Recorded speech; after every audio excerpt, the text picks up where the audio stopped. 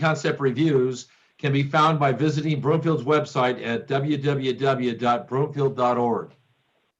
Our agenda this evening includes 2 concept review items, which will be televised on Channel 8 and through live video streaming on Broomfield's website. Council members are attending this study session remotely by video conference. Concept reviews are an opportunity for applicants to present their plans for council's preliminary review.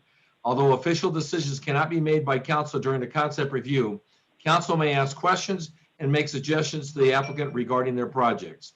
Comments from the public will be taken on the concept review items.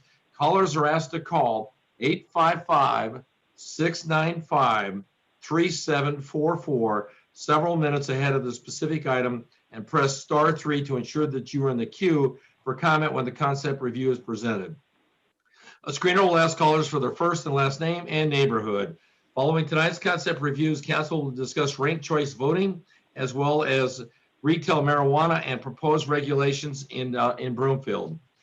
Tonight is our first study session agenda of 2021 that includes concept review items. I will make a note that council changed the rules on concept reviews, and we now require the developer to notify people within 1,000 feet.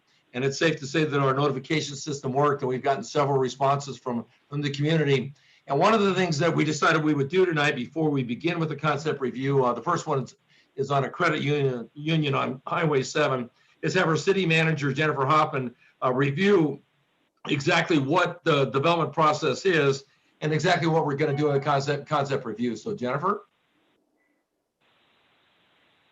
Good evening, Mayor and Council.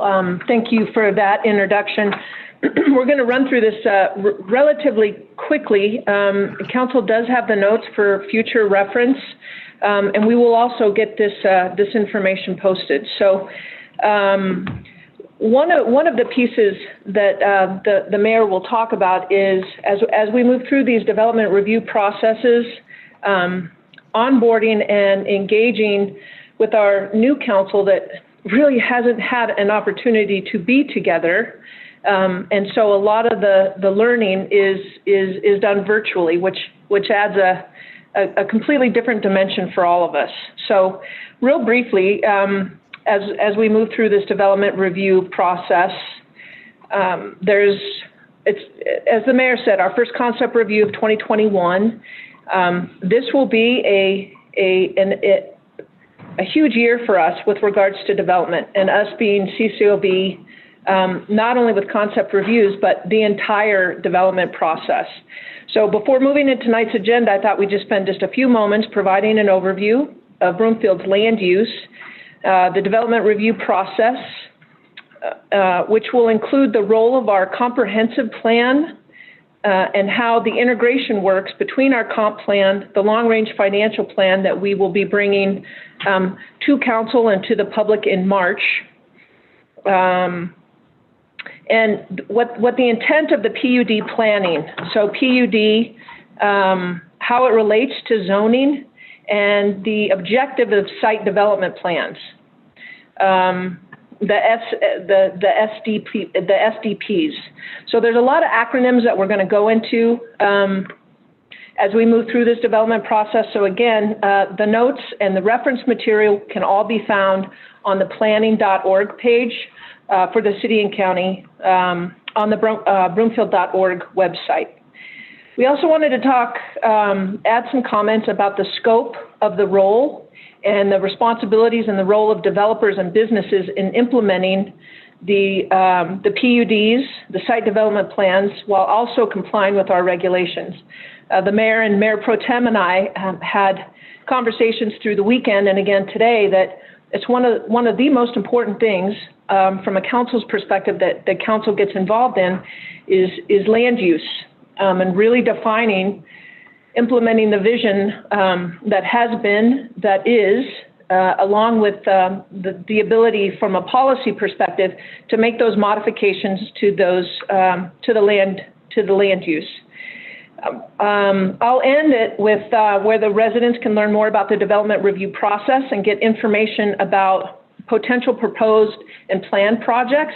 We learned this weekend that we need to do a better job of really having a point of reference that's easily accessed and navigated through, so that folks, whether they're current residents or moving into Broomfield, can have a point of reference to find out what the planned uses are in the immediate vicinity, as well as from a radius perspective, so we can minimize the surprise factor for some of the new and existing residents. So the city's primary role is to work with the community to establish a vision and then define and apply the regulations that support that vision. And the application of these regulations occur through a specific process that considers both the development plans and the community needs. It's defining and being mindful of that balance with every decision that staff brings for council to make. Next slide, please. So you can see on slide 3, this is a land use map. It's the comprehensive plan and the land use map that we continuously refer back to, and we also update it. You can see on the legend that the comp plan serves as a foundation for land use and development in Broomfield. It articulates the overall community vision and provides a framework for integrating a multitude of factors that provide a sustainable future for Broomfield. It's intended to be a guiding document. It's not the end-all be-all, but a guiding document for both current and long-term development within the community. And a key element of the comprehensive plan is the land use map. The land use map establishes preferred development patterns by designating land use categories, which you can see on the right hand of that map, which is the legend, the color-coded, for specific geographical locations based on overall goals and policies of the comprehensive plan. A key element of the comprehensive plan is really integrating to be when we try to achieve that balance between community needs, costs for services, the high level of service that Broomfield provides, and how we balance that with commercial and residential developments.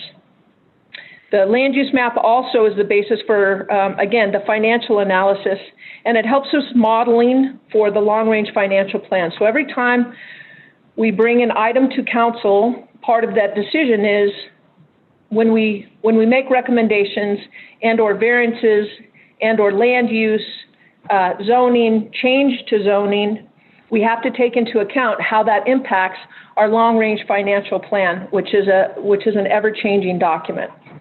Speaking of long-range plan, it links, we refer to that as an LRFP, long-range financial plan, and it links the land use planning, the demographic modeling, financial planning. So it's really the comprehensive document, and it's the linkage that's achieved by coordinating financial planning with the Broomfield Comprehensive Plan for all of our general land use categories. So the purpose for the integration is to understand, the potential financial implications of future land use issues, and then to plan accordingly, because based on those decisions that we make and the impacts, it impacts as we move forward on our budget, on our CIP projects. It influences transportation decisions, and most importantly, the overall infrastructure to ensure that our community is providing the infrastructure so that we can draw then, whether it be residential and or commercial development, by supporting what that infrastructure looks like. So the end goal is to have a sustainable community that can afford to maintain existing levels of services through build-out. We anticipate build-out to be around 100,000. Some of the numbers are 95. It goes all the way up to 110 with a 30-year build-out. And although we've achieved and we maintain at this point financial health, we want to continue a positive economic revenue, and neither one of those two things is guaranteed. So we need to be mindful that as we make decisions and changes, again, what that impact looks like, and particularly when we're in a recovery mode from COVID, we need to be forever mindful of what these decisions look like short-term and long-term.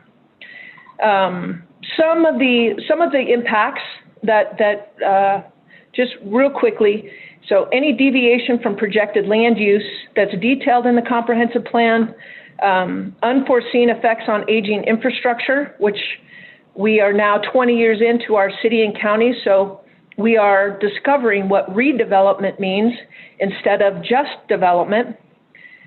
Increases in service level and demands, so we know that as our population grows, the demands on our services grow. So we take an already high level of service and then we add additional folks to that. We are forever mindful of what those costs look like. Any changes in tax and revenue policy, again, our population and our demographics, and what the market changes are. So we've already seen great examples of this in COVID about consumer behavior and preferences. Online retail has become the go-to rather than brick and mortar. That influences our future decisions. Short and long-term economic conditions, we've also experienced that more than ever in a very short time period, and any changes in retail competition from Broomfield's neighboring communities. So again, we want to have a 10,000-foot view anytime that we look at any one of these projects, because we really need to look at a totality of circumstances when we're making these decisions. Next slide, please. So we start with the planned unit development, which is a PUD. And what that process is in the zoning. So whereas the comprehensive plan is a guiding policy document, zoning and the municipal code are the implementation tools for future land use decisions. So in Broomfield, there's many areas that are zoned PUD. There's not a lot of unplanned areas in Broomfield. That's not to say that it's written in stone, but again, we have a good sense from an overall perspective of each one of these land areas that we saw on the map before are included in PUDs, which again is planned unit development. Each PUD has a unique development standard. It includes allowed uses and prohibited uses. So the plans are reviewed and approved through a public hearing process and are reviewed again against the comprehensive plan and any applicable sub-area plans. So you have a large PUD, and then within the PUD, you have smaller sub-area plans. And every time we make one of these recommendations or decisions, it is compared against the comprehensive plan to make sure that we are continuing to achieve the vision, mission, values that we had set forth in the overall PUD vision plan for Broomfield. Before and after a PUD plan is established, developers often create master illustrative plans, so illustrative plans, so to really give us a sense of what it's going to look like. Not in detail, but the plans help illustrate how an area could develop. Based on all of those bullets that we talked about before, the unforeseen effects, outside influences, change in tax policy, service level demands, changes in consumer behavior, all of those things are always taken into account when we continue to review the PUD plans. And again, given all of those variables, the illustrative plans are not intended to guarantee any future development patterns, but to show how a property could develop under a certain set of development standards. The development standards, again, are laid out in the PUD. The plans often change many times during the development process because large master planned areas, such as Baseline, Palisade, our whole north area, it takes many, many, many years to complete. Some of those plans have, the sub-area plan for I-25 was entered in 1999, just before becoming a city and county. So there's many iterations that it goes through, taking a multitude of things into account. And again, always being mindful of what that potential development looks like, because in development arenas, the rooftops come first, the residents come first, and then the commercial comes after, because you have to have the residents there in order to draw users that can then fulfill your long-term and short-term financial viability plans. So once the PUD process and zoning is in place, then we have what we're going to see two of tonight, which is the concept review. And the concept review is a process that it's the very initial step. And it's designed as an opportunity for City Council, all of our advisory boards, and the public to provide comments at the very early stages in a development review process. So the two plans that you'll see tonight are in their very beginning, very lengthy process for council to begin reviewing, understanding what the PUD is, what the intended uses were, and then to identify users that say, we fit all those criteria, now we want to come in.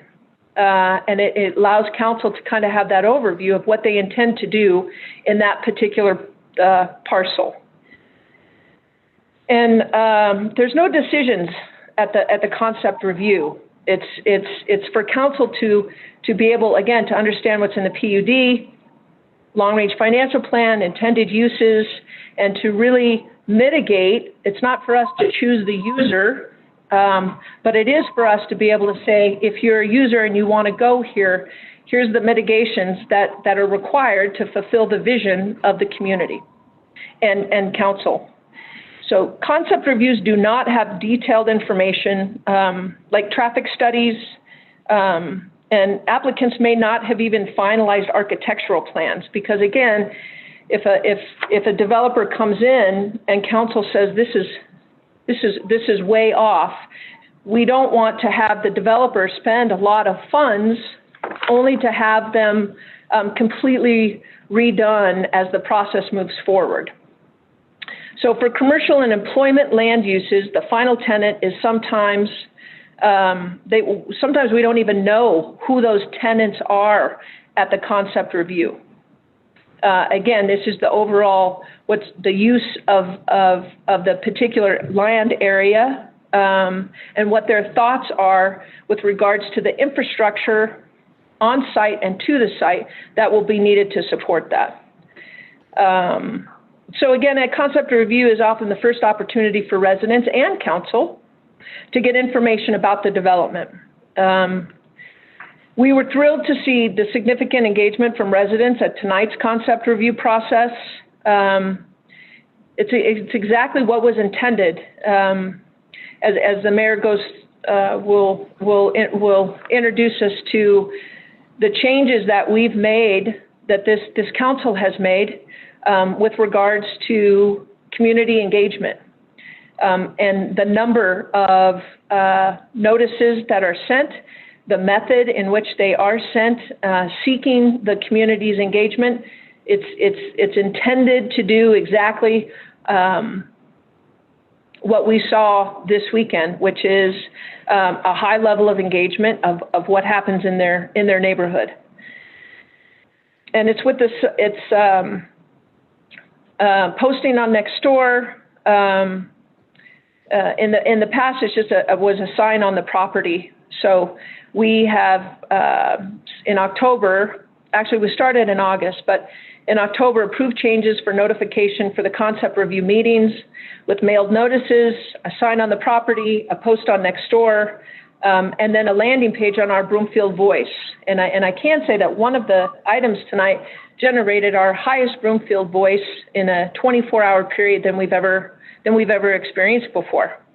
So from a staff perspective, the notice is working and doing what it was intended to do, which is garner conversation.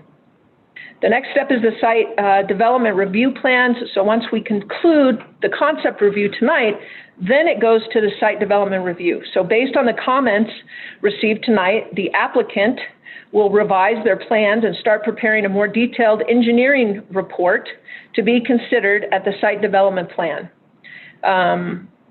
It's in the site development plan where Broomfield can more fully understand the potential impact of a proposal on roadways and public infrastructure. So again, those connectedness that we talked about before.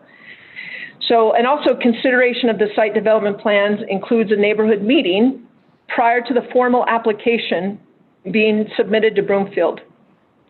And then once it's submitted to Broomfield, after the neighborhood meeting, we have 2 public hearings before a final decision is made to City Council. So, and the site development plan is very detailed, and it provides the final architecture type, the landscaping, and other improvements to the property. Again, prior to the follow-up conversation, which is then the 2 public hearings after the site development plan and that neighborhood meeting. So anytime that the community sees something happen in the concept review phase, they can anticipate a neighborhood meeting by the developer coming to the neighborhood to hear feedback on the project access and all those particulars. And once that concludes, next slide, please. And as seen on this slide, each step in the process provides an additional detail. So it's kind of the prelude and then chapter 1. Chapter 1 builds into chapter 2. So none of these chapters are single subject chapters. They are all to build on what the final product will be. So each process provides the additional detail. So the PUD establishes the range of potential uses, the site development standards and setbacks, maximum height.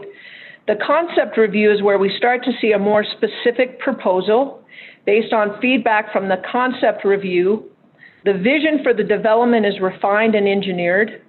And the final construction then reflects what is approved by City Council as part of the SDP, the Site Development Plan. City Council's role and scope of responsibility. City Council's role in a concept review is to provide comments to the developer and the applicant so that they can have an opportunity to revise the application again before making a decision about moving forward. And if the applicant proceeds to the next step in the development review process, which is typically the site development plan, then City Council serves to facilitate a public hearing to consider any additional information that the applicant has.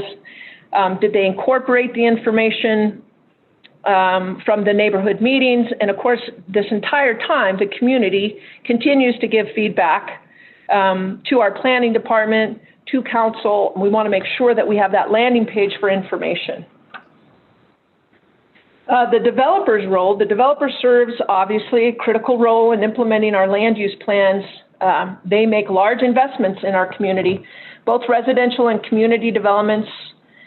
Again, back to our long-range financial plan, we really need both of those investments in our community plan to generate the revenue necessary to sustain our financial health. And thus the importance of making sure that we're balancing service levels and then incoming projects. And the development community's willingness to accept risks, make investment decisions based largely on their ability to see both our planning and development review process. So having as much information from a vision and PUD perspective as possible, so that we're not changing the field goal as we move forward. But again, the risk that the developers assume is all of those bullet points that we talked about before, which is, input from the community surrounding it, market trends, and financial analysis that we continuously use as we move through each one of these projects. And lastly, as I said, we want to make sure that residents can learn about potential proposed development plans overall and those that are closest to them. We have the Broomfield Planning Division website. We are focusing more and more on that website, given the changes that we've made in order to get community feedback and input. We know that it has to be a robust landing page. We continue to work on what that page looks like, again, particularly for the end user, that it's easy to navigate and that it doesn't require a heavy lift to understand what each one of these processes look like. The planning homepage includes a map with current development proposals, the list of current development applications, links about the comprehensive plan and sub-area plans, and in addition, residents and potential, and this is for not only the residents, but for the developers as well and business owners, to reach out to the planning division to seek additional information and/or status of any one of the number of projects that we have. And that's planning@broomfield.org. It's a real simple one, planning@broomfield.org. Again, the information and resources and links that are available there will continue to hone for reference points. And with that, Mayor, thank you for allowing the extra time to introduce kind of at least the 101 on development review process. Thank you, Ms. Hoffman. So let's go ahead and begin with our agenda. We have two concept reviews tonight. The first concept review on tonight's agenda is a proposal for a 5,441 square foot ENT credit union with a drive-through located on the corner of State Highway 7 and County Road 7.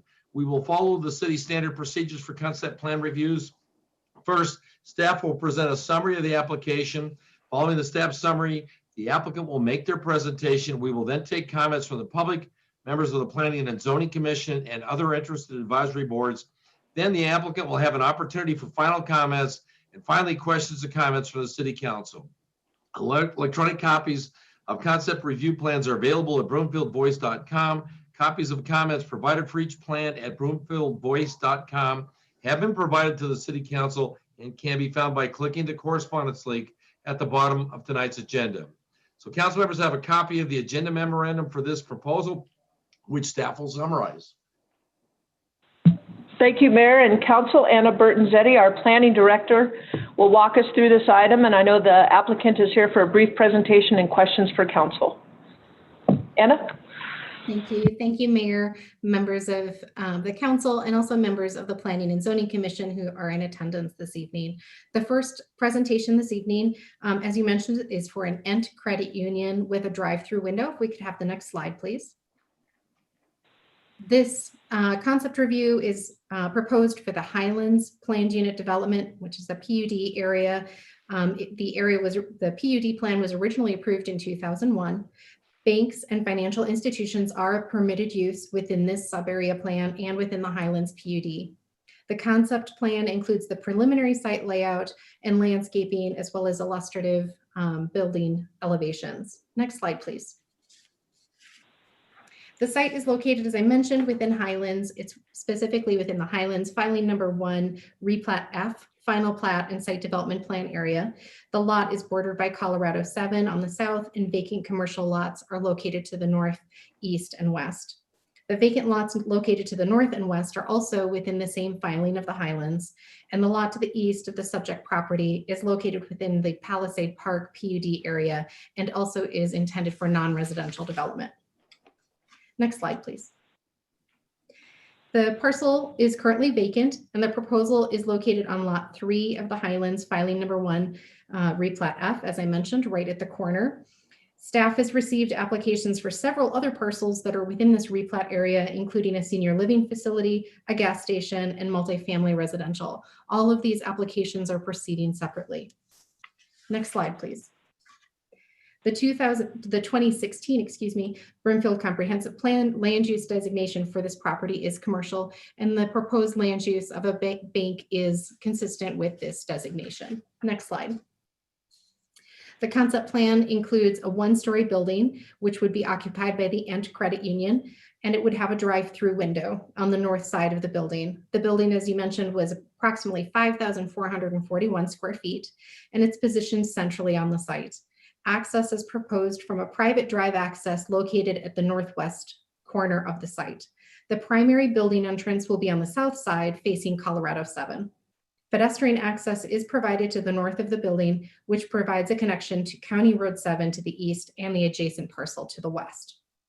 The site is adjacent, as I mentioned, to Colorado 7. The North Area Mobility Study identifies this corridor as a future bus rapid transit corridor. To achieve bus rapid transit, or BRT, in the future, densities of homes and employment will need to be developed along this corridor to support such a use, such a service.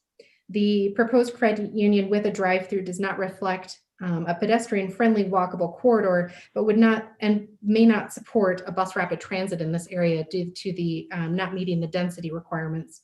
But the size of this parcel was previously established as part of the final plat and overall site development plan and would provide a challenge to achieving such a density given its configuration.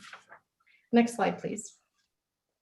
The building utilizes neutral color schemes, which is consistent with the approved buildings in the Vista Highlands Shopping Center located to the west. And the main building materials are a tan stucco and neutral stone. The proposed building includes varied roof heights to provide visual interest to the site. Next slide, please. Public notice requirements were met for this concept review as previously discussed. And support for multimodal transportation network was the lone key issue identified by staff. As was mentioned, Colorado 7 has been identified for bus rapid transit in the future. And if proactive measures are not implemented to provide that transit supportive densities, which would be in excess of 42 employees and residents per acre, along with a mix of uses in this corridor, options for future residents and businesses will be limited. Auto-oriented businesses like drive-throughs do not generate significant numbers of employees. And strategic development along Colorado 7 is critical to achieving the vision of high-quality, high-frequency bus rapid transit from Brighton to Boulder. However, as noted, the parcel size and configuration of the overall Highlands Shopping Center has been previously established with the overall final plat and site development plan, which will pose challenges to achieving higher densities for this corner parcel. And that concludes staff's presentation. The applicant is here this evening as well and has a presentation prepared. Okay, so will the applicants or representatives please identify themselves for our listeners before beginning your brief presentation this evening. Good evening, Mayor. My name is James Spihalski, Mayor and council members, and I am with Vista Highlands Development Corporation, and I'm here to introduce Ent Credit Union for this presentation tonight. To begin with, I want to let you know and council know that this is one small piece of the overall Highlands mixed-use project. It may not meet all the needs and goals of all the plans which council has requested us to meet, but it's one small piece that will add to the overall mix of uses we have proposed for the site, which include the 100,000 square foot senior assisted living and memory care facility. And in addition, I'm pleased to announce that we have a medical office group under contract to build 60,000 square foot of medical office and a surgery center. Based upon our work with the Colorado Credit Union, Ent is the premier credit union in Colorado, and we would think it would be a wonderful addition to the Broomfield community based upon their community involvement and how much they give back to the community. It is, as we mentioned, adjacent to the bus rapid transit station, which we've allocated sufficient property to on the north side of Highway 7 at the intersection of Weld County Road 7 and Highway 7. And with that, I'd like to introduce Jeff Wilkins with Ent Credit Union, and then Vic Lauer with the architect to explain the application. Thank you for your time. Hello, my name is Jeff Wilkins. I'm the Vice President of Strategic Initiatives for Ent Credit Union. Been with Credit Union for about 10 years. And I want to thank you very much for giving me the opportunity to introduce Ent and talk a little bit about the way that we serve the member owners of the credit union as well as the communities that we're in. And I believe we have some slides. There's a next slide. Maybe one more down. One more. Sorry for this. Perfect. Okay. Ent was founded in 1957 on the Ent Air Force Base in Colorado Springs. And we have been and always will be a credit union, which is a little bit different than a bank. We provide all the same services as a bank, but we're a little bit different in our philosophy in terms of how we operate. We are a not-for-profit cooperative. Every account holder at Ent Credit Union is actually an owner of the credit union as well as a member of that cooperative. We are the largest credit union in Colorado. We're about 7.4 billion in assets today. We have over 400,000 owner members and over 40 locations in 14 Colorado counties. And we really do operate for the benefit of our owner members and not shareholders that are holding us to some profit number that they expect to be receiving at the end of the year.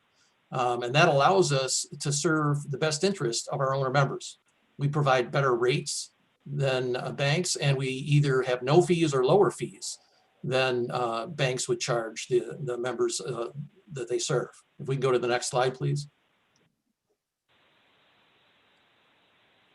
And this slide shows that we've been recognized frequently for being very good at the service we provide and at what we do. We've been recognized in national publications like Forbes as the best credit union in the state of Colorado, and numerous other publications that are shown on the slide here. I won't read them all, but just want to note that we are consistently recognized as one of the best credit unions in the way that we serve our members.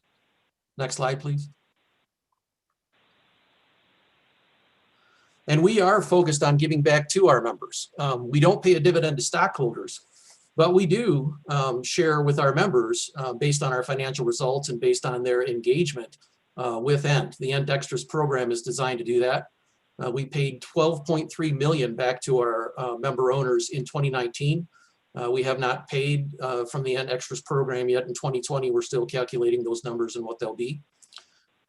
We also this year had a program called Save a Little, Win a Lot, where members enrolled to be in that program, and then based on what they put into their deposit accounts, they were entered into prize drawings. The total for that program this year paid out $200,000 in benefits or in rewards to our members. We also serve our members through financial education, counseling. We've got tools in our online banking that help them with budgeting and making financial decisions.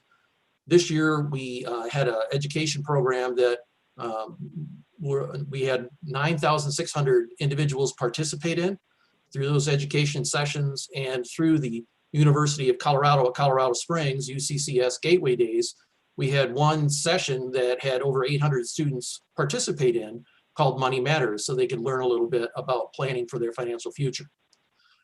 We also were heavily involved in helping our members. We had a member relief program related to the COVID pandemic. We allowed members to defer payments on $89 million in loan payments. We had an emergency loan program, which was a 0% interest program for a short-term loan of up to $1,500. We had almost 8,500 members take advantage of that, and that totaled about $24 million in loans to those members. We allowed members to skip monthly loan payments. There were 30,000 payments that were skipped. For a period of 3 months, we eliminated all fees. And we've also waived fees for members that needed a little bit of additional assistance. We allowed members, if they wanted to use the option, to make interest-only payments on their loans for a while. And we gave $100,000 to the Colorado Now COVID Relief Fund. And so I run through all of those ways in which we've helped so that you can understand that we really do care about serving our owner members and the communities that we serve. And next slide, please. And this slide talks about the community support and how active we've been in our communities. Our philanthropic efforts are really focused on child, family health, and well-being, as well as on higher education, although we serve a broad array of charities that really don't fall necessarily into those categories. We've committed $12.6 million to the UCCS END Center for Performing Arts. And on the slide, you'll see the silver-looking building. That's the building itself that's down in Colorado Springs on the UCCS campus. We've committed $1.2 million to the Children's Hospital System for their pediatric mental health initiatives. We gave $2.1 million to other charities in the communities that we served, and I listed a few on the slide here, including different United Way organizations, as well as the Care and Share Food Bank. And then finally here, there's many other organizations that we support, but these are some of the ones that we give the most to. We have a youth endowment series that provides grants to organizations that support programs oriented towards youth and in the community. We gave over $200,000 to them in 2020, and we've given them 1.4 million, a little over 1.4 million since the inception of the program. Next slide, please. And we also work hard to be an employer of our choice to the staff that have chosen to join in. We plan in the case of Bloomfield, we're going to have 2 service centers in Bloomfield. We'll have somewhere between 15 and 20 staff working at those locations, most of which will be at the locations that's the subject of the discussion tonight. We offer staff a good compensation and benefit program. Entry-level staff with salary and bonus are somewhere in the neighborhood of about $30,000 a year in annual salary. The benefit program includes healthcare benefits, 401k matching contributions from ENT, a wide variety of benefits. And we invest in our staff. We want to help them achieve their career goals.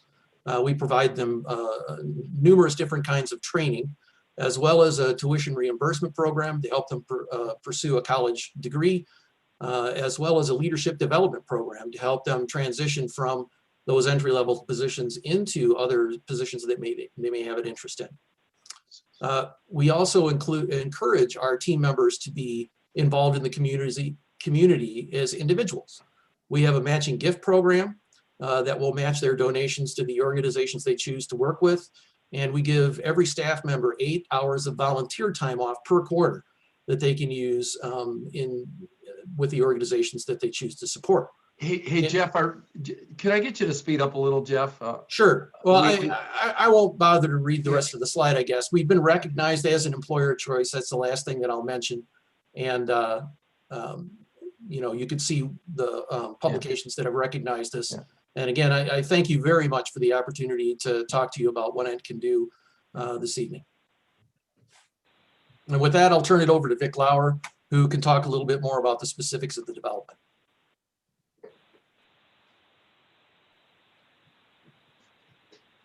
Hi, my name is Vic Lauer. I'm with Keys Lauer Architects in Colorado Springs. If you could go to the next slide, please, I'd appreciate it. So we've already looked at this site plan, and I'll just speak a little bit to the building itself. So it's a 5,500 square foot credit union. It's not a very large building, but it provides a great service and it's laid out real well.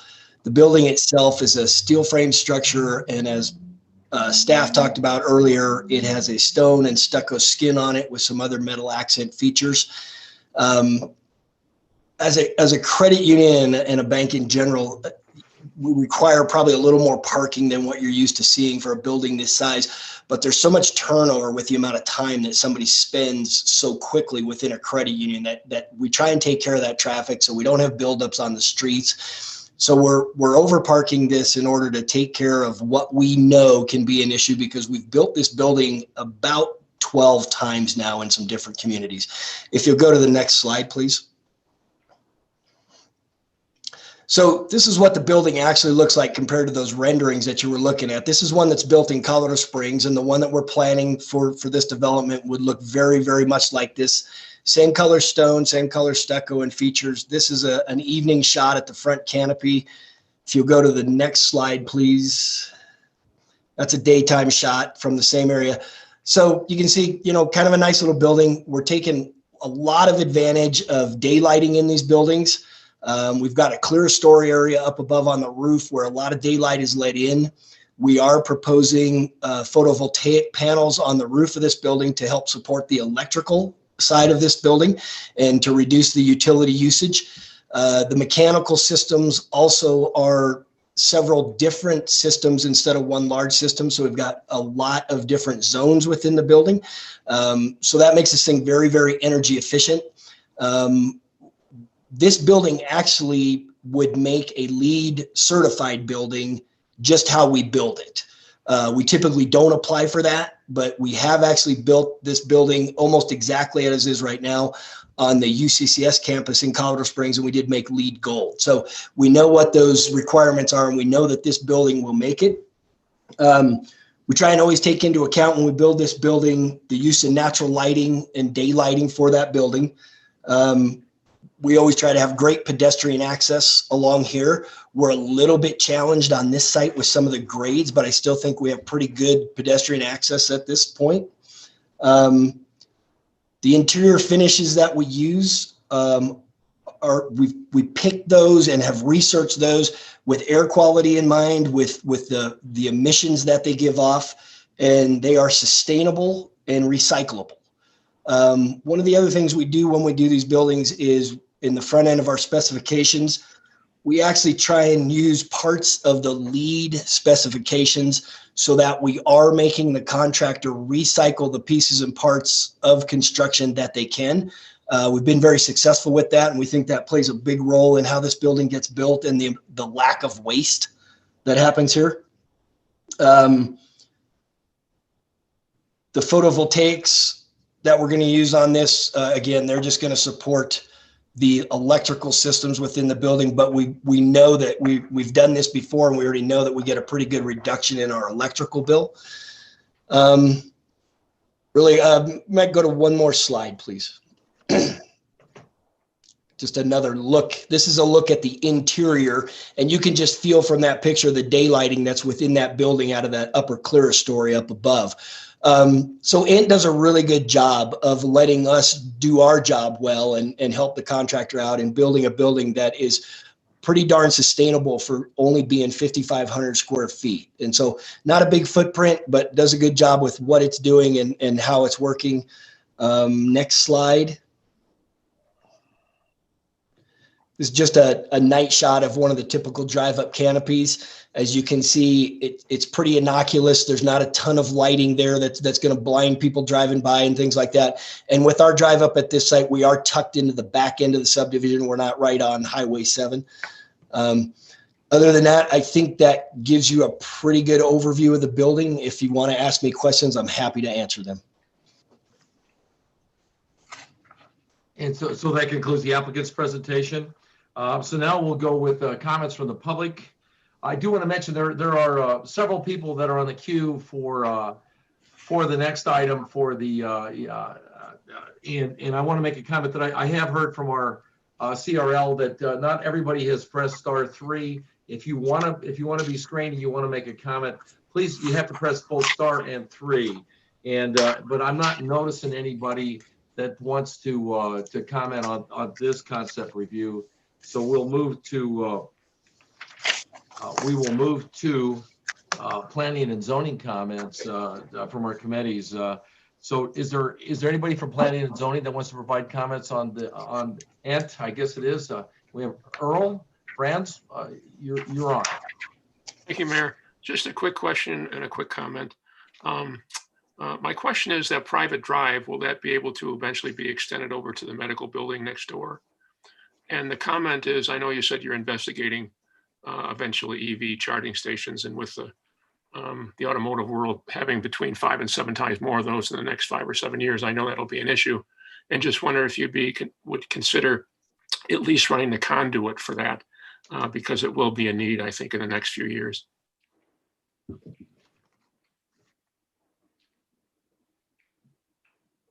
Does the applicant want to respond to that?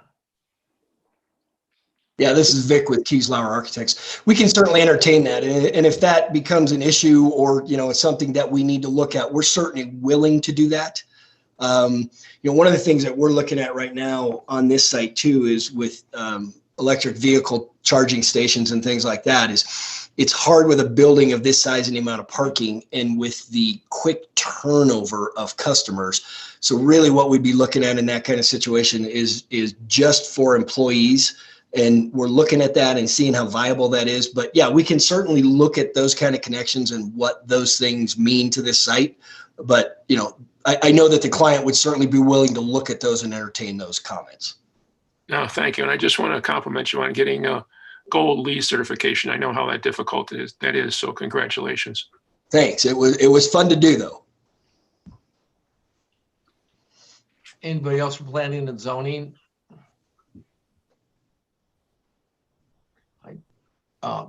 Gerald Hart.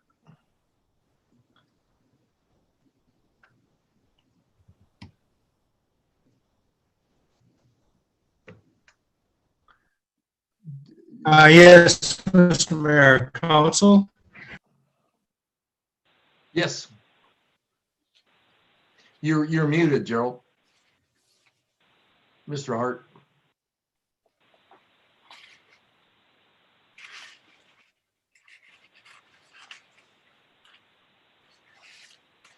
We Can you hear me now?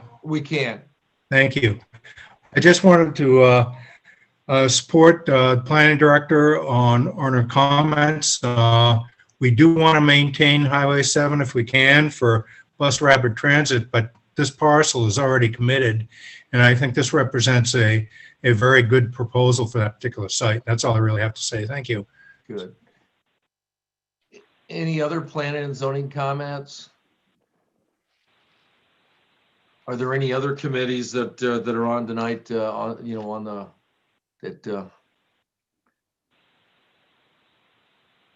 so with that, we'll just go ahead and go to council, questions and comments. Are there questions and comments from council? If so, please raise your hand.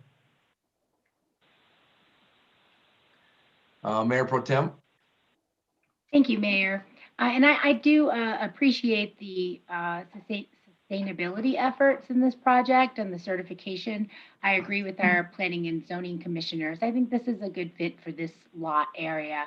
And I do, I'm aware of the density issues that planning has brought up, but I don't really think that's a design review criteria.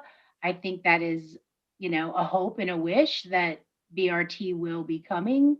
But when you look at the totality of the area, there is a lot of density all around it. Baseline development is right across the street, and the rest of the layout, the site development plan, has more dense uses. So we may not be able to get it with every lot, but I do plan to support this. Thank you. Councilmember Lamb. Yes, I just wanted to state that I'm appreciative of the sustainability goals of this project with the possible solar panels on the roof. And then Commissioner Franz mentioned the possibility of that we would like to have the EV conduit installed if the applicant would consider that. I do feel kind of hamstrung here, I guess.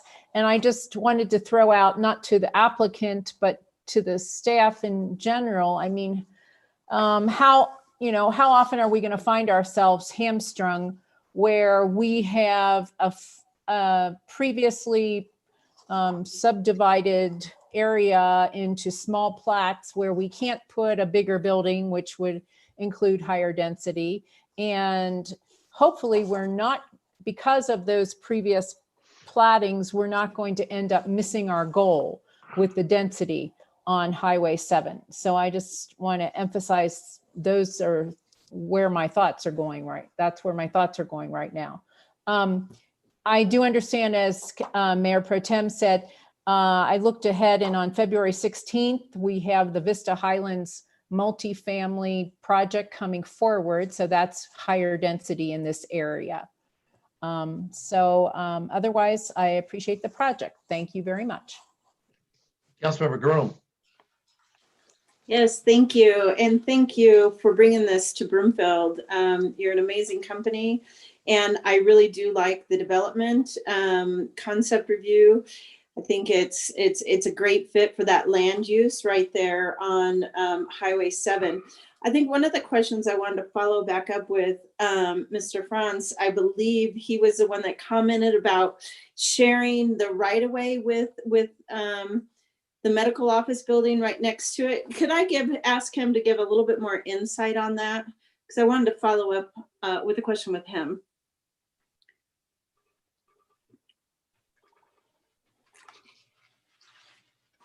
Is he still on? Yeah. Yeah. Mr. Franz? Yes, I'm sorry. I just noticed the private drive behind the building. It's right next to the medical office building, and just wonder if that might eventually take a little bit of traffic off Route 7 if it was connected, but I don't know if that's in the plan. Oh, okay. So actually having a go-between between the credit union and the medical office? Right, Okay. because it's right next door. Yeah. Yeah. I don't know if the developer wanted to respond to that and what the pros and cons might be.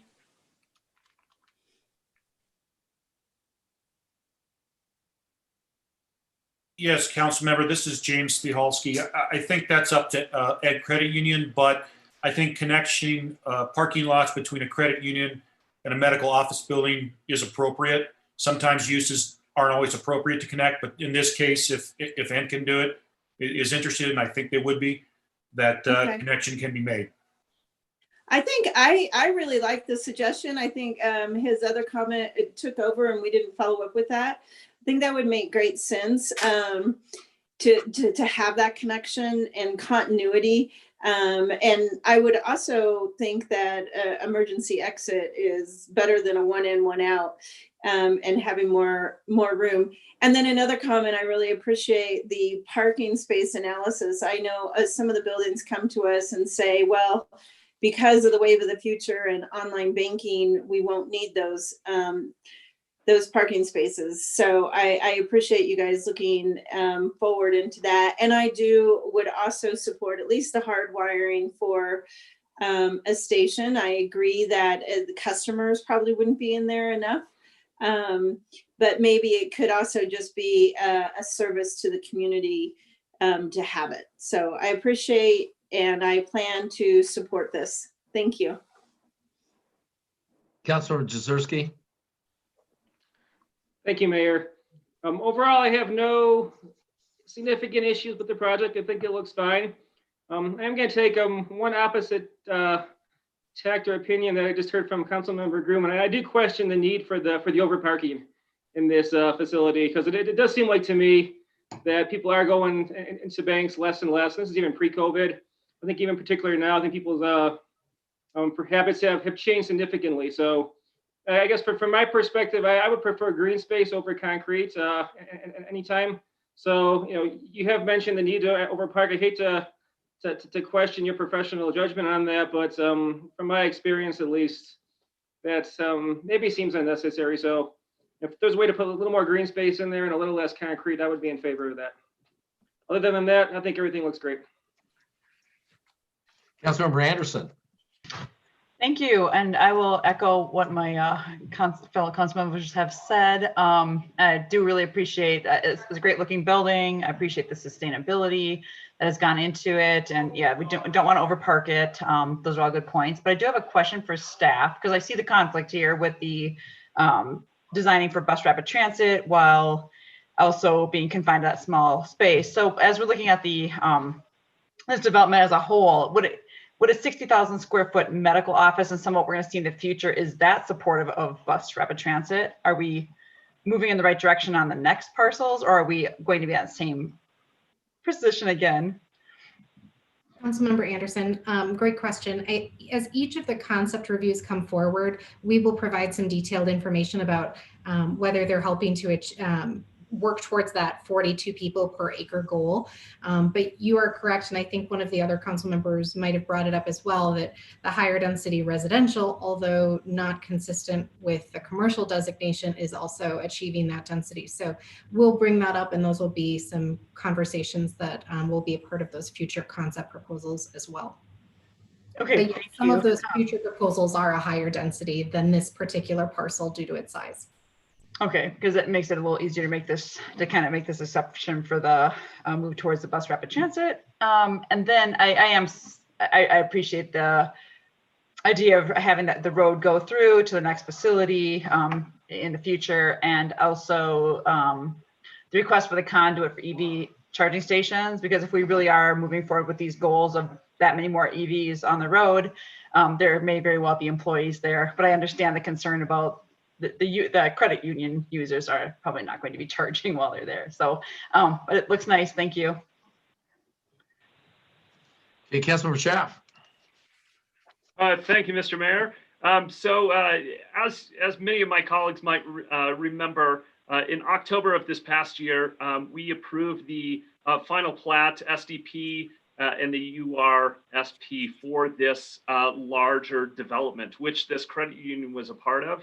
At that point, it was brought up that there were density issues with this entire development, and by including these, especially this drive-through and another one on the western side of this larger lot of this development, that it would impact that bus rapid transit metrics for this that we would be considering down the road. So, I mean, unfortunately, that was approved at that point, and we kind of just need to continue to move on. But that was just not that long ago that we approved this. So, with that in mind, you know, it's making the best situation from the votes that have been cast before, and where we are right now is with a credit union, which I think is a great addition to this area. It is it diversifies the types of financial institutions that are along Highway 7, so it is a good use of this location. The sustainability efforts, I would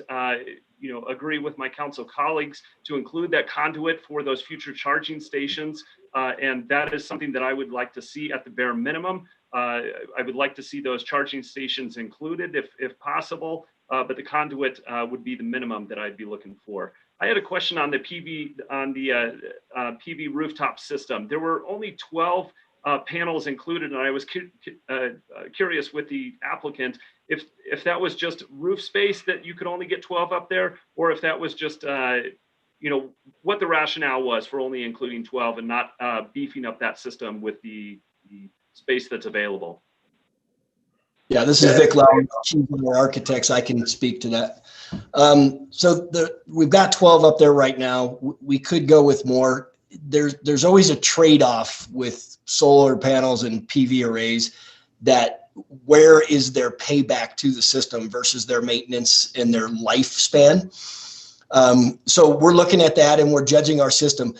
Again, a small building that doesn't require a lot of lighting based on the amount of daylighting that we get in. So we already feel like our system is pretty good, and it ranks really well even without photovoltaics. But we certainly can look at doing more, and we will do that. If it looks like we can get a bigger bang out of adding, you know, even 12 more, we will. But our engineers are doing that research right now to look at that. Okay, great, thank you. Yeah, you know, I've been part of putting PV systems on buildings before, so I'm familiar with the costs and the trade-offs there. So I appreciate that, and I appreciate you looking. Well, thank you. Thank you. So looking at one of the concerns that I have is the safe and clear pedestrian space in this project. It includes, right now, the concept includes a nice crosswalk there towards the front of the building. But given that there's going to be residential towards the north of this building, I'm curious if there's going to be some crosswalks included through the parking lot, as well as over there along the sidewalk, if there's going to be clear crosswalks included there. So right now on this site in particular, we've got, you know, the sidewalks along the east and the sidewalks to the north that both connect to the building with crosswalks within the parking space. You can see that crossover right at the head of the drive-up space. We tried to get more in the front of the building, but we're very grade challenged. And so we can't make accessibility because of the grades. We can certainly make a connection there, but it'd have to be with stairs. And so, you know, if we need to make that connection, and I know that was something that staff brought up as well, if we need to make that connection, we certainly can. There would have to be stairs involved in that. We can't make a ramp work. It'd be way too long.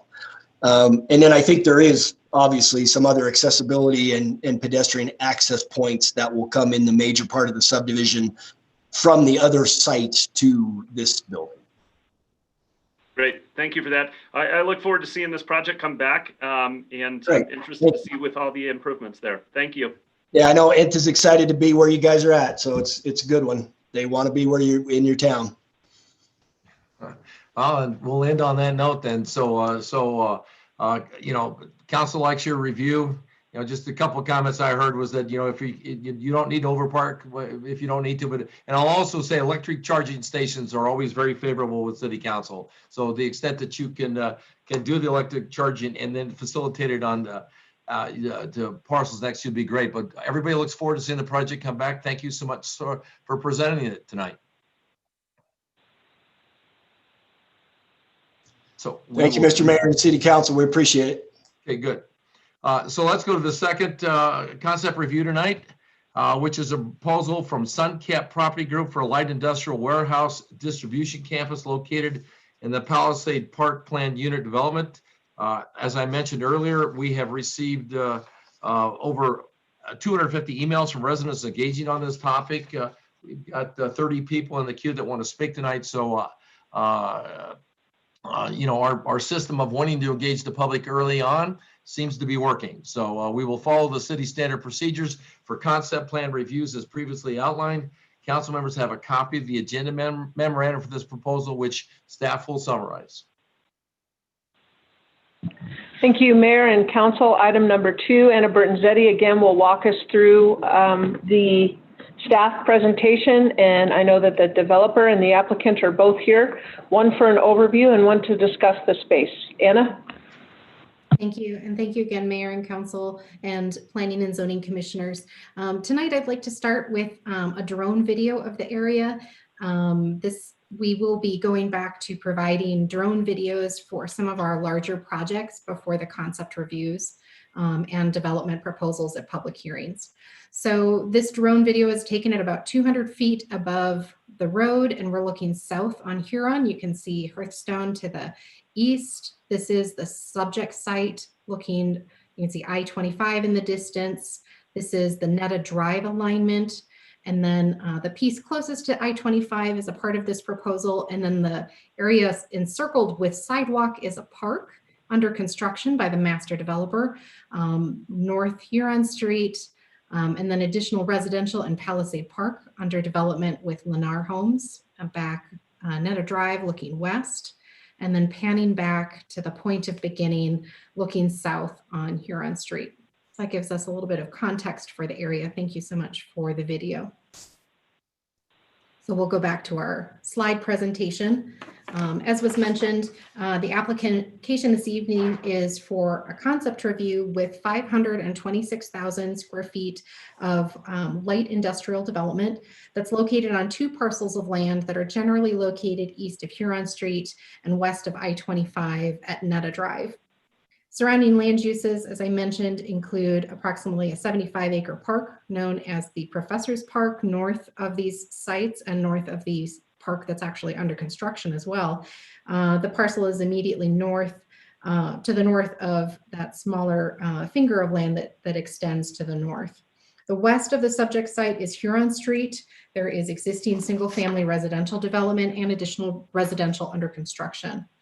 To the southeast of the project area is vacant property, to the south, I should say, that's also within Palisade Park. And to the south of that is the Northlands PUD, which was previously approved for the IKEA development. So it gives a little context.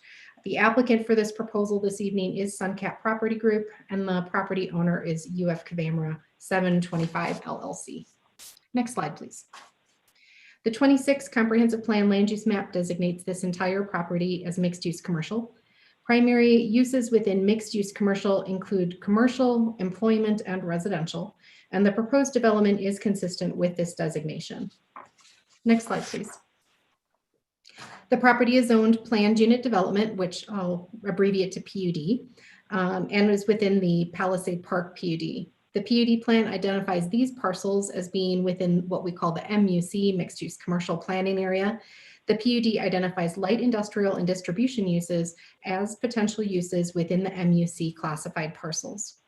The proposed development is consistent with the uses allowed in the PUD plan. The property is also located within the I-25 subarea plan and the North Park West urban renewal area plan.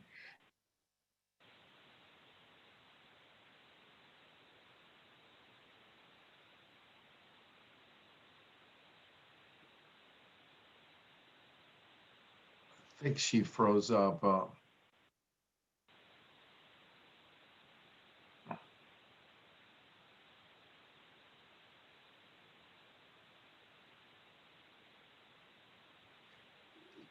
Mayor, our apologies. She's calling in right now. She had a freeze frame there. She'll be joining us again momentarily. Okay. Thank you.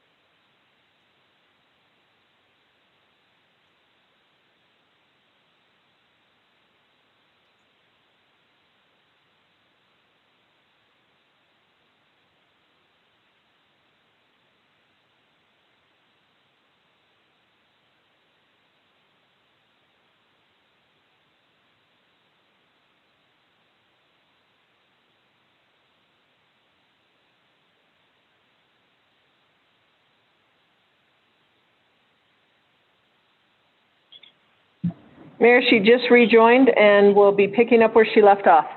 Okay, thank you. My apologies. Thank you, Mayor. My apologies for the disconnection. I will leave off. I believe I was saying this property is part of the I-25 sub-area plan and the North Park West Urban Renewal Area Plan. Future development will be reviewed with conformance with both the municipal code as well as the PUD plan for Palisade Park, the I-25 sub-area plan, and the North Park West Urban Renewal Area. The proposed project encompasses the northernmost parcel as well as the northern portion of the southern parcel that is highlighted. The proposed development, as I mentioned, is 526,000 square feet. The buildings all include dock doors and grade level drive-in doors and are surrounded by parking and drive aisles. The applicant has also noted that the shared truck court between the buildings proposed on the southern parcel is designed to accommodate additional vehicle or tractor trailer parking. The project currently proposes a total of 6 access points. 1 is from Huron Street, 2 from Netta Drive, and 3 from the future extension of Spinnaker Way. A formal traffic study is not required as part of the concept review process, but is required if the proposal proceeds forward through the site development plan process.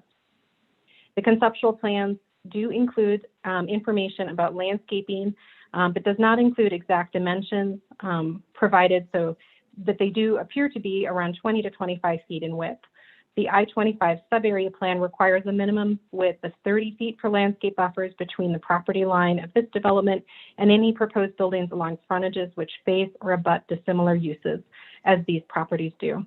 The 30-foot landscape buffers are required to include a minimum of a berm and a certain number of trees per linear feet, and these will be verified at the time of a site development plan. It should be noted that tenants are not identified at this time with the concept review. Light industrial uses are things which do not create odors, vibrations, or other impacts off the site. So we wanted to provide you with some examples of light industrial users that we have throughout the city. These include the Crocs headquarters and Conga, which is information, technology, and service, the Deckers Customer Service Center, Swisslog, which is the healthcare manufacturing and assembly. We also have research and development and engineering at Swisslog, the Grocer Guitar. There's several dance studios and gym and fitness centers which locate in these types of buildings due to the higher rifts. And the Refuge and Precious Child are nonprofits often seek out light industrial buildings like this for their locations. Next slide, please. There are multiple oil and gas facilities located within close proximity to the proposed development. The closest of these is the CAPS. The CAPS B2 battery is located within the larger parcel that's a part of this development application. And the CAPS B2 battery consists of 6 wells. Strategic Initiatives for Broomfield has confirmed that all 6 of these wells have been plugged and abandoned as of December 31st of 2020. The cut and cap process is ongoing, and once that process is completed, flow lines, tank separators, and other equipment will be removed and the reclamation can begin. The Bickler and Crandall wells are also located within close proximity of the site, and details are provided in the staff memorandum for those wells. Next slide, please. The applicant has provided example images of their proposed architecture at the site. These example images depict a rectangular box-like building with earth tone colors. The applicant's narrative states that the buildings are proposed to be constructed of painted tilt concrete. The project is proposed on a highly visible site and is subject to the I-25 sub-area plan. The sub-area plan states that large, square, or rectangular box-like structures should be avoided. And staff has identified architecture as a key issue with the concept review. The public notice requirements for this concept review have been satisfied, and staff has received a number of public comments leading up to this evening's meeting. Those comments have been added to the correspondence folder for this item on the agenda. Staff has identified 3 key issues as part of this concept review application. Architecture is the first. This project is proposed on a highly visible site and is subject to the I-25 sub-area plan.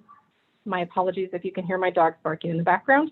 The current conceptual architectural approach results in a large rectangular building, and the sub-area plan states that, as I mentioned, those should be avoided. Staff will continue to work with the applicant moving forward regarding the architecture. The second key issue was screening and buffering from adjacent uses. The parcel is adjacent to an existing single-family residential neighborhood, as well as city-owned property intended for public open lands. It's vital that the site design incorporates adequate screening and buffering to minimize impacts on those existing uses and the proposed uses. The conceptual plans do not provide detail enough on how this screening and buffering will be incorporated. And again, staff will work with the applicant moving forward to ensure that is incorporated. And the final key issue identified was traffic and access. Huron Street provides the only access into this area of Broomfield. In the future, Huron Street will continue north and connect to Sheridan Parkway's future alignment. But until that time, all traffic generated from the development is required to use Huron Street for access. A traffic study will need to be provided with the site development plan to show the current roads are adequate to serve the intended uses for the site. The next step for this process is for the applicant to consider comments that they will receive tonight and decide whether or not to move forward. Following, if they decide to move forward, they will be required to hold a neighborhood meeting and then move forward to the site development plan, urban renewal site plan. Additional public hearings will be required as part of that review process. That concludes staff's presentation, and as was mentioned, the applicant also has a presentation this evening. So let's go ahead and go to the applicant presentation. Will the applicant's representatives please identify themselves for our listeners before beginning your brief presentation this evening? Yes, thank you very much. I'll make the initial introduction. My name is Garrett Baum. I'm with Urban Frontier and UF Cavamra 725. Address is 1529 Market Street in Denver. Mayor Quinn, City Council, City Manager's Office, and staff, thank you very much for the opportunity to speak with you this evening. My introduction will be brief. I just wanted to point out, I've read the majority of the comments that have come in. Most of them express similar concerns, but I think it's important to give just a slight history about this property since I've been involved since not the inception of the dirt. I'm not that old, but the inception of the sub-area plan in 1999. At the time, we were at Interlochen, my business partner and I, Bill Branyan, and we were investigating the opportunity to develop this area on behalf of the Boswell family, who was developing Interlochen. Broomfield set in place, George DeCero, Charles Ozaki, Kevin was there at the time, and a number of others, and they went forward on a sub-area, I-25 North sub-area plan to set forth what kind of uses should be in that area. So they spent about a year. The city hired Downing, Thorpe, and James to put a plan in place. They reached out to the community, and I believe it's a couple of hundred pages of documentation spelled out what should develop there, what the vision was for Broomfield. That sub-area plan has been reaffirmed on a number of occasions over the last 21 years. Additionally, it's been brought up that plans have shown other uses in this location, but I have spoken to a number of residents in the neighborhoods that are near to this location or adjacent to, and have shared that each and every concept plan that we've had dating back to 2007 have always included these types of uses that were approved and recommended in the sub-area plan. Lastly, you know, I know it was mentioned the oil and gas wells by Ms. Bertonzetti. Those wells, we've spent almost 9.5 years working with the oil and gas companies. They have been plugged and abandoned on Palisade North. Great time and great expense to have that happen. I know that was important to the neighbors and to the all of Broomfield. They are plugging and abandoning as we speak, the ones over by National Archives. I would like to point out that if anyone thinks that industrial was not planned for this site, I'm sure there are some archives at Broomfield. National Archives and Records Administration was originally planned and approved through the process to go on this property that we're discussing this evening. during the process in 2008, right before this was about to break ground, the world economy went into a downfall, and the bank, the developer at the time, gave the property back to the bank. The bank was taken over by the FDIC and National Archives and Records Administration, which was planned for 161,000 square feet of industrial on this site, was going to be lost and go to Stapleton. Working together with Broomfield, we were successfully able to relocate that just across the street to Palisade Park and save those jobs and that investment in Broomfield. So with that, I will introduce Suncap and Kevin O'Connor, who will make the presentation. As always, we're here and available to answer any questions and comments that you have. And thank you for your time this evening. Thank you, Garrett. My name is Kevin O'Connor. I am with the Suncap Property Group. Good evening, citizens of the city and county in Broomfield, mayor, city councilors, members of the Planning and Zoning Commission, and staff. And thank you for your time. Next slide, please. Our address is 1125 17th Street, Denver, Colorado, 80202, just for the record. We sincerely appreciate the planning staff's time thus far. So again, the site we're talking about here just kind of gives you an aerial overview of the original PUD on the left and then the conceptual site plan overlay on the right. Next slide, please. We can zoom in and see the conceptual site plan a little better. So again, we're talking about 526,000 square feet of light industrial. Next slide, please. Suncap Property Group is a family-owned and privately held national commercial real estate development company focused on light industrial real estate, like the project being put forth this evening. We are committed to sustainable and environmentally friendly development and have incorporated many characteristics in this project. Next slide, please.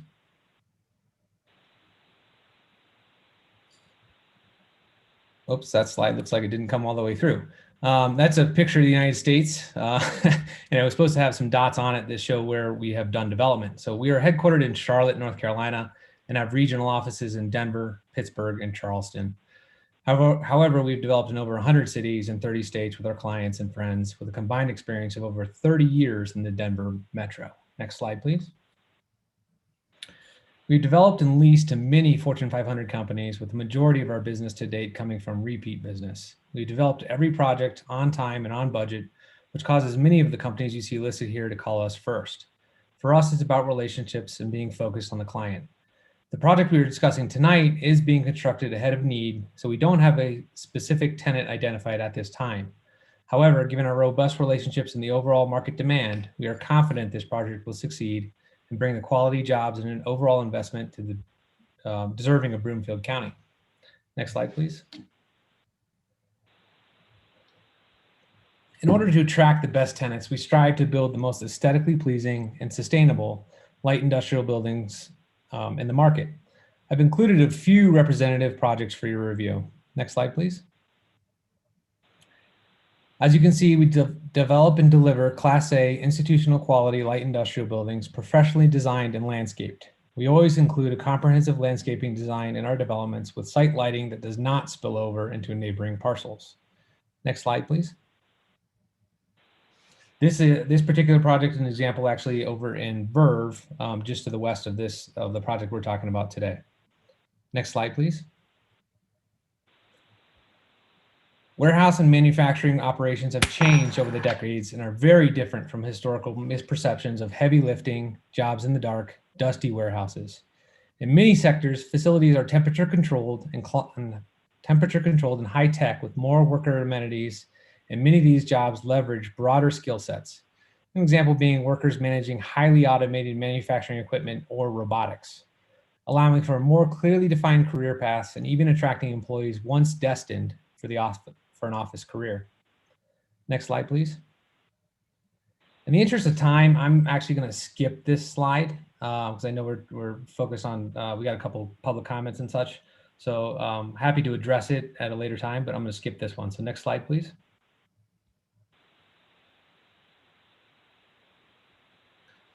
Quality industrial business parks are increasingly amenitized employment centers that accommodate the upper echelon of domestic and international companies while strengthening a community's live-work interreliance. We have reviewed the I-25 overlay design guidelines and have found that there is a common ground with our vision for this project. We will orient building entries and tenant identities towards the streets and the outward-facing frontages.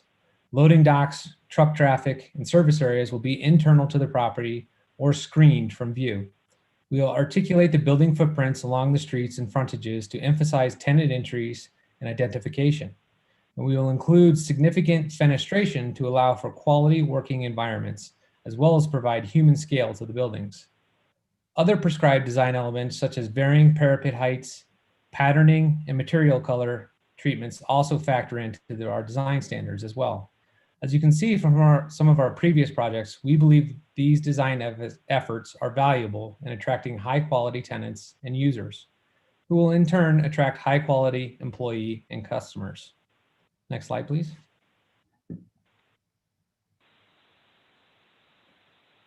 I'm sorry, next slide, please. Oh, sorry, previous one. It jumped to the sustainability. I was looking at the site plan. Thank you. It didn't look like that didn't come through either. Apologies on the technology error here. Anyways, this would be a site plan, and it would show basically our 526,000 square feet of 4 buildings. And we've designed this to meet the market demands while also being in harmony with the community. We have several points of access providing excellent interior circulation, which helps alleviate traffic choke points. Further, we have performed a preliminary traffic study that confirms compliance with the master plan traffic study. In fact, as a planned industrial park use, it is expected to significantly reduce the traffic volume generated in the development area when compared to alternative uses like a business park, mixed use, shopping center, etc. We want this development to be an economic engine for the city and county of Broomfield, with new employers bringing new jobs and investment. And we'll move on to the sustainability initiatives as well. We're happy to make that site plan available to anyone that would like to review it as well. The proposed development, by virtue of its construction type, will adhere to the sustainable design as well as the best sustainable practices. The proposed structure will be mass tilt wall construction. This means that the structural components, namely the steel and the concrete of the building, have highly recycled content and will be sourced regionally. Most steel products can be purchased with over 90% recycled content and sourced from mills typically within a few hundred miles or less, lowering the embodied energy of the material. Concrete can also be sourced almost entirely by region, and the addition of fly ash, which is a byproduct of coal combustion and non-recyclable material by any other means, adds to the recycled content of the mixed. Also, the nature of the tilt wall design means fewer joints and thus fewer problem areas to focus on for envelope tightness. Thermal massing of concrete walls also reduce energy loads at peak times and give engineers more flexibility during design charrettes to reduce equipment size and therefore the building's carbon footprint. We look forward to working with the staff and Urban Frontier on this project and incorporating the many ideas and concepts that we will hear this evening. We appreciate everyone's time, and the team and I are available for comments and or questions. At this time, it concludes our applicant's presentation. Thank you. Thank you. So a couple comments. We have 30 people in the queue. We learned something new every week, and what we learned tonight was that the queue can only take 30 people. So there are 6 people in waiting. I presume they've been told that they can't be screened, or maybe they haven't, but I'll say that to the public, that the 6 that are in the waiting, once somebody is released from the queue, meaning they've said their comments, then we'll add that 30th person, so we'll get to all the callers. I'm going to go ahead and start with the comments right now. I'm going to try to do this in a fashion that we can limit it to an hour. And what I'm going to ask is that your comments be kept to 2 minutes, so you can be considerate of other people. If somebody has made your point, and I'll point out, you have had council's attention now for 4 days, and we understand you want to speak tonight. But if you could, if other people have made your comments, if you could just say, I agree with Bob, or whatever the case is, it would be greatly appreciated by council so we can grapple with the issues that you've raised and that we have. And so I'm going to go, like I said, I'm going to ask you to keep your comments to 2 minutes. I'm going to try to get this done in an hour. I'll also point out, as Anna pointed out, there's going to be several other times in which you'll get the opportunity to make comment. There'll be neighborhood meetings. There will be other public comments at planning and zoning. There'll be comments here. So with that said, I'm going to start with Craig. State your full name, Craig.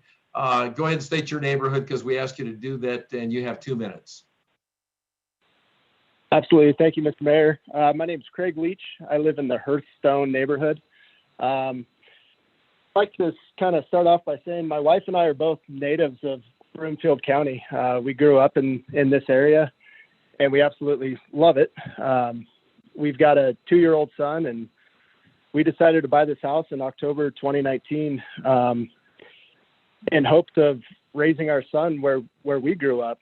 And when we bought the house, we were told that that area across Huron would be a walking area, sporting fields, restaurants, and other businesses. So to say that we were shocked when we got the update that was going to be an industrial warehouse would be an understatement. I think 3 big problems that I see with it is at least the Hearthstone neighborhood is made up of hundreds and hundreds of kids. And right now, these kids have the opportunity to go outside and not have to worry about traffic and semis rolling through the neighborhood. And if this goes in, it's going to jeopardize their safety. Another point that I see being a problem is the traffic on Huron. I mean, currently, as it stands, the traffic on Huron is horrendous. So now you're adding in multiple semis and the whole project getting built. It's just going to be a nightmare. When we bought this house, we most certainly thought that this was our forever home. We were going to live here for 20, 30 years and watch our kids grow up. And unfortunately, if this project goes in, my wife and I will most certainly try to move to a different area and to a community that actually listens to the residents.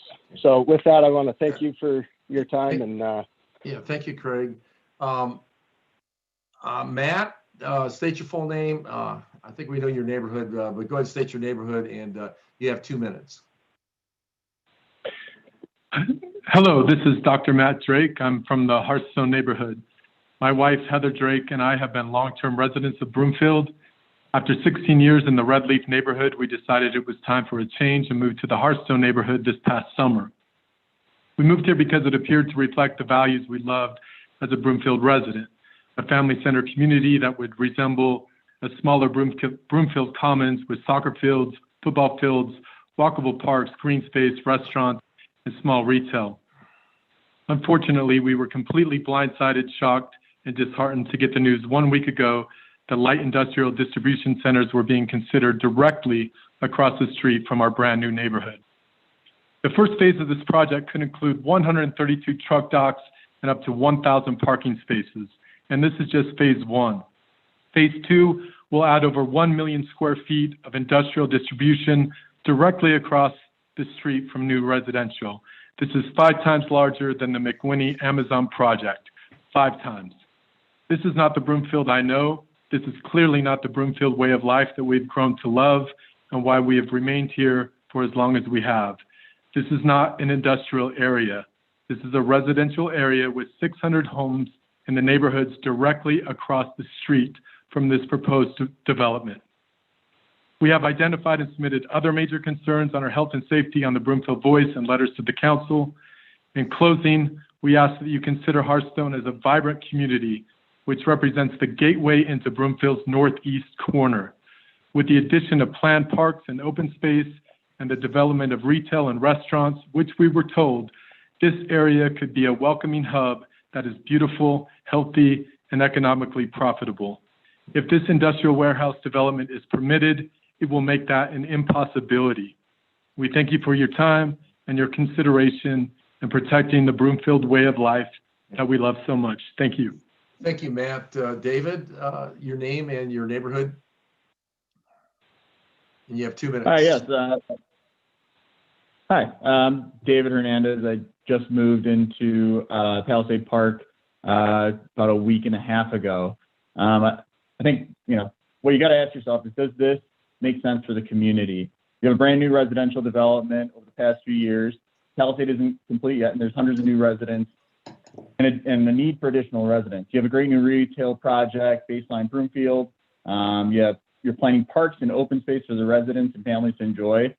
What doesn't fit in this mix? An industrial warehouse park. Your entire plan to create a beautiful, vibrant residential community and draw additional folks to this new residential development, bring dollars to baseline development, will be undermined by building this industrial park in this location. Families don't want our kids riding bikes with semis and additional traffic. We don't want our families going to parks literally adjacent to a dangerous industrial park. And we don't want to be breathing diesel truck fumes in our own backyard. The Huron Baseline intersection is already a congested mess. I think it's already been mentioned. If the goal here is to continue drawing new residents to the area, the first thing they're going to see turning off I-25 is a massive industrial park. If I would have seen this and known this when I bought my house, I would have written off the subdivision. This is going to drive down property values, and yes, that means your tax revenue as well. Thinking of the market dynamics resulting from COVID, there's been an instant flight from cities to the suburbs. People are working remotely, and that provides a great opportunity for an area like Broomfield, especially in this northwest corridor between Denver and Boulder. It's an obvious area for the new housing and residential community, not an industrial park. On a personal note, like most people, my home purchase is the single largest financial investment. My wife and I have worked hard for years. David, I need you to wrap up. Yeah. Okay. Well, last thing, so Mayor and council members, if you actively vote against your constituents, your community, and financial degradation, you can count on this. We'll make sure that the community is regular-minded who voted against their community. It's not a good idea for your first interaction Thank you, David. with us. Let's go on to Jeremy. Jeremy, you have 2 minutes. State your full name and your neighborhood. Hi, I'm Jeremy Keller. I live in the Hearthstone community. I'm actually the vice president of our HOA. My wife and I moved in here 2 years ago and are strongly against the plans that we've seen for the subcap development. Aside from the points everybody else has already brought up, I know there's prepared answers for all of those, so I'll just kind of move on. Regardless of the plans to address those concerns, this just really isn't what we want to see going in next door to the community we got into. It's also not what we were led to believe was going to be put in. What we do want to see is walkable services for our neighborhood that makes us more community, restaurants, coffee shops, craft breweries, hopefully, small independent businesses, parks, dog parks, walking trails, community gardens even. Your North Broomfield Urban Renewal Plan from December of 2013 calls out this was supposed to create a quality gateway image that conveys a desirable vision of the city. Coming south down I-25, and the first thing you see is a bunch of warehouses next to homes does not ring in my mind as being pro for that statement. If there were warehouses here prior to our buying, or if we had been told there was going to be, we definitely would not have bought here. And I'll wrap that up. I definitely want to make sure Matt Sloniker has time to talk. Okay. Thank you, Jeremy. Alicia, your name and neighborhood, and you have 2 minutes. Thank you so much. My name is, thank you so much. My name is Alicia Stein, and we just bought over in Palisade Park. My husband and I bought in Palisade Park for many reasons. The number one being that it was billed as a family community. We bought in Broomfield because my parents moved out here. We loved the area, and we decided that this is where we wanted to put down roots. We have 2 young kids, ages 1 and 2. So a lot of what has already been mentioned, I completely agree with. I do want to make a couple of points. Patrick made a note of mentioning that these were the plans from 1999. Guys, 1999 was a long, long time ago. I'm sure your vision for Broomfield has changed since 1999. I'd love to know if those original plans from 1999 included residential neighborhoods directly across from an light industrial park, because I can't imagine that would align with Broomfield's family values. The other thing I want to mention is I understand that Broomfield needs to make money. We need to be sustainable. We need to create a sustainable community. Totally understand that. But it doesn't help if you drop the prices of 600 brand new homes from hardworking community residents because Broomfield needs to make money. Broomfield can find another area to put this light industrial space. I cannot find another place to move my brand new residents. And so I hope that you take that into account. Thank you. Thank you, Alicia. Sylvia, state your name, your neighborhood, and you have 2 minutes. All right, Sylvia Ox, Palisade Park. I'm a transplant in the last 2 years from the DC metro area, so I'm not a local. And I'm also a senior, so I don't have little kids. So I agree with everything that has been said, and I'm going to be brief. First of all, concerned that the public notice came just a week ago, but we did mobilize, and I hope that you appreciate that we're very concerned. I am vehemently opposed to this project. What is the value add to a residential community and a family lifestyle? The residents that live here now are not going to be the users of this project. My biggest concerns are the increase in traffic and the safety concerns for all the families that live here and want to use the public areas, the fields, the dog park, and have the same concern that we were all presented with a totally different view when we bought these properties about what was going across, and light industrial was not one of them. So thank you for the opportunity to speak up. Thank you, Sylvia. Fernand, state your full name and neighborhood, and you have 2 minutes. Hello, yes, this is Dr. Fernand Lubigan. I'm a resident of the Hearthstone neighborhood, actually a new resident, and in the interest of time, I just want to convey that I vehemently agree with the serious concerns of my fellow Hearthstone neighbors, and that were expressed both during this meeting and also in the Broomfield Voice. Essentially, I'm very concerned how my 6-year-old and 5-year-old will be affected as they grow up across the street from a light industrial complex. Thank you for the opportunity. Thank you, Keith. Please state your full name for the record and in your neighborhood, and you have 2 minutes. Hi, my name is Keith Axelrod. I live in the Hearthstone community with a 9-year-old son. First of all, I'm a little confused by what the young lady stated earlier in saying that this was mixed commercial, but all of a sudden light industrial meets mixed commercial results. That could be my ignorance, but I don't clearly understand that point. The fact that the council is even considering looking at this area for light industrial is completely a disgrace to our city and the area. These type of projects do not belong in this area. SunCap, if you go to their website, these distribution facilities that they have built have been taken up by companies like FedEx, and none of those companies that young lady mentioned earlier is anything like a FedEx with the amount of trucks going in. The planned project will be across from 2 major residential developments with hundreds of kids in an area that is less than 150 feet from the proposed project, let alone the proximity to the planned parks that these children are supposed to be playing in. It is stated in the Union of Concerned Scientists, which is a statement for science for a healthy planet and a safer world, that the environmental externalities caused by an operation of this type include generating air pollutants, noise, which would probably exceed Broomfield's noise ordinance, as a distribution facility clearly is going to operate 24/7, pavement damage, and traffic safety. According to studies in public health and traffic engineering, a truck creates a significantly higher environmental impact than a passenger vehicle. The exposure of local residents, especially children and elderly people, to truck-related emissions like nitrogen oxides and particulate matter will cause health outcomes, including asthma and respiratory allergies. Don't we have enough respiratory issues right now as a country? I need you to wrap up, Keith. All right. I realize a lot of us are going to provide the same details here, but personally, if you approve this, will you be able to look yourselves in the mirror? That's the question I ask of you, Mayor, and of you, the council. Look yourself in the mirror. Are you prepared to be responsible for these steps? Let's move on to Brian. Brian, please state your full name for the record, your neighborhood, and you have 2 minutes. Yeah, my name is Brian Bigger. I live in the Hearthstone neighborhood. My wife and I moved here almost exactly 2 years ago. And I want to say, we did not just buy a house.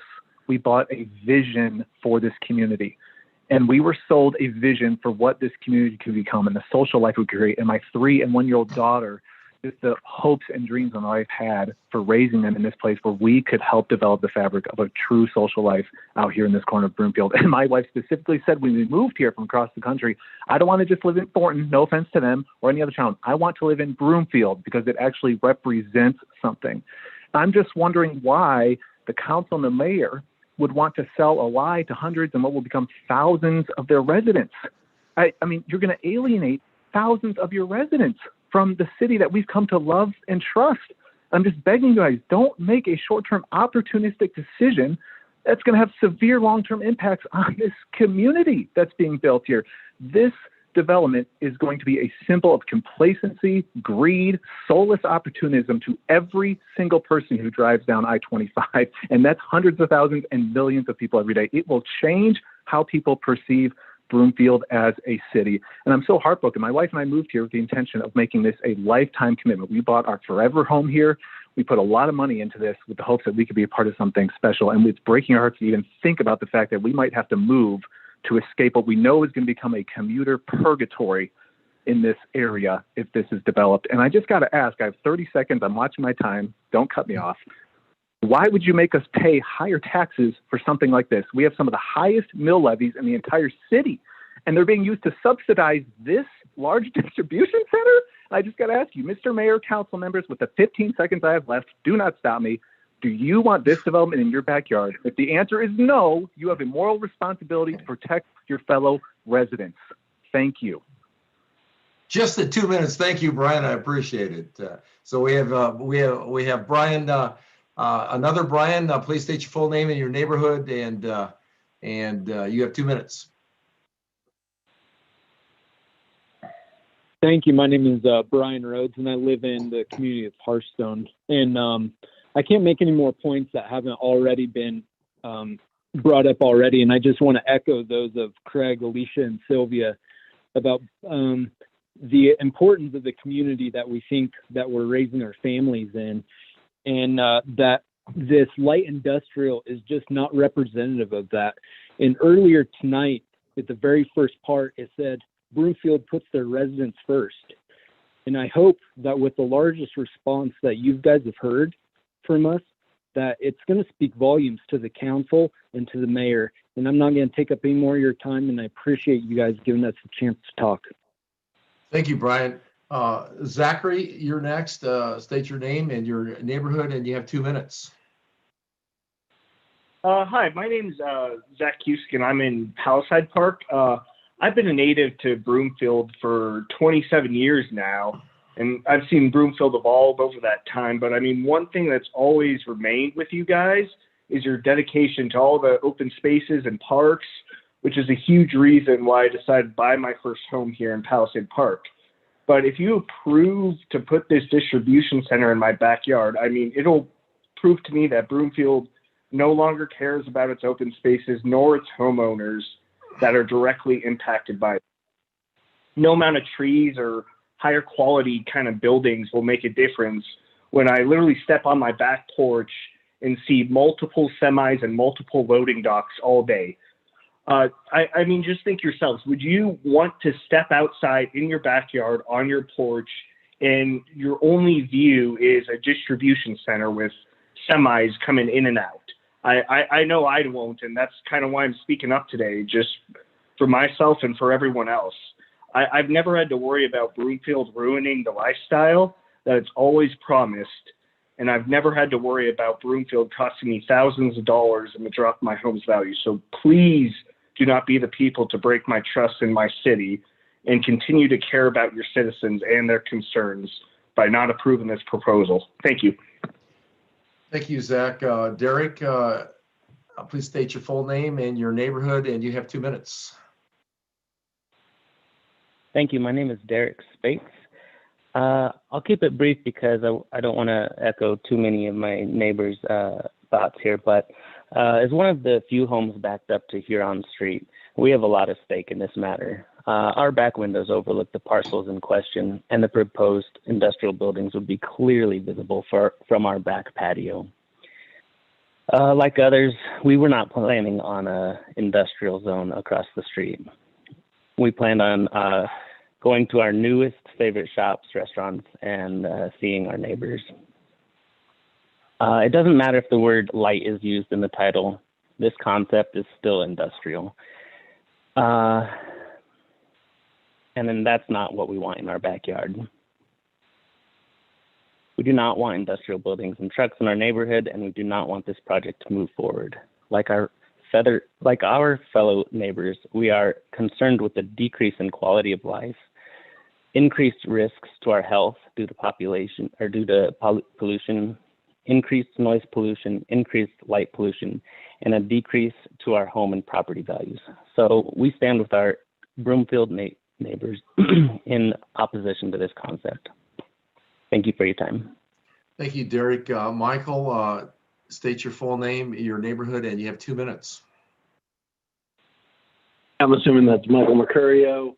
Yes, Michael Mercurio, Palisade Park, Lennar. I'm going to echo pretty much what everyone has said, except for the fact that none of us are ignorant. If you go to SunCap's website, we all know it's going to be a FedEx. Having come from a background of UPS and being in logistics for over 20 years, we all know that means dangerous trucks driving, period. This is a family-oriented area, and you are going to put these children right next to a park in danger. As a mayor of Broomfield, you have an obligation to protect these families and these children, and to think about what you could do instead of an industrial park. And if you look at all the pictures, none of the FedEx buildings that they have built are in a residential area. So that speaks volumes, not to mention the people that are on this call waiting, ruining their nights, ruining their evenings to have to partake in this BS. That's all I got. Thank you, Michael. David, you're next. You state your full name and your neighborhood, and you have 2 minutes. Yeah, hi, my name is David Lux. I live in the Hearthstone community. Not much I can say that hasn't already been said, but I have 2 minutes, so I'm going to make my voice heard. I moved in less than a year ago with my 3 kids, 6 years old, 3 years old, and 1 year old. And this is our first house that we bought, and I want it to be the last house that we bought. We were promised, we were told, we were sold a vision, a lifestyle. My wife and I met in Broomfield. Broomfield is home. This is where our kids are going to grow up. We want to go to parks. We want to go to breweries. We want to go to restaurants. We want to shop local. We want to shop small business. In anything industrial is nothing that we were promised, nothing that we want, nothing we were told about. On top of that, the safety concern, my kids are adventurous. They like to run around with trucks. There's safety issues. There's pollution. With buildings like that, there's going to be homeless people and increased just danger.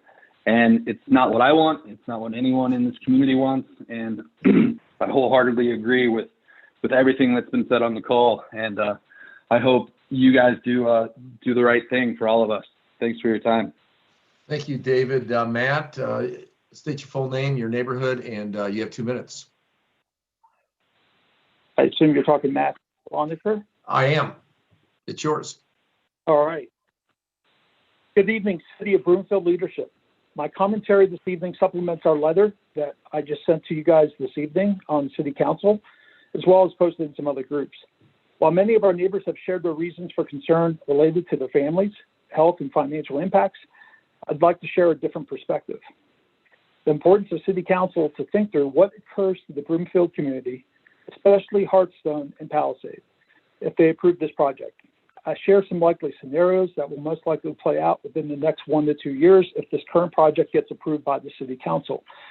For the sake of time, I won't go through the rest of my letter it is detailed out there, but I do give some likely scenarios and just let you understand my background. I've spent almost 3 decades in financial services. I managed the real estate owned portfolio at Bear Stearns, 14,000 residential properties across the U.S. in the last financial crisis. And I've also assisted on saving people from their home, losing it to foreclosure, working again at JP Morgan Chase during the last financial crisis. So having a background in the financial service space, working with distressed real estate, I lay out some scenarios.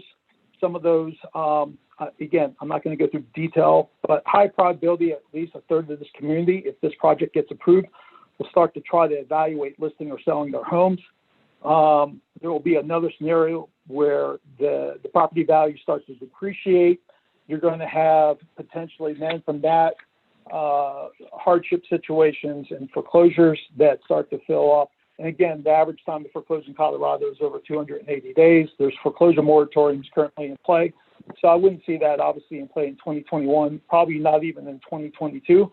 So I think my parting words to the council is 2 questions for you guys as you have your discussions. Question 1 is, what are the likely scenarios that play out for the city of Broomfield for the next 3 to 5 years if you approve this project? And question 2 is, what are you willing to sacrifice? Based off that, on behalf of my wife, Christine. Thank you, Matt. Yeah. Thank you, Matt. Sania, you're next. State your full name and your neighborhood, and you have 2 minutes. Hi, my name is Dr. Sneha Thamatharan Wager. I agree with many of what was said, but I'd like to emphasize specific points with regard to health. Increased pollution has a very, very serious impact on children even prior to their birth. So increased pollution can cause not only fetal abnormalities, but it can also cause premature birth and death. With regard to children once they're born, it can inhibit their lung growth. It can cause inhibited brain development, respiratory concerns, which were already mentioned, and increased risk for asthma. This is particularly concerning for children under 5, given that they're lower in height. When we think about the impact for community members in general, it will impact this community risk for lung cancer, heart disease, COPD, bronchitis, other respiratory infections, and central nervous dysfunctions. These are very, very serious medical conditions. You build this trucking distribution center in a year, you might be like, everything's fine. And then you're going to start to see the prevalence rates of certain disease like pop up. And is that what you really want to be known for? That you were the start of a lifetime of disease burdens for children and people? When you think of communities and as your responsibilities as a city council person and as a mayor, you think of people's basic needs.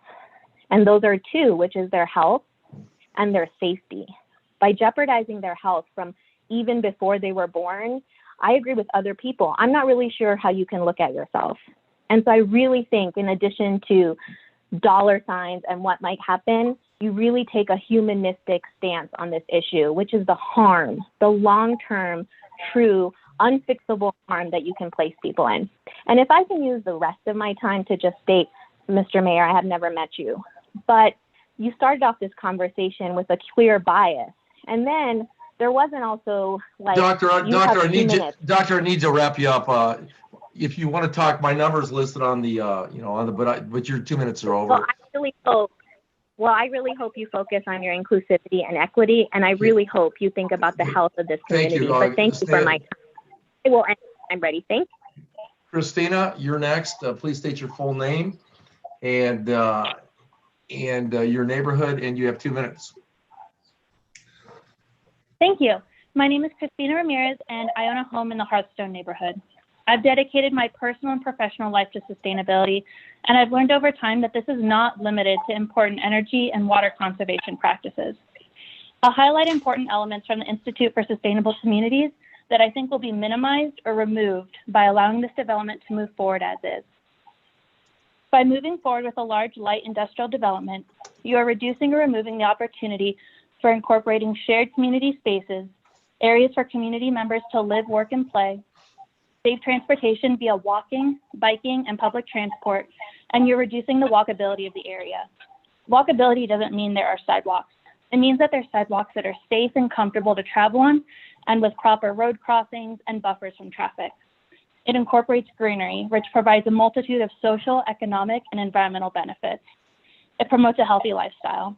And it also allows community members to interact, which helps build a community that is happier, safer, cleaner, and one where people know each other and look out for one another. This area has so much potential. All of these new neighborhoods have families looking not just for a place to live, but a community. This growing area needs dining, shopping, entertainment, and places to exercise and be outdoors. There are currently none of these services walking distance to our neighborhood. These are spaces to linger, to play, and to work with other people in our community. A warehouse with hundreds of parking spots is not a place where we can do these things. I urge you to think about where you would want to raise your family and what has been most important to you this year. We have valued living in a place where we know our neighbors, can rely on them if we're in need, and where we have spaces to walk and recreate safely when doing so elsewhere was not possible because of COVID. I hope Broomfield makes the choice to build a sustainable community, one that attracts people who want to stay because the area feels safe and provides the services that people need. Thank you. Thank you, Christina. Jerry, state your full name for the record and neighborhood, and you have 2 minutes. Jerry Ermick, Hearthstone, citing from Title 17 zoning, Chapter 17, 38035. Copies of the approved and recorded site development plan and the approved and recorded PUD plan for any residential development shall be conspicuously displayed in the sales office of any residential development that occupies an on-site sales office for the sale of dwelling units. I believe this ordinance was developed to protect potential Broomfield city residents by being transparent on the intended use of the land of surrounding communities. Why require this to be posted and allow changes after populating the residential community? A commercial broker concept design from 2017 was presented by Broomfield to the Hearthstone HOA, shows the area plan to be commercial showroom or MUC, which is a far stretch from light industrial use. The SunCat plan differs from the 1999 to 2017 PUD focus for the properties to go from commercial showroom to light industrial, which, as I understand, means manufacturing will be an unjust development and a detriment to all within the Hearthstone community. We want the property developed, however, would like to limit manufacturing facilities such as metal machining, fabrication, assembly, bring a world of potential problems to the residential neighborhoods. This commercial broker concept and the change in intended use has our community feeling the information provided was an illusion, a classic bait and switch. It is with this information the residents of Hearthstone made their decisions to invest and purchase residential dwellings within the Hearthstone community. The senior planner, city manager, and council of the city of Broomfield need to protect the residents of the rooftops. Jerry, I need you to wrap up. Yeah. Please consider rejecting the concept review and any future proposal which contains the ability for manufacturing facilities to exist in the neighborhood properties of the. I need to go to William. William, please state your full name and your neighborhood, and you have 2 minutes. Good evening, everybody. I presume you mean William Cooksey. My name is William Cooksey. Yes. I am a Hearthstone resident.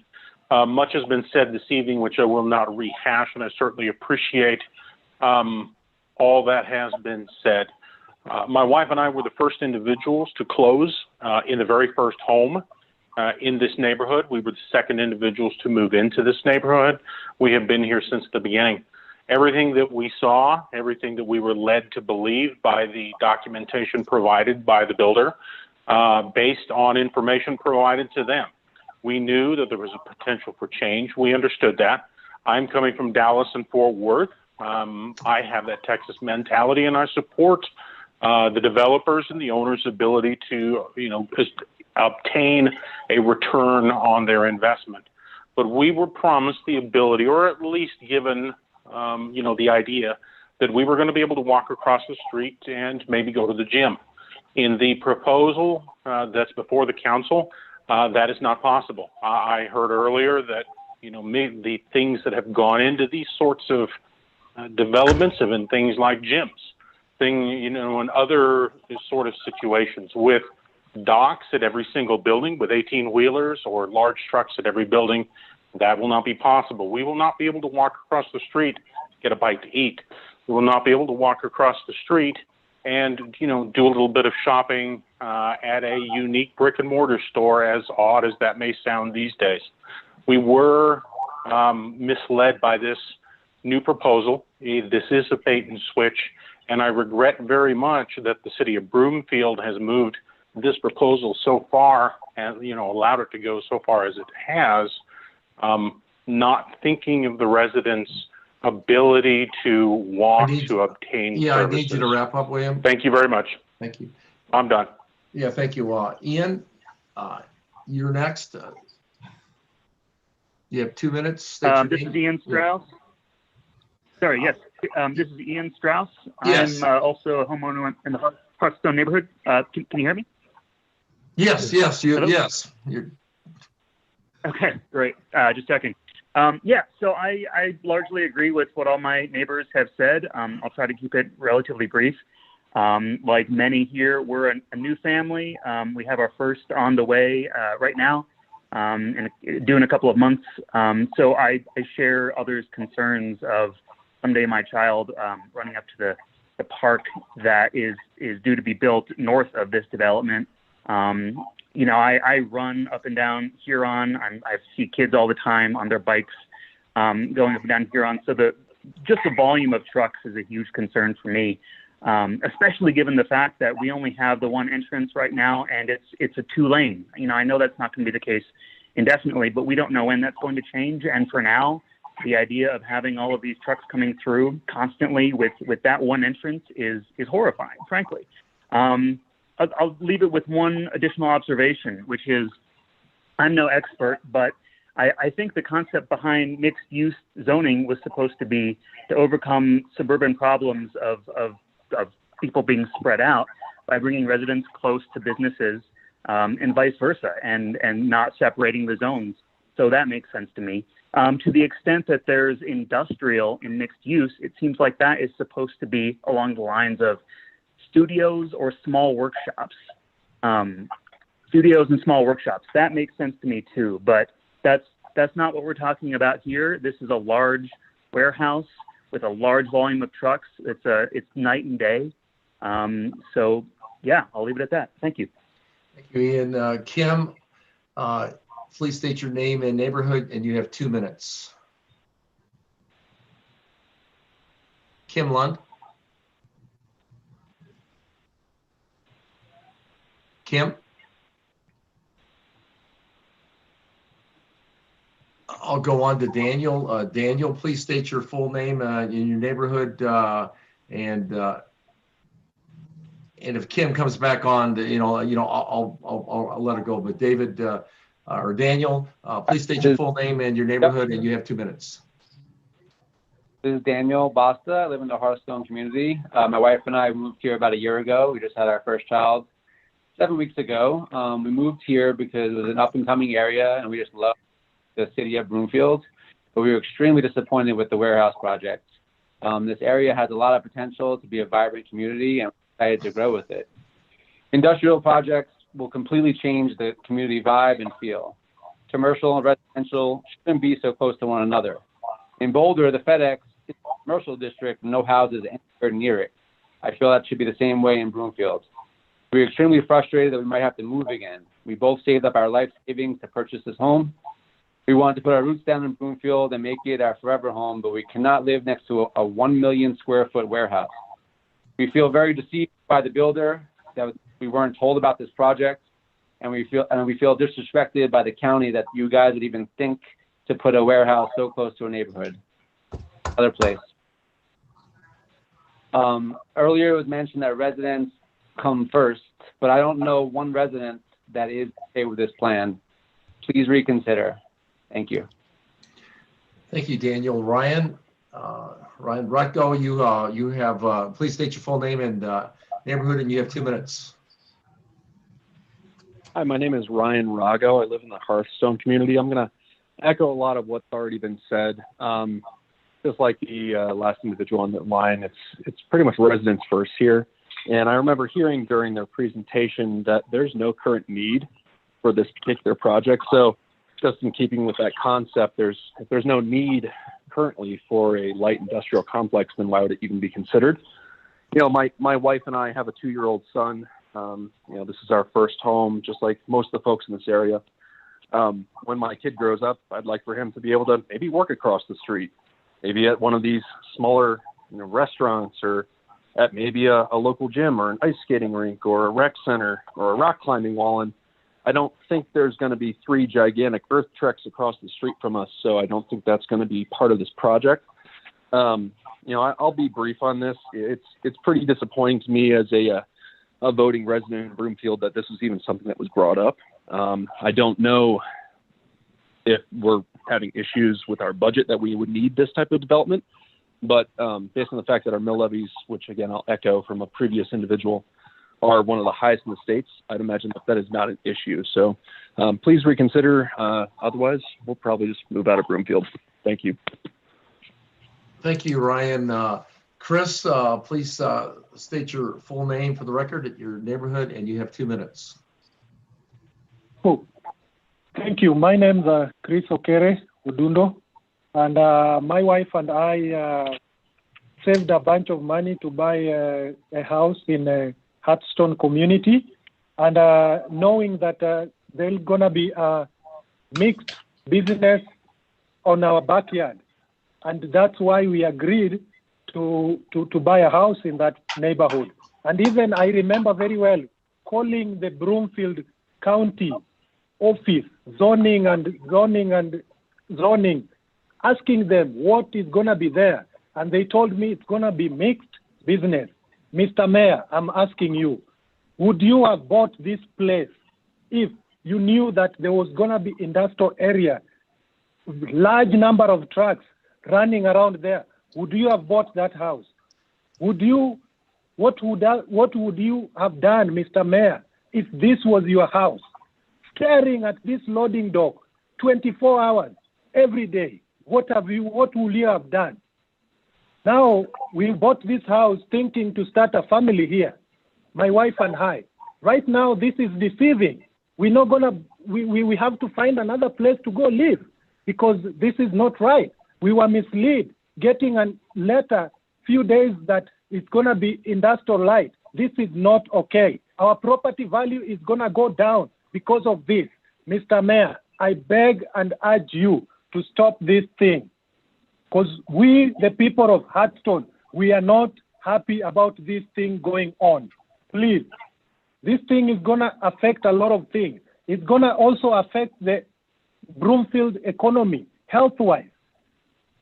Our kids we're going to be growing our kids into this, Mr. Mayor, and other leaders.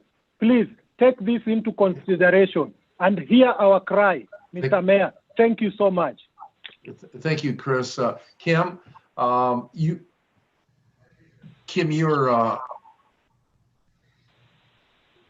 okay. Kim's the one who was muted. Okay, Kim Lund, please state your full name and your neighborhood for the record, and you have 2 minutes.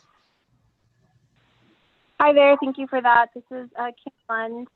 My wife and 2-year-old son and I took a really long time searching for what we thought would be our perfect, safe, and family-friendly community to buy our forever home.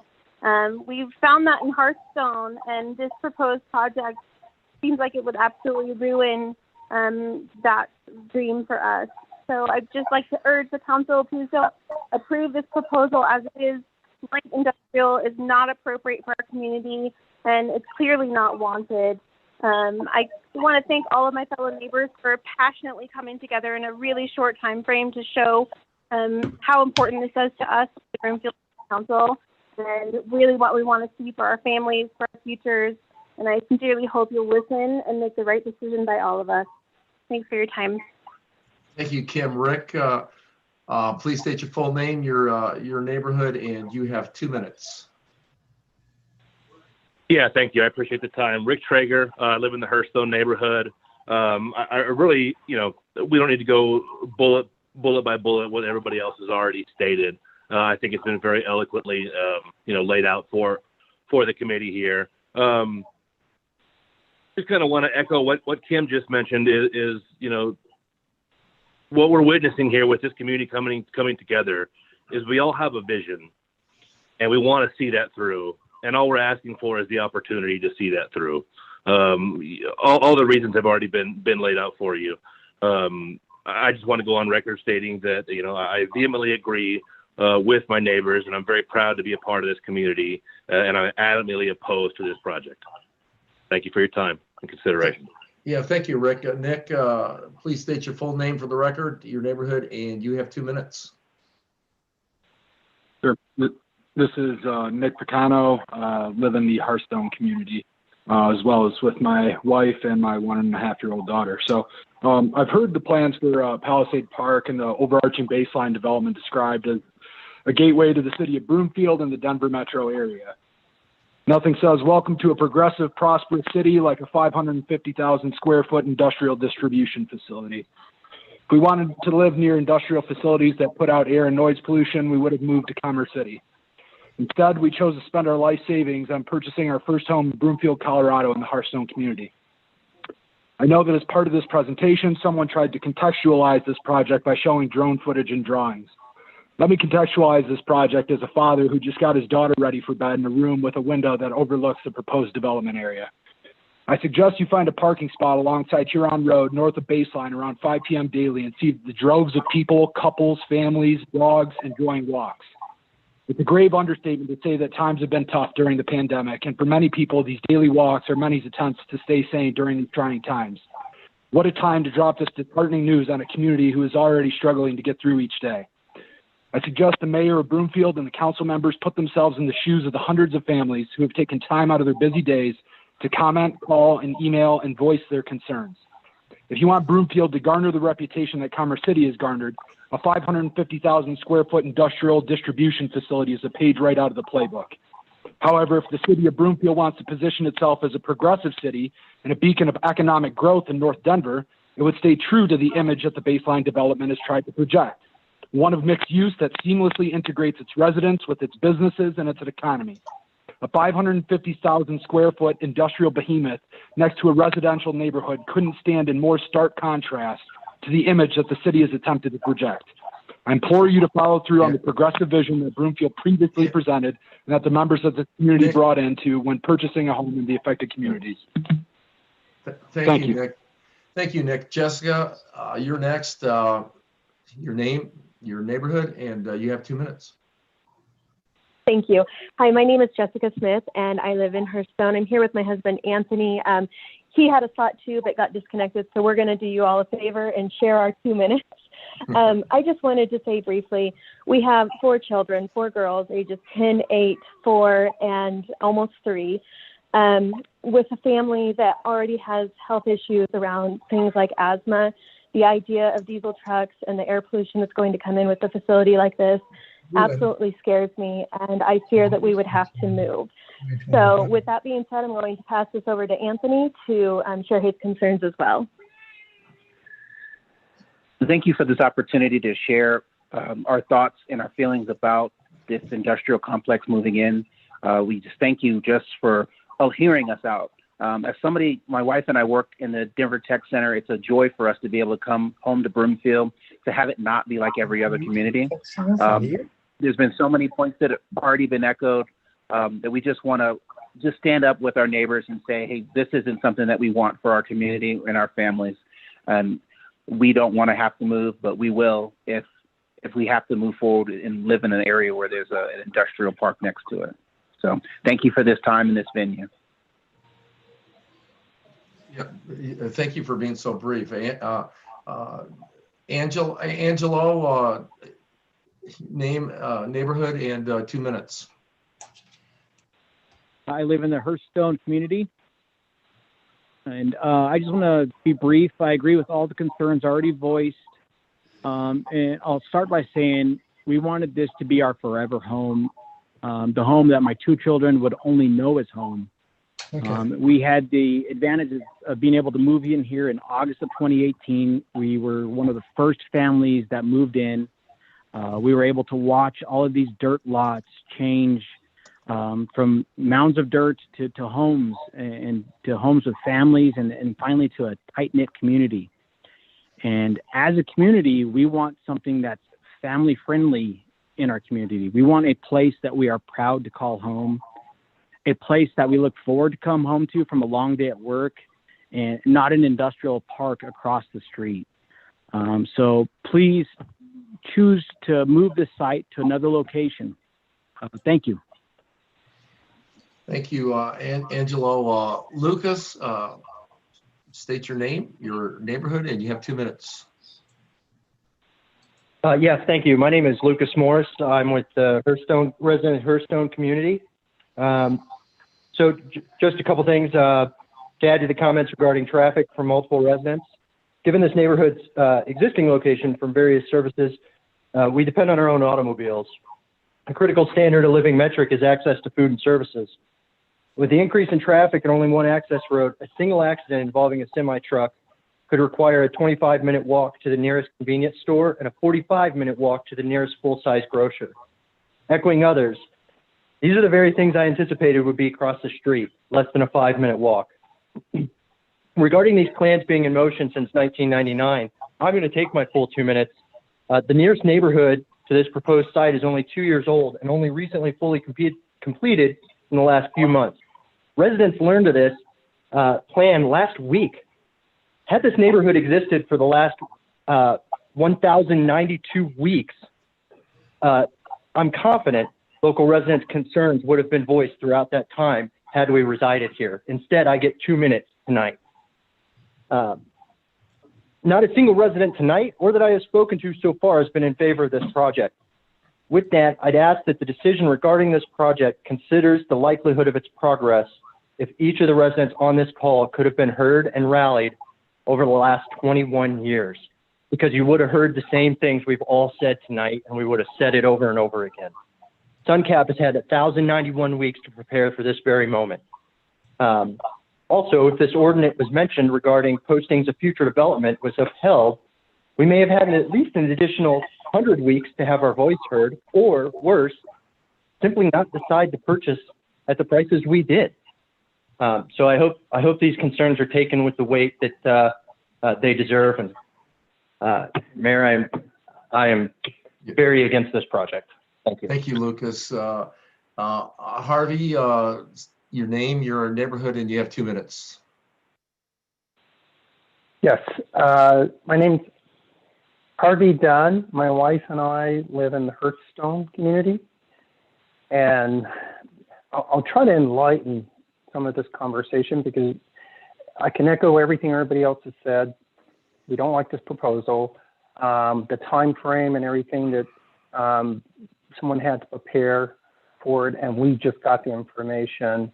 I recall going to a meeting back in August, and we sit down with Garrett, and I looked at the plans and the pictures and everything with the development that was going to happen out here by our community, and this was not on it. And I know specifically we asked what was going to be out there, what projects, and it's supposed to be strip malls and office business.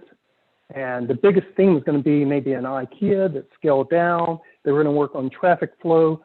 Far as the warehouse and the trucking, look, I'm not down on the truckers or even warehousing. I've done that type of work, but it needs to be relocated somewhere else, just like Thornton did with Topgolf.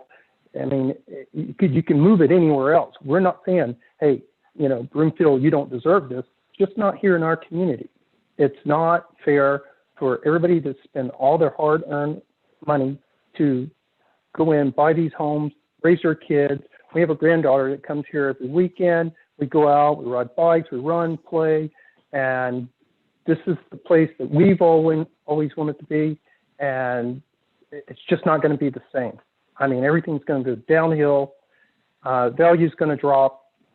I think you haven't heard the last of us if you don't at least consider changing your mind or trying to find another location, because that's how we all feel. Okay. Thank you. Thank you, Harvey. Jason, state your name, neighborhood, and 2 minutes. Hi, this is Jason Chu. I'm from the Hearthstone neighborhood. I'd like to thank you to the council for your time to hear our concerns. And I'd like to echo the 120 comments on the Broomfield Voice. But right now, I'd like to read from public documents from the Broomfield website. The North Broomfield Urban Renewal Plan dated December 10th, 2013, Section 5.1 Urban Renewal Plan Goals include 5.1.8. The plan will help attract new retail businesses and retention of development of a competitive regional retail market. And 5.1.9 will expand retail opportunities for the citizens of Broomfield. And yes, while I'm very concerned about everything from traffic, noise, reduction of property value, my biggest concern is the safety. Not only just the truck traffic, and we have so many small children, dogs, whoever else, they're unpredictable. And it only takes one accident to make that a complete disaster.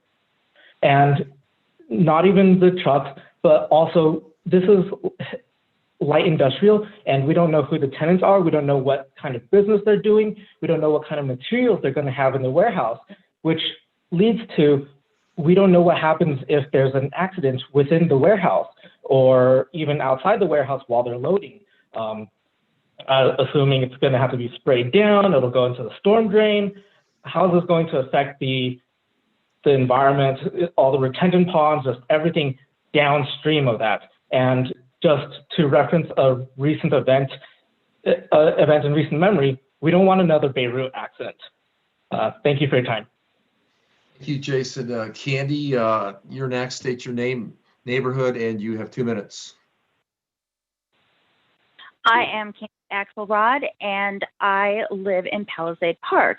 And I actually have to kind of go back to, there was this planning in 1999 and in 2008. Well, you know what? 1999 was last century, and 2008 was 2 presidential administrations ago. This is 2001. And you know what? Light industrial just doesn't work for this location. And I actually support everything that all of my neighbors and friends have said.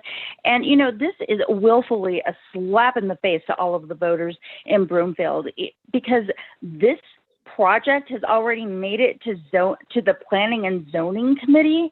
We have to now go to that committee meeting too, not just to this meeting. How long has this been going on is my question. There's already slides, pictures, drone pictures, there's planning committees. Oh, and let's see, and the developers already knew, the builders already knew. This is ridiculous that we haven't been brought into the picture. 600 homes have not been brought into the picture until now. This is BS. And then everybody's saying, please reconsider. You know what? That's BS. That's a lot of BS, because the city council and the mayor works for us, and we pay you to do your job. This is a failure on your job. And I know someone else is going to say, oh, well, there's traffic and there's traffic patterning and there's all the safety stuff and there's market demand. That doesn't matter to the 600 homes that are here. You move this somewhere else in Broomfield, or kiss this contract goodbye and find something else that is suitable for Broomfield and for all of these families. This is a bunch of BS, and the city council and the mayor knows it. You know what? I'm tired of politics like this, where they do a bunch of shady shit like this. Candy, I need you to wrap up. Robina, you're next. Yes, I'm Robina Stratton. I live in the Hearthstone community. I agree with all the comments. I'm a retiree.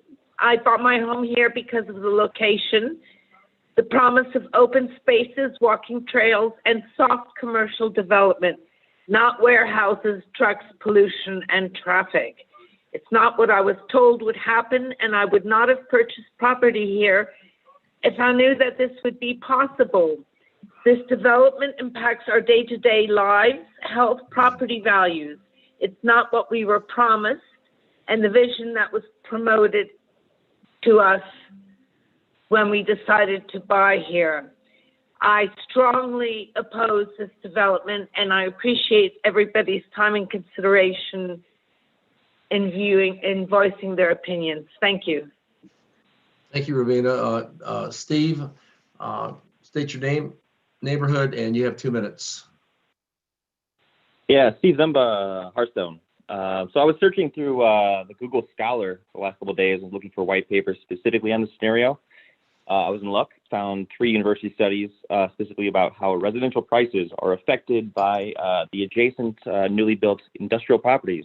Decades of data that I went through, that I read, but they all determined that there is a 10 to 15% drop in home values. But just a conservative estimate about our scenario placed on top of that, just Hearthstone itself, 200 homes, average $500,000 house value, 10% loss in home value, that's $10 million. People have been throwing around 600 homes, so that's kind of a larger community, that's $30 million. So that seems to be on you, the council, mayor, if you want to be able to destroy that amount of value. You want to be that administration to do that, that's your decision. So as long as I have a little bit more time, it might be a little bit more corner case, but that same 10 to 15% value that was cited in all these studies of the drop. I know there's a lot of new home buyers here in this community, and by adding this industrial park, you're probably going to put a lot of these people underwater because a lot of people can't put 10, 20% down on these homes.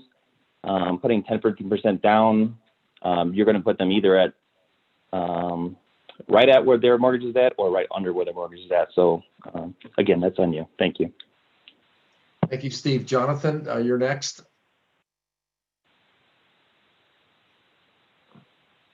Hi, this is Jonathan Meller of the Hearthstone community.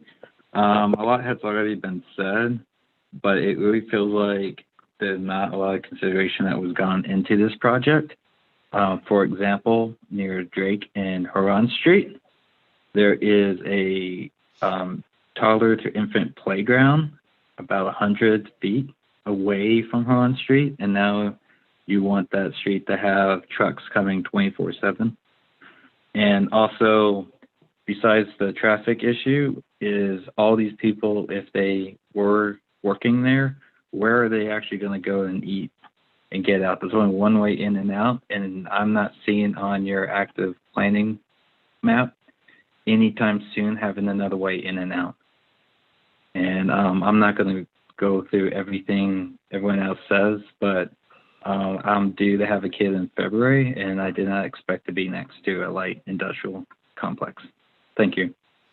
Thank you, Jonathan. Gabby, state your name, neighborhood, and you have 2 minutes. Hi, my name is Gabby Gordon. I am also a resident of Hearthstone. I live here with my 3 young children. Thank you for providing us the platform to voice our concerns and strong opposition tonight. I echo what all of my fellow neighbors have already said, and I won't go into further details of my opposition. I want to just say I appreciate the city council members' efforts to better disclose the development planning process at the beginning of the meeting, as this is an initial concept site plan proposal by the developer, and understanding there may be an obligation the city bring forth all applications. I'm petitioning to the mayor and all members of the city council to critically consider all the opposition voiced this evening, and not only reject the concept site plan, but also I'm urging you to further collaborate with the developer for alternative developments that fit the vision and the desires of the residents of Broomfield. Thank you. Thank you, Gabby. Christy, state your full name, your neighborhood, and you have 2 minutes. Yes, my name is Christy Roner. My husband and I live in Hearthstone. I echo the sentiments of all of the neighbors and friends that we've heard speak today. So what I would like to do is focus on our community. When my husband and I moved here from Ohio 2 years ago, we weren't looking for a house. We were looking for a community family. As you can tell by the number of concerned families on this call, we care about our community and we care about each other. This isn't just a bunch of houses. It is families that have been developed, either locals or transplants to Colorado. If this warehouse goes through, this will change the feel and the approach with how this community will be used. Our community will go from a community of longevity to a short-term and transient housing development instead of a community. Thank you. Thank you, Christy. Kevin, state your name, your neighborhood, and you have 2 minutes. Hi there, I'm Kevin Tallman, and I know this has been long, so I'm going to ask you all, who's ever not there, please raise your hand. Oh, is that funny or what? On to this situation we have on hand. I live in Arsenal with my wife, and we have a 3-year-old grandbaby. And we go to the kiddie park right next to Huron. And we go to the main park at Hearthstone, right next to Huron. And then there's a third park going in across from Lennar. That's 3 parks. Kids. That's why they're there. You know, I'm thinking about the Lennar people. There's been one person from Lennar who called. You know why? It's just been 1 week's notice. They don't communicate like we do. We've been here for a couple of years. We're friends. We're family. Look at these poor souls at Palisade Park Apartments. Nobody says a word about those people renting on Huron and Highway 7. Hundreds and hundreds of families with trucks driving right by their apartments, not to mention their swimming pool, a few feet from the road. Does anybody care about these people? Are you guys with me?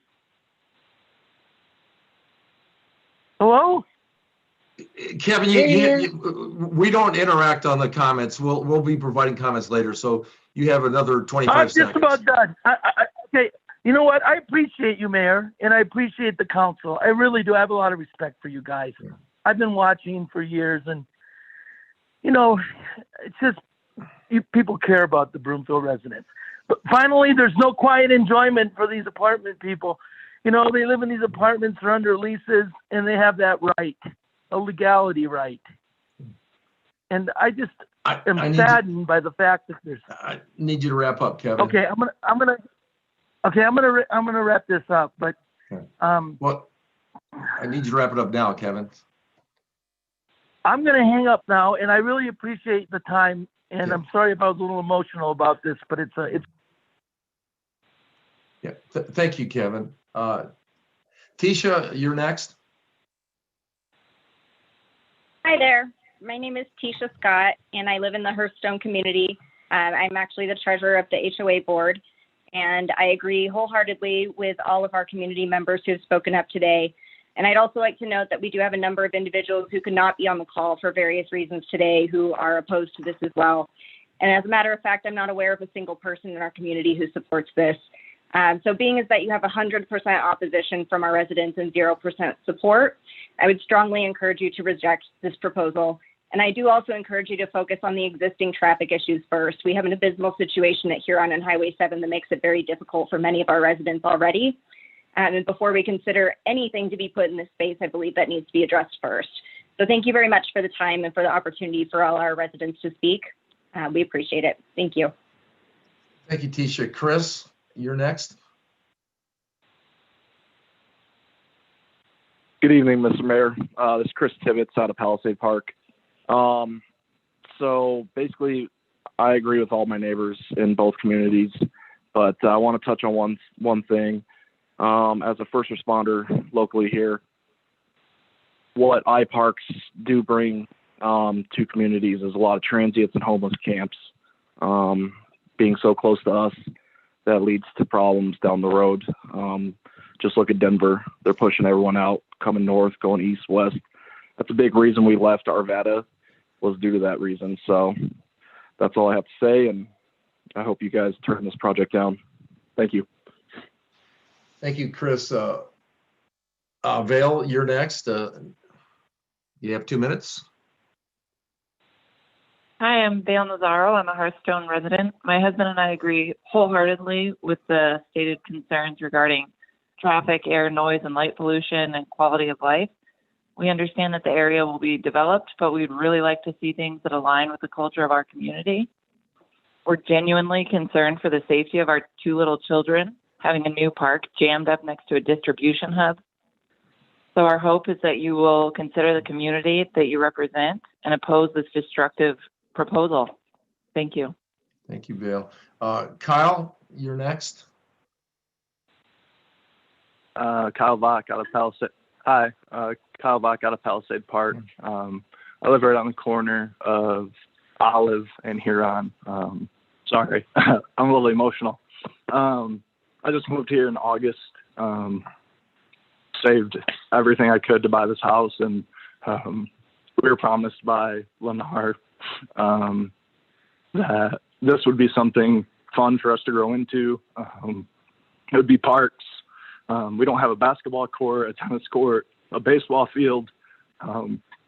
Please, I'm from Flint, Michigan. I've seen mayors and city councils do people wrong. Please just do us right. That's all I ask. Thanks. Thanks, Kyle. That's all the comments I have. We're going to take a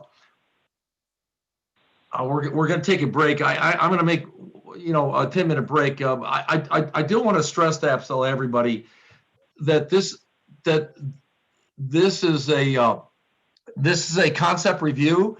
This is the first chance. Not very many communities do concept reviews. City Council hasn't seen this at all. We became first aware of it when you guys, certainly was on the agenda.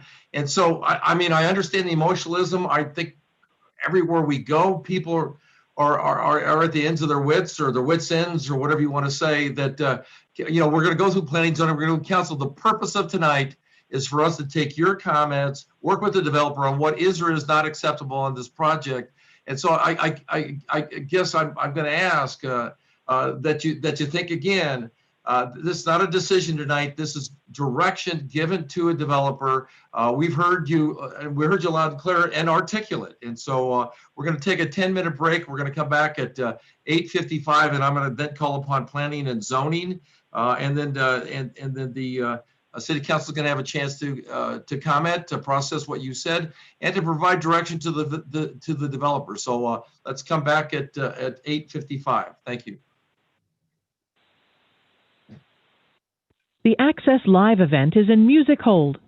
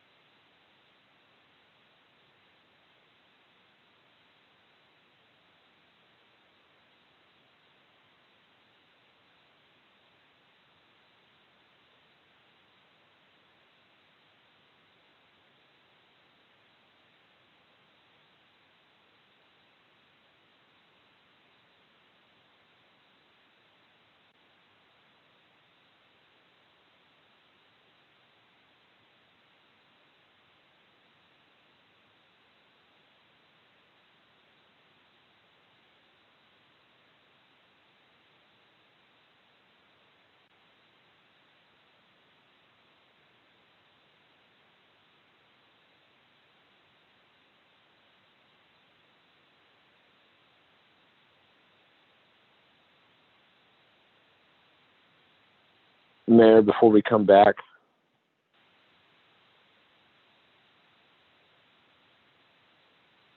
Yes? Will you still need Tia and I? I don't think so. We're going to go into we're going to go into study sessions, and Jennifer, you're on the line, right? Yes, sir, I am. So we shouldn't need you at this point. I think you're done. Jennifer's nodding her head. So, Bye, Doug. All right, Yeah. sounds great. So You we'll guys wait till have a great night. yeah, Yeah. and we'll wait till Thanks next much. Tuesday. Yeah, we'll wait till next Tuesday to hear your music again. Sounds great, sir. Oh, yeah. Oh, yeah. Thanks. Thank you, Bye Doug now. and Tia. Appreciate it.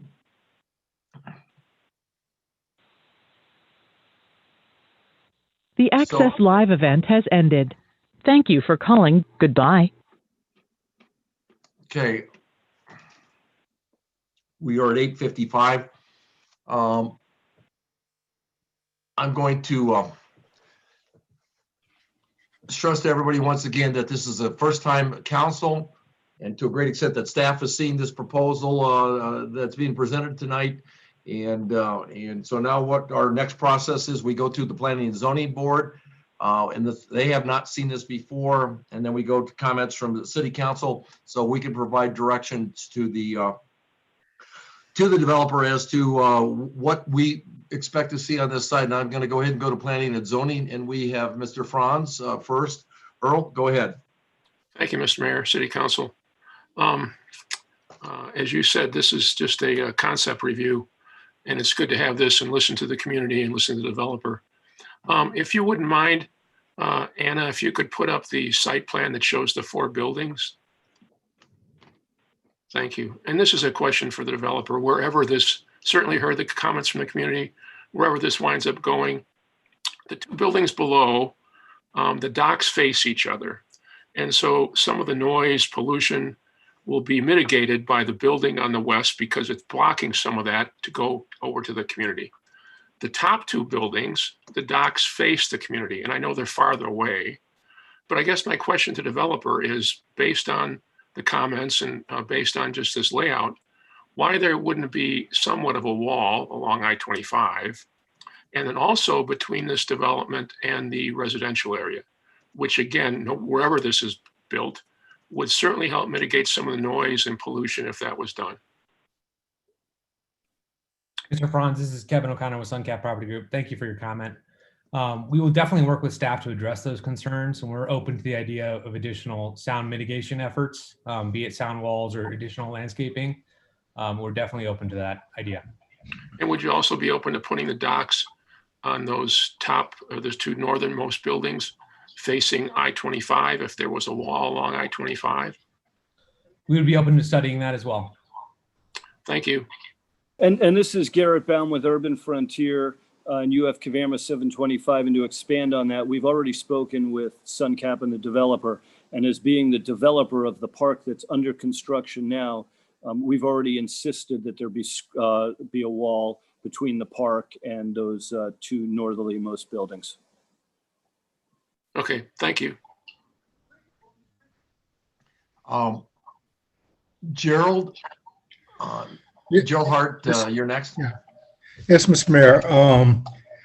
I think the wall would be a good idea. I'm very concerned about the access. I think what we really need to get a good handle if this project is to move forward, what the traffic volumes are going to be, and not only with the deliveries and that type of thing, but also the employees.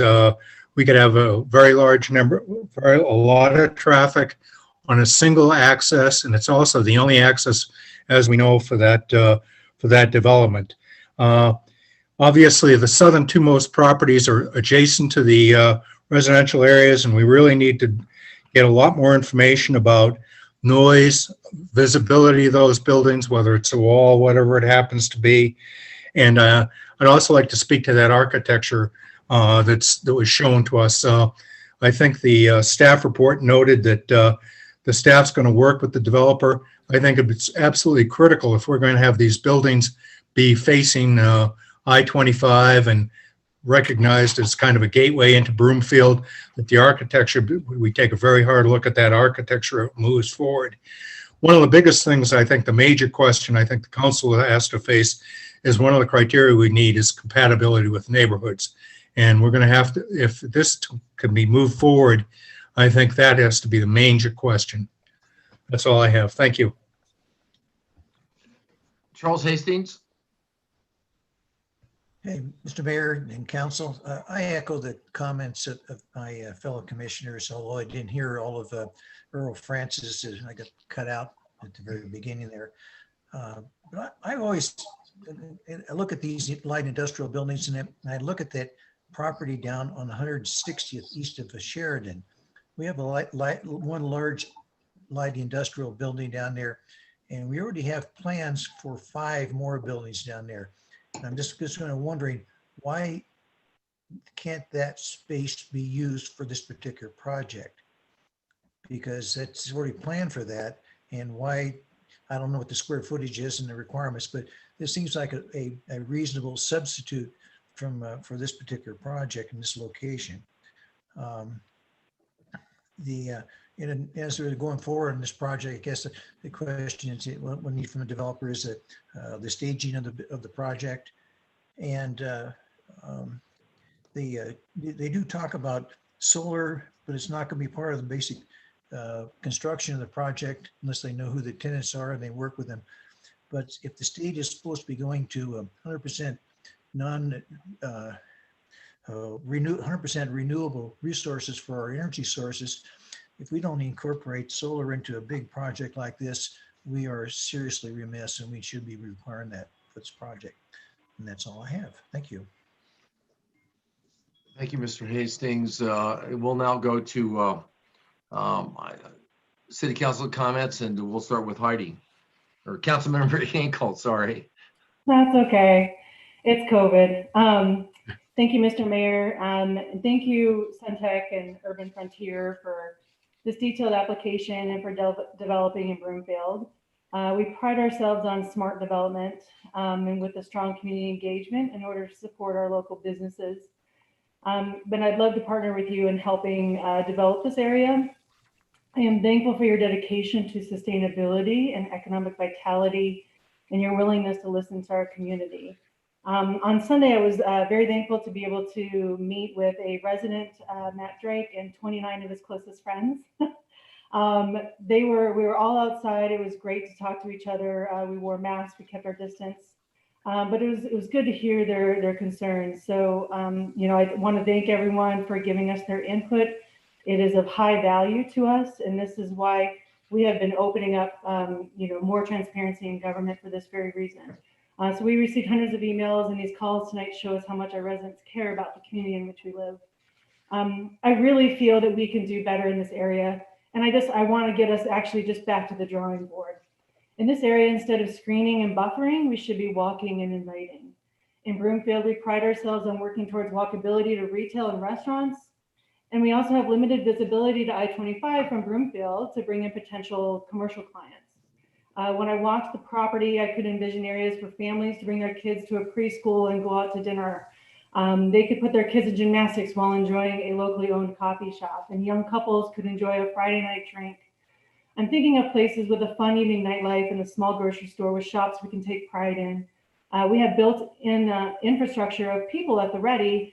So one of the things I really like about this area is that we have the people there already. So it's not like a Flatirons Mall where they had a hard time bringing people in. We already have the built-in infrastructure of people, and so I think we could do better.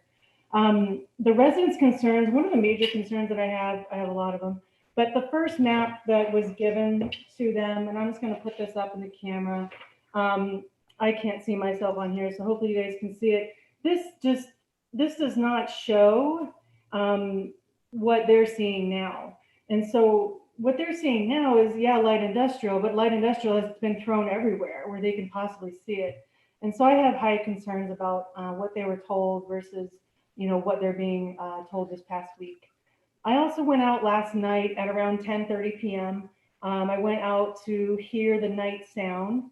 Granted, I drove up to the new builds and I actually got pulled over by a police officer because he was just watching the areas up there for the new build. So I was glad he was up there. But Officer Gann was very kind to me. And I just explained to him what I was doing. And I was just looking into the area for signage and also just the sounds. And in the sounds at 10:30 at night, you could hear a pin drop. It was super quiet. Now I know things are going to be more hustling, bustling in the area with multi-use in the area. But I was concerned that the sign for the development to the public sign is actually put towards the northern part of the property. And in that part, hardly anyone lives up there. So I have high concerns about where we're putting signage and where most people can see it. With traffic, I am super concerned with this being a possible FedEx area with lots of truck traffic. I agree with some of the concerns of our citizens and also of our planning and zoning. I'm okay with a small amount of light industrial, but to take over these whole plans across the area is of high concern to me. And it's just, it's unsightly for our neighbors. And lastly, and I might circle back again, I have some other thoughts, but I know I only have 5 minutes, but in our municipal code on chapter 17-24, our limited industrial district, the intent of this type of district is to accommodate limited commercial uses and limited or light industrial uses by which their nature and manner of development have no detrimental effect on their neighboring uses within or adjacent to the industrial area. And I think we have to be very cognizant of what this could have a huge detrimental effect on our neighbors up north. And so I just want to make sure that everyone understands that this is an ongoing conversation. I'm supportive of developing in the area, but we have to make sure that it's open and inviting and we're not screening and buffering and those sorts of things. But it's a good use to our developer to really listen to our community, and we really appreciate that. Thank you. Mayor Pro Tem. Thank you, Mayor. And I first want to thank all of the residents of Hearthstone and Palisade Park for getting engaged and showing up to comment and sending the emails.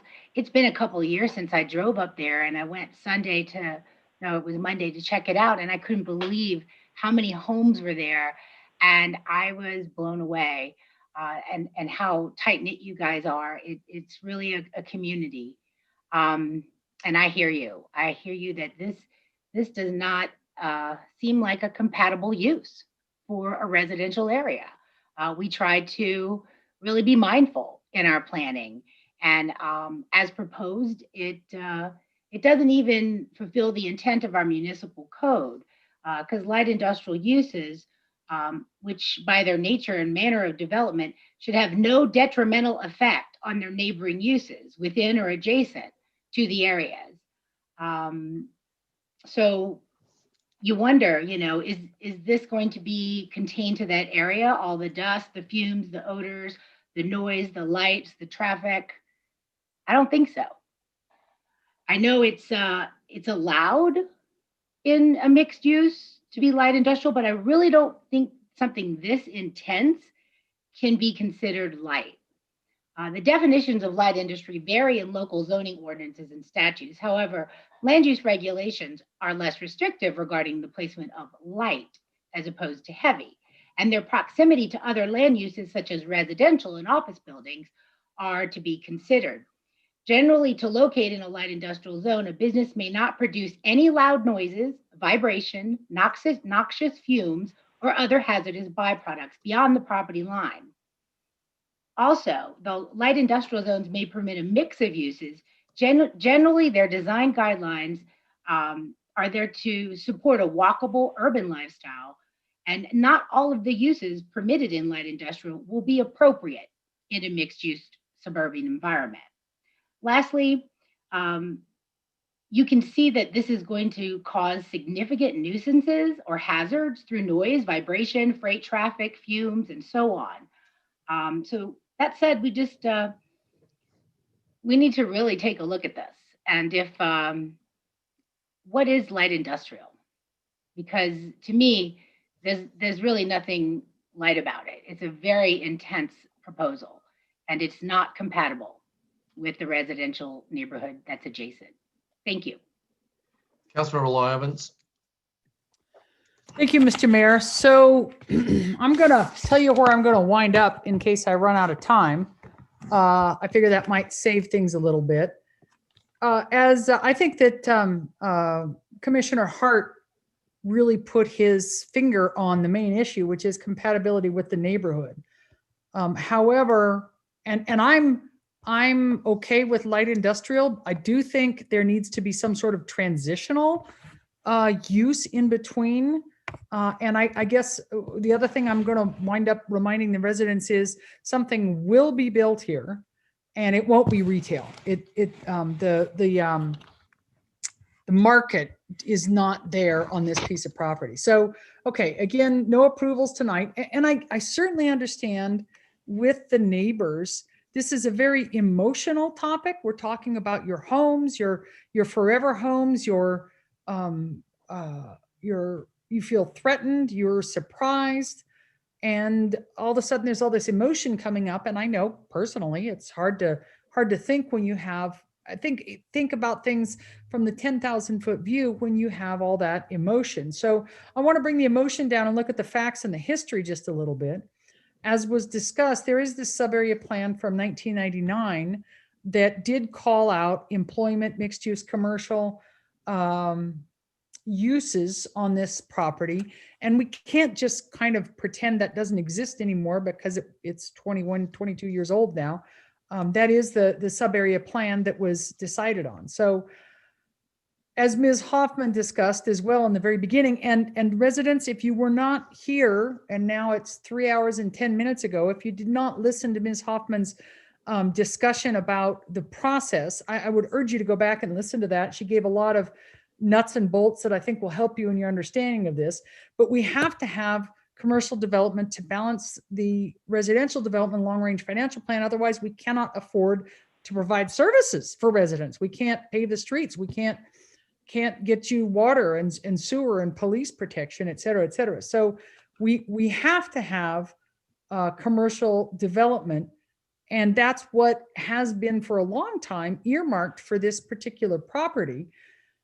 I'm very concerned, and I really appreciate the resident, I didn't catch his name, who suggested that we adopt an ordinance requiring that the zoning documents be displayed in the sales office. I'm very concerned. This is not the first time since I've been on council that someone trying to sell houses in a development has given, maybe not, I won't say incorrect information, but they certainly didn't give the whole story here.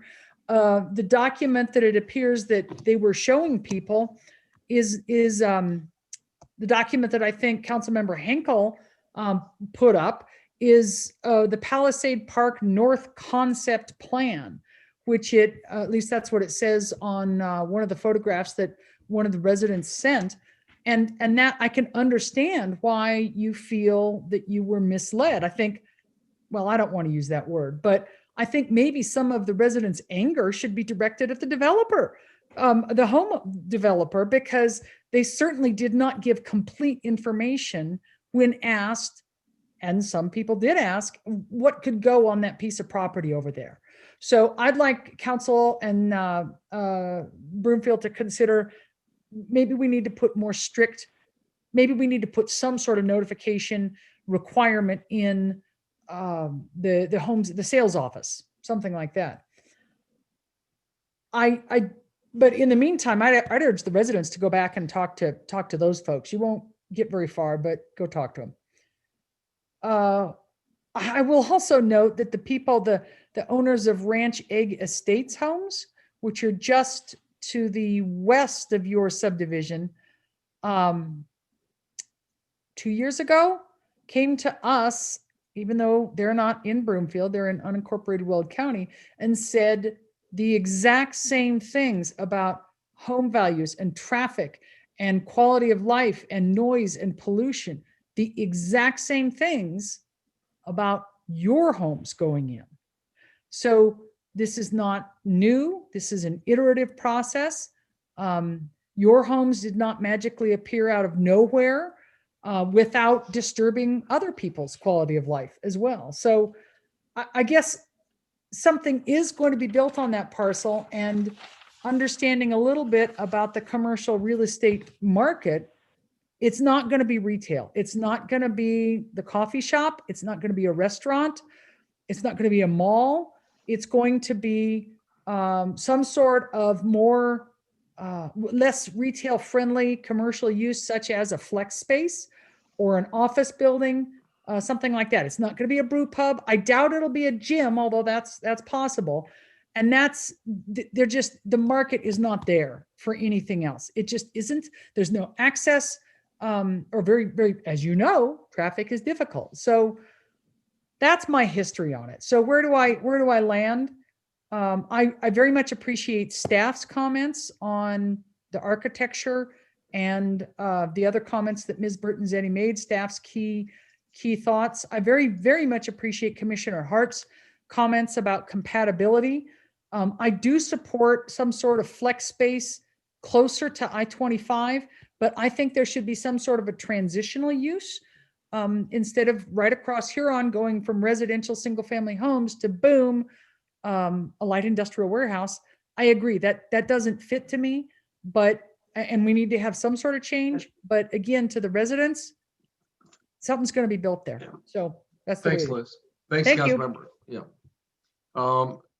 Councilmember Schaaf. Thank you, Mayor, and thank you to the engagement from the community. It's been tremendous. Thank you for getting involved and further understanding the workings of your local government. It's a privilege and an honor to serve all of you. As many of you were talking tonight, I found myself grinding my teeth, and I just realized that that's what I was doing as my jaw started hurting. But I hear your statements, your emotions, and your individual circumstances. Thank you for showing up and coming as you are.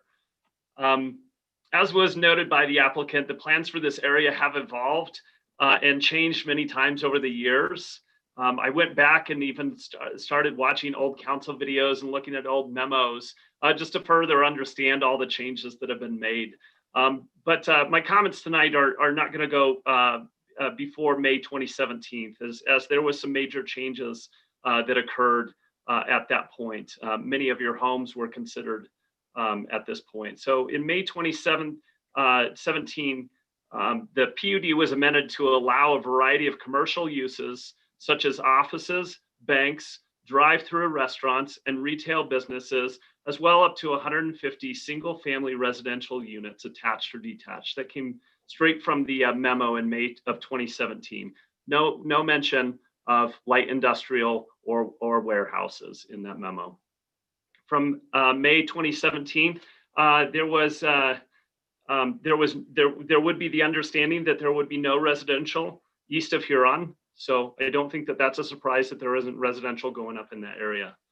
In May 2017, during one of the public hearings, Mr. Baum said, on commercial, we believe that it would be more traditional and retailers will be compatible with IKEA and the I-25 frontage. And then further in that meeting, council stressed that there needed to be compatible uses in the overall site and transitional uses. This was said by council members. Also, in May 23rd, 2017, this was a later council meeting that month. There was a diagram, or there was a map that was shown that was labeled the Palisade Park Regional Context Map. On this map included the residential that was to the west of Huron, and then to the east of Huron, there were some smaller buildings looking like restaurants and things like that. And then to the east, along I-25, there were some larger industrial warehouse buildings. So one would think that when those residential units were approved by council, that there would be some transitional usage between Huron and I-25 toward those larger warehouse buildings. So I think that a lot of the residents that are out speaking tonight, or in their homes virtually speaking, that there's some understanding that there was going to be a compatible use as well as transitional uses based upon the understanding of what has been approved in the past. And then I'll go one more step. So I looked online to see if there was any marketing material still available, as it looked like most of the homes were already sold, but there was some marketing material out there still. And I found this quote, Broomfield's lively lifestyle. Residents at Hearthstone can enjoy shopping, dining, and outdoor recreation options that are almost endless. Spend a day at Flatiron Crossing Mall, explore the outdoors at Broomfield Commons Open Space or Broomfield Community Park, get involved with Broomfield Recreation, or take part in the city's arts and music scene. There is no mention of the nearby industrial warehouses or a FedEx operation going on across the street from those residents. So I can understand why they're a little bit concerned and they feel like they've been misled. And based upon a lot of the council hearings that happened in May of 2017, I think it's justified. And I think that this needs to go back to the applicant to kind of redo the land use in this area. And I hope to see that that is done. Thank you. Councilmember Anderson. Thank you. So I want to start by just making sure the community knows that we hear the health and safety concerns.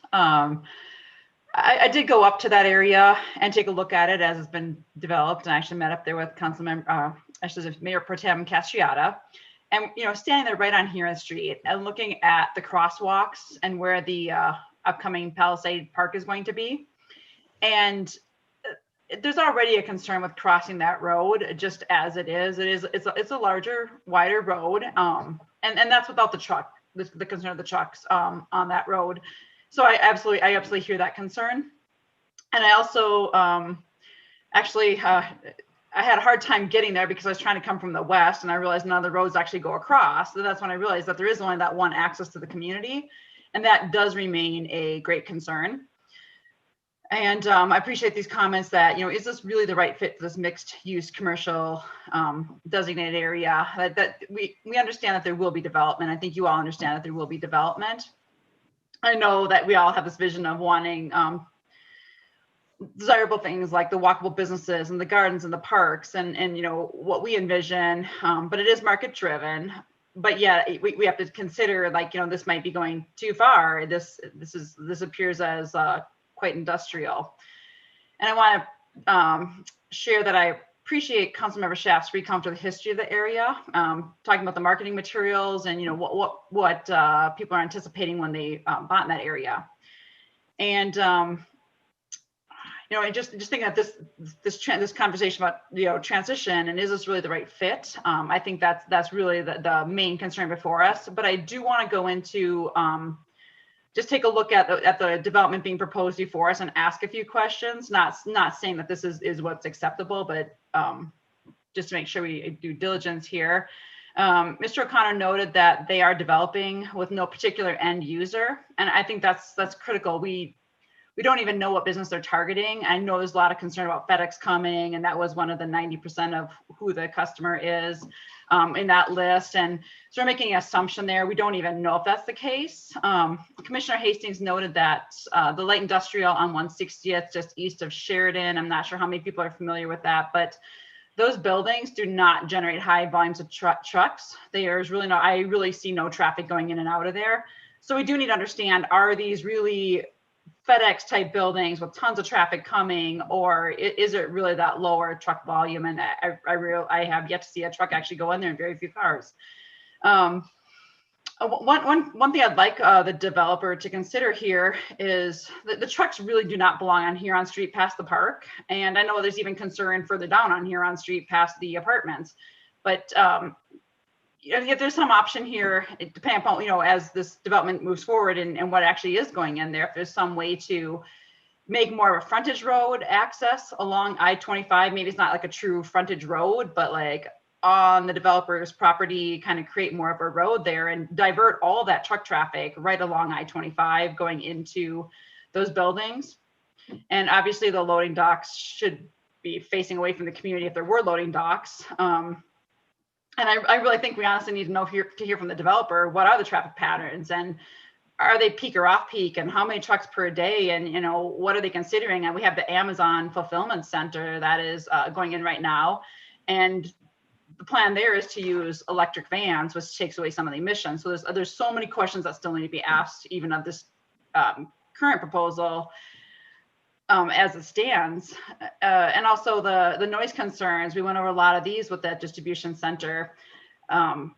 Like, when do the semi trucks arrive, and are they, are they beeping when they back up, and are they using, I think they call them air brakes when they stop, that makes a big whoosh sound. And so there's a lot of questions there still to be asked, no matter what the future proposal ends up being, assuming this doesn't have a support. And then also the sustainability. I appreciate the comments about the really needing to put the solar on the roof and develop that into this, because we do have goals there. And my time is up, and I appreciate this review. Thank you. Okay, I have Councilmember Jaworski next, but our attorney Nancy wants to make a comment. Ms. Rogers, it's your floor. Thank you, Mr. Mayor. You got two devices on. Doing it wrong, maybe error, my apologies. I just wanted to make sure council knew that regulating at this stage the tenants and who's going to be that end user is really challenging at this stage to mandate that level of information, even if the developer could provide it. So I just wanted to add that, Councilmember Anderson. Thank you. Thank you, Nancy. So Councilmember Jaworski. Thank you, Mayor. I'll definitely start out by saying I agree with a lot of the comments I've heard already from my colleagues, and I really do appreciate all the passion and all the comments that we received from the residents. Through the emails, which is almost as many emails as I've seen on any subject, and through the phone calls tonight. As was pointed out by the mayor and some of my colleagues, this is only a concept review tonight, so I think a lot of that anger that I was really feeling, being directed towards us, was a bit misplaced, because it's the first time that we've seen this, and I would agree with. Or I guess originally I was really agreeing with Councilmember Evans that I really think that anger, should probably be placed at the sales folks who may have sold the residents a false set of goods here. But I'm questioning that a little bit now after hearing Councilmember Schaaf and his history of the at least recent history of the project. So I guess for me, I would really want to go back more myself and maybe read some of the stuff that or listen to some of the stuff that Councilmember Schaaf brought up, or maybe hear something from our staff regarding that history, because I guess it really comes down to maintaining expectations. There's Kim. And there's two expectations here. I mean, there's the expectations of the developer, who pursuant to what he told us tonight, that there were certain designations for this land that they go back 15, 10, I don't know, 10, 20, 30 years. But on the other hand, I get the expectations of the residents as well. And certainly if they were sold something, or if they were told something by the developer, I have a little less sympathy for the developer in this case. So I guess I really want to go back and find out more what took place really during that 2017 time period. This seems like it was pretty critical. A point that Councilmember Anderson just made, I think, is big as well. The difference between a distribution facility and light industrial for me is important. I think I've heard this a couple times, and light industrial can be low impacts, probably less traffic than a large commercial development, and that can be very beneficial to our community. Some of the stuff that was shown in the proposal, I think those are great. Small businesses, small tech businesses, stuff like that, I think can be great. And those are the kind of things that we do want to draw to our community. What we're hearing, the real concern is a distribution facility and FedEx. So I think we need to and I heard from our attorney that today's not the place to determine that, but I think that's going to be an important distinction going forward. What are we really going to see here?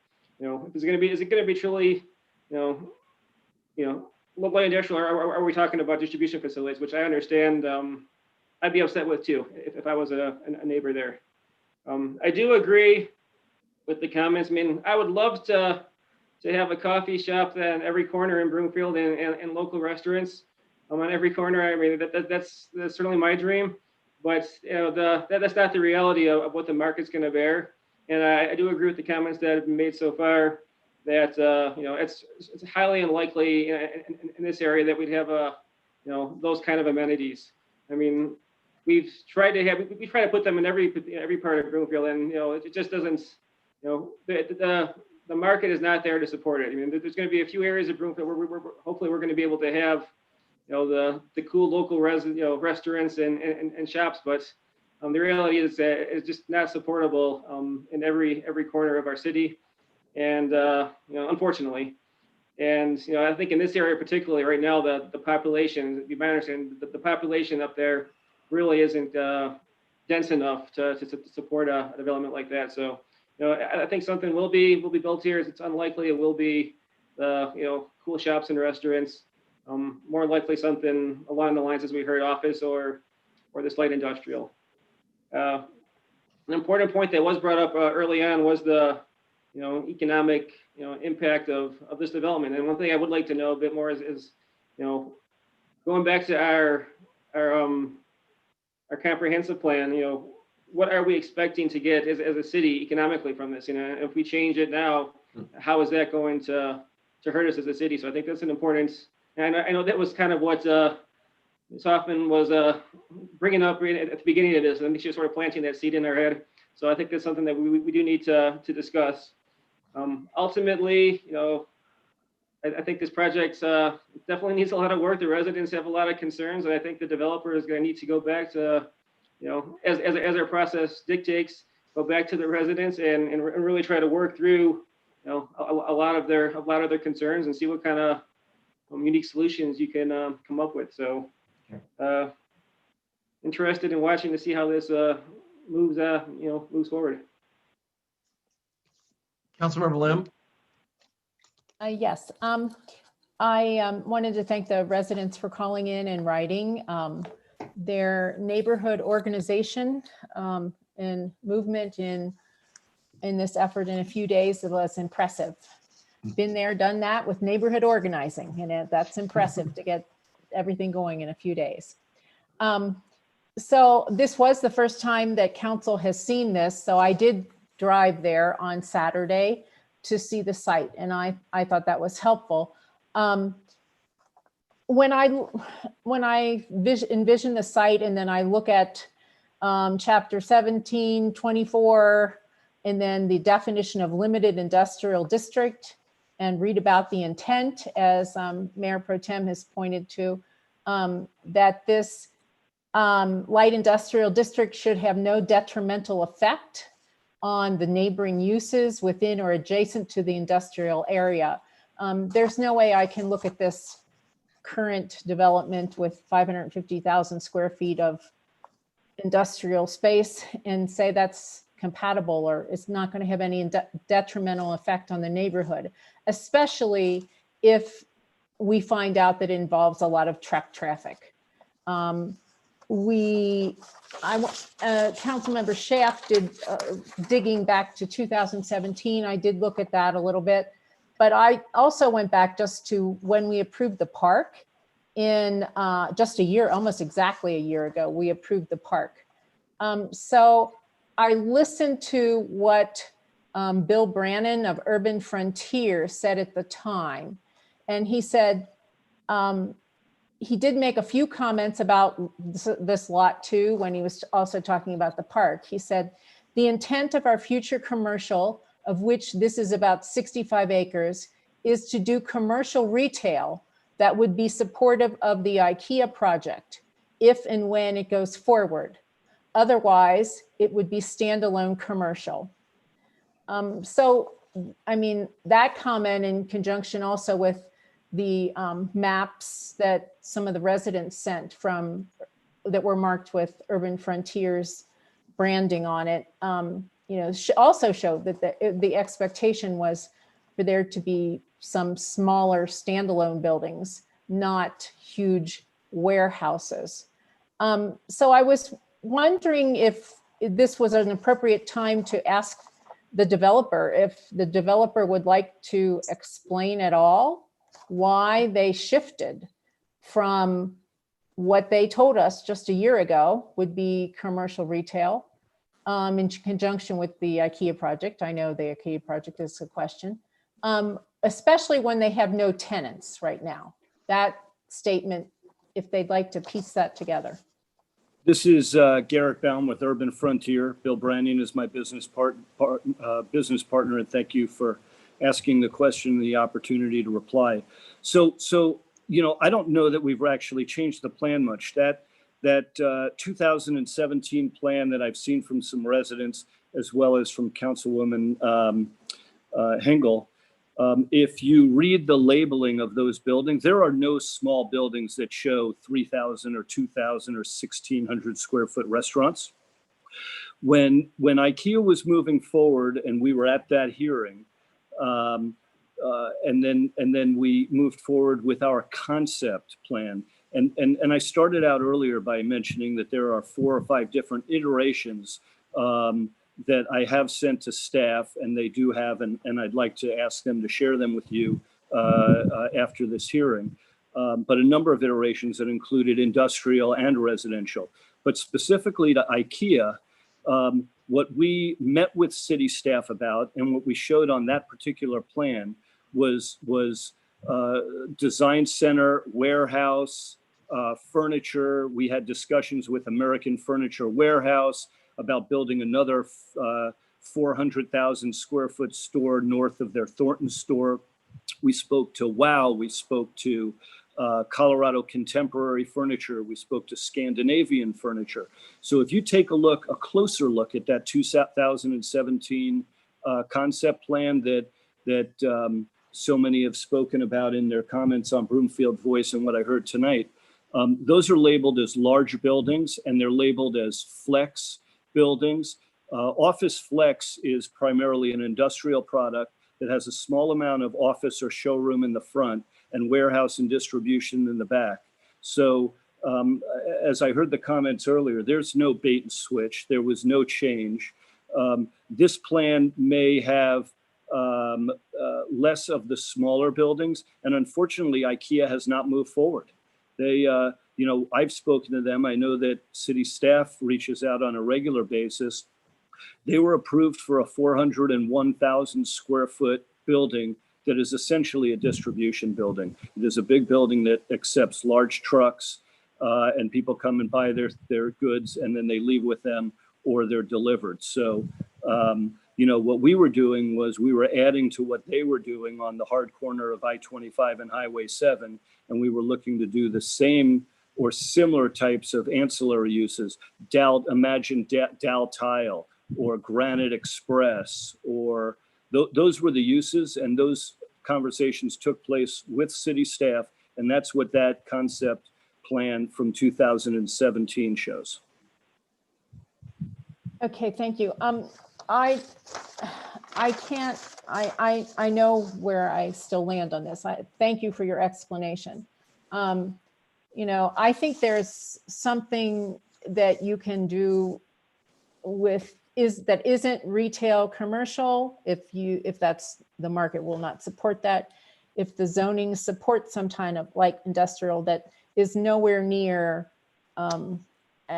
something like FedEx with a lot of trucks going out. I mean, we have Crocs, we have Conga in other places in Broomfield that, in my impression, would have a whole lot less impact on the community. So I'm certainly thinking that you're going to be able to come up with something that is much better for the community, so it won't have detrimental effects. So I can add, if you'd like, I can add. We're the developers of Verve Innovation Park. Skystone is across the street. We've only had one complaint, and FedEx went in across the street. And Quality Bike Products is under construction on a 160,000 square foot industrial building as well. So, we build tasteful projects. We do screening. We protect against lighting, and we would demand that the developers of this would do the same. it's the truck traffic in the neighborhood. Councilmember So, Lim, thank you. this is Kevin O'Connor with SunCap. If I could address the comments around FedEx, we have not had discussions with FedEx about this parcel or this property. They are no way involved in this discussion, just to be clear. Okay, the number of loading docks associated with the buildings is what leads one to assume there's going to be a lot of truck traffic. I would just say that seems like a logical conclusion. So, okay, thank you. Councilmember Lindstedt. Thank you, Mayor.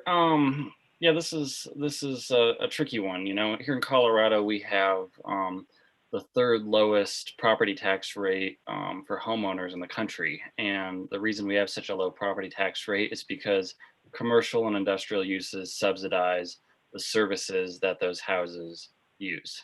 So it's tough when, you know, a proposal like this comes forward that's so near residential areas, but that commercial use is essential to making things work and making infrastructure get built and making sure that the community has long-term, you know, financial health.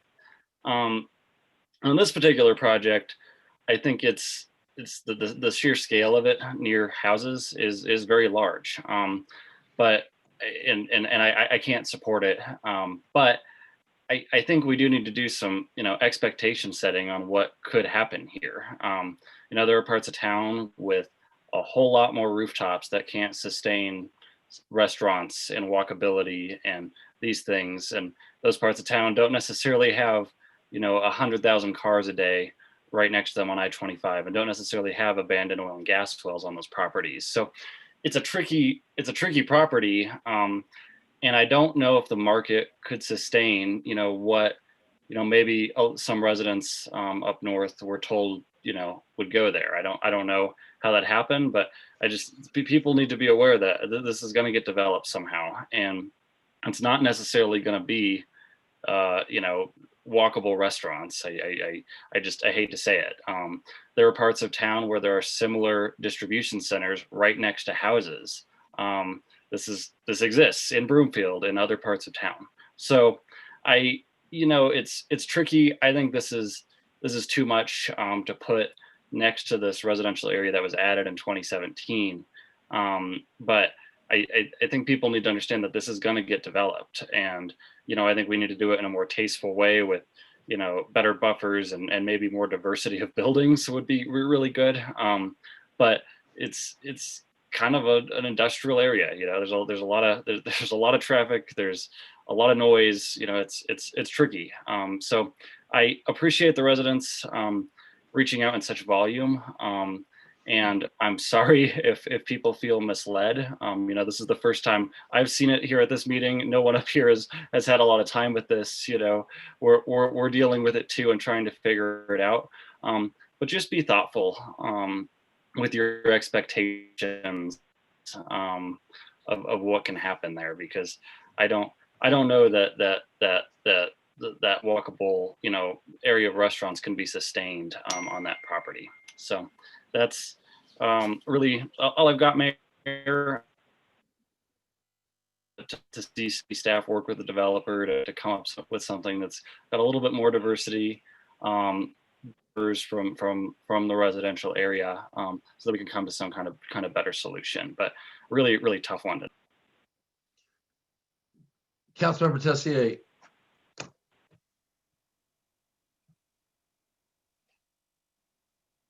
Am I the problem? Okay, I can't hear you, Sharon. It does. I heard that. Make sure all of her other devices are turned off, maybe. No. Wonder if you could call in or no. Yeah, Sharon, can you call in?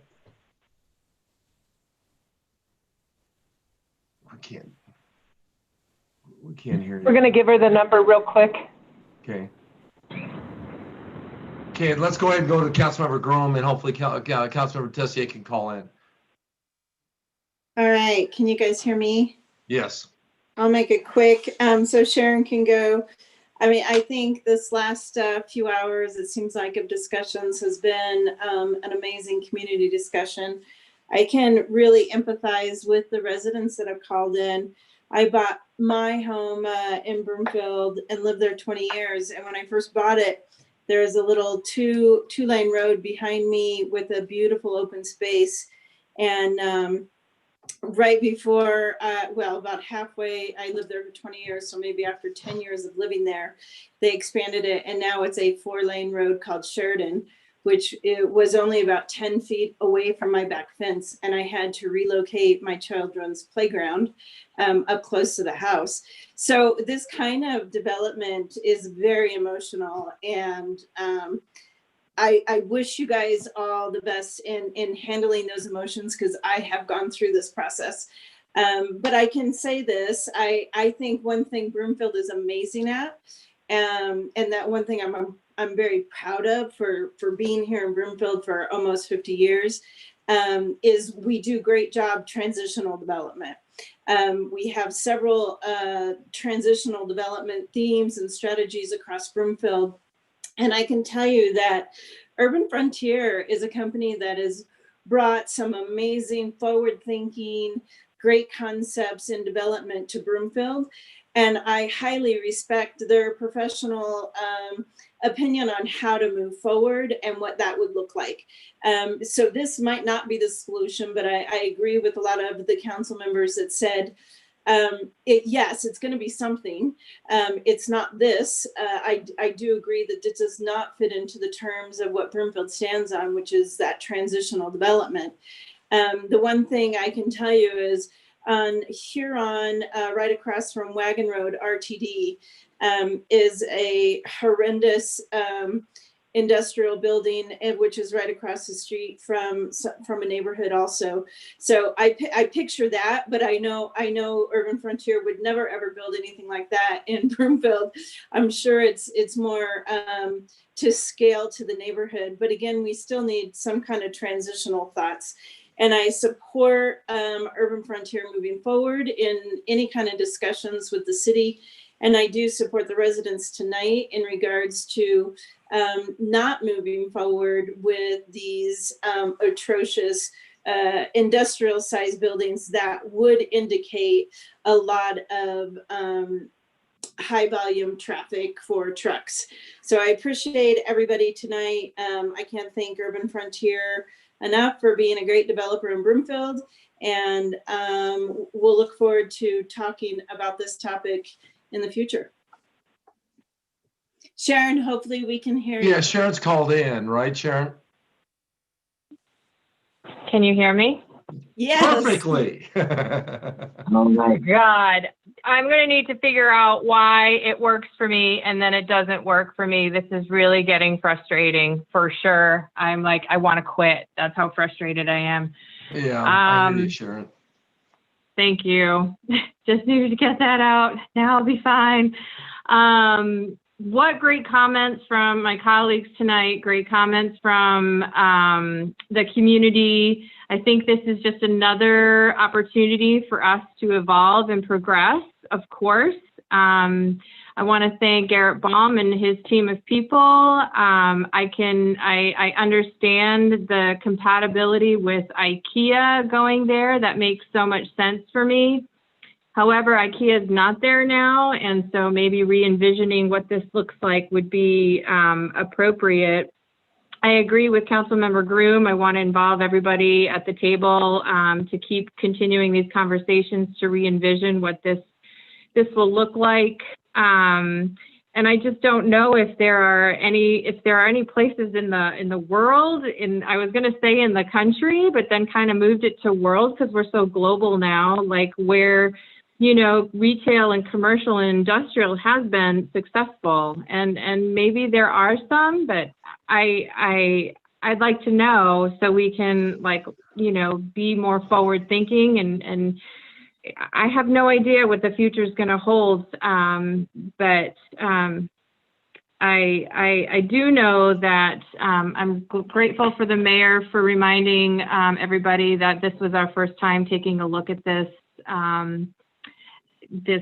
this project, and that some of the community members calling in had made some really ugly assumptions about their council without ever being to a council meeting before, and just assuming that we were greedy sleazebags, just, you know, wanting to destroy what good living is about. And we're all family people here. We all love this community. We get paid $700 a month to be here. And we are in this for Broomfield as a whole. We believe in ward integrity. You know, in order to get what you love about Broomfield, we have to have the commercial, we have to have the industrial. So we have these amenities that you feel good about calling your home. There's 125,000 cars that go by on I-25. So, I mean, there's just a lot to think about, and I'm hoping this is a learning experience for everybody that's here tonight, and that we grow from it, and that we figure out how we can create something that is going to be beneficial for the community at large, not just one neighborhood or two neighborhoods. I think it's really important that we don't shove all of the industrial in one ward or another. You know, when you say it's you know, it's a great project, but just not here, where then? You know, are you pushing it into poorer neighborhoods? I have to say that industrial does not increase homelessness. I work in housing and I work for the community. I'm a housing advocate manager and work with people experiencing homelessness and work with people who are housing insecure. So these wild assumptions about FedEx bringing homelessness is just, it's beyond my comprehension here. So I'm hoping that we can all learn about that as well. And so my one question is probably to staff, and it was around when we did our economic vitality, you know, overlay and stuff. And I'm curious if there was any discussion when we looked at how this particular area was going to influence the economic vitality. Were we envisioning, was there the IKEA plan already kind of in their space, or was it was there nothing really? I just want to know if this was kind of considered in that economic vitality plan. Thank you, Councilmember Tessier. This predated the work that we've done on the development matrix. We started that development matrix about a year ago. So taking all things into consideration about the development areas, this is slated for light industrial. Again, we went off of the PUD plans for what a light industrial is. And then of course we take the square footage that would be light industrial times the commercial assessed valuation in order to come up with what the financial dynamics look like and mean. So when we come back to council in March with the long range financial plan, it will be a timely plan that incorporates kind of where we are now, the decisions that council has made to this point. And again, to your point, Councilmember Tessier, ensuring that the future plans and development with regards to transportation, that we have the standards for development that merge with the transportation costs for infrastructure. So again, that's one of the reasons, because of the development standards, that we have a multitude of variances for the project that you all will hear next week in Dillon Point. So again, we need to, if corridors are transit-oriented corridors, to Councilmember Anderson's earlier point, are those commercial areas that are the entryway to Broomfield, do we have development standards that are then conducive to support a transit-oriented corridor? And right now the answer is no, because we haven't mirrored those up. So moving forward, now that we have the economic vitality matrix, we have the long-range financial plan, we have a good handle on the decisions that have been made within certainly the last 2 years and how that impacts the future development, that will all come together from an integrated approach. And we do have to update those development standards to come along with the new policies and direction that the council lays out. Because I think one thing that I took away was that light industrial could mean something to every different group that comes to the table, and standardizing those terms seems to be, like, I'm seeing some heads nod that, like, yeah, that is definitely some way to go. And I just wanted to let council member Schaaf know that I appreciated his digging into the history, and same with council member Lim. I appreciated your comments as well, and everybody's comments really, but those stood out for me, and I appreciate everybody's time here. Thank you. Okay, so, I'll try to wrap it up. I mean, I think the message is clear. My one comment, I did drive up there today, and I have been up north and saw the development in the last year or two. And so, the two words that I wrote down that I think is consistent with everybody is compatibility with the neighborhood and transitional. And when we saw the size of the buildings, the neighborhood, and all of us, immediately assumed that there would be bays on Huron, there would be trucks on Huron, and no one's kind of talked about that. But to me, one of the answers also is that there's got to be a way. I mean, first of all, this area should not have a 24/7 operation, I don't think. And the traffic, if there's going to be trucks that are going to some, if it's a light industrial, you have some trucks, they need to be routed not on Huron or not by the residential, not by the park up there. But with that said, I think council's been pretty clear that the size of this development that you're talking about is not compatible with the neighborhood. I did hear from council, I didn't necessarily hear from the neighborhood, that we understand that residential retail is probably not going to be the outcome here, but there's something between the coffee shop and these huge buildings and the 24/7 operations. And so, so I think council's message is pretty clear. And once again, I'll repeat that council understands that there will be some type of light industrial. I viewed light industrial was somebody mentioned Crocs and Conga. And I think Garrett had mentioned that as well, and those are flex office, and they could have some base to it for manufacturing, but this is just a dramatic difference from it. And I think I think we'll just leave it there. I think the direction of council, Jennifer, is pretty clear. Do you want to ask any questions, Jennifer? No, thank you though. Okay, Mayor Pro Tem, did you want to say something, or? I did. I wanted to ask Garrett one question, if that's okay. Well, I kind of want to move on. Can you ask him offline, or? Yeah, I'll talk to him offline. Yeah, and so because there's two things tonight and I'll just tell you what's going through my mind right now. We have 11 hard stop, but the two things are pretty critical items. They have pretty good timeframes to them. On the ranked choice voting, Devin has made it very clear, we've exchanged some text, that he's been wanting to bring this up for some time. I guess my basic attitude, Devin, is, and you wanted some type of direction from staff, and I guess if it's going to happen in 2021, which I presume is what you're shooting for, then you need to get feedback from council whether it's even remotely possible. I mean, whether council is going to do it. So what I would recommend is that, I don't know, I guess Todd's going to make that presentation.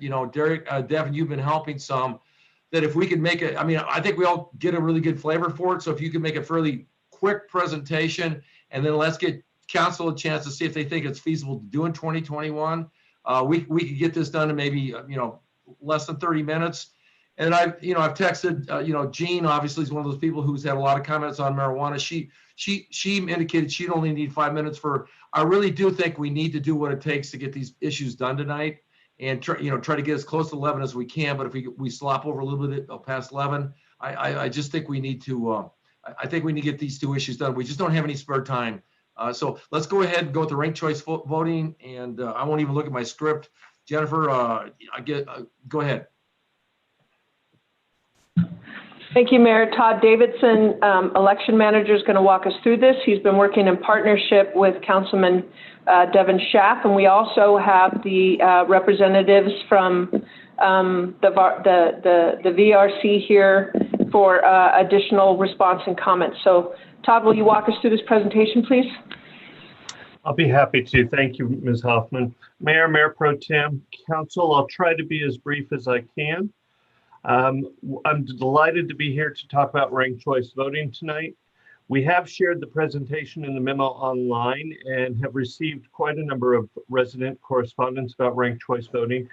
And those have been posted in the correspondence folder as part of the public record. The objective tonight is staff is requesting council's direction on whether council would like to pursue ranked choice voting effective for the 2023 municipal election. And if so, would they like to do so via ordinance or via ordinance placing a question on the 2020 ballot? Next slide, please. We're seeing a lot of legislative momentum. These bullet points summarize exactly what we're seeing. Senator Bennett has sponsored some federal legislation last year. We expect that might get reintroduced in the 2021 session. We expect Colorado legislation from Representative Kennedy, which would require the Colorado Department of State to make available a tabulation to any Colorado county. We have not seen that legislation, so the rest remains a mystery, pardon me. There is momentum to run the 2024 Colorado presidential primary with ranked choice voting. That is because during the primary, we had 3 major candidates drop out at the last minute. So 150,000 Colorado votes went uncounted in last year's presidential primary. We're seeing strong motivation from the Democratic Party, as well as strong motivation from voters, activists, and parties. Next slide, please. Ranked choice voting, just a brief introduction, is also known as preferential voting, single transferable voting, and instant runoff voting. Ranked choice voting is different than plurality, which is what we now use, in that ranked choice voting requires a candidate to receive a majority of votes cast in order to be elected into office. Next slide, please. How does it work? Well, this is a great slide about a 3-candidate race, A, B, and C. Now you can see on the election night results here, none of the 3 candidates, A, B, or C, met that 50% threshold. Next slide, please. So in Colorado, once we receive all of the ballots, we would be able to run the instant runoff. Unfortunately, in Colorado, that's 9 days after the election. But what you would see is the candidate with the least number of votes, candidate C,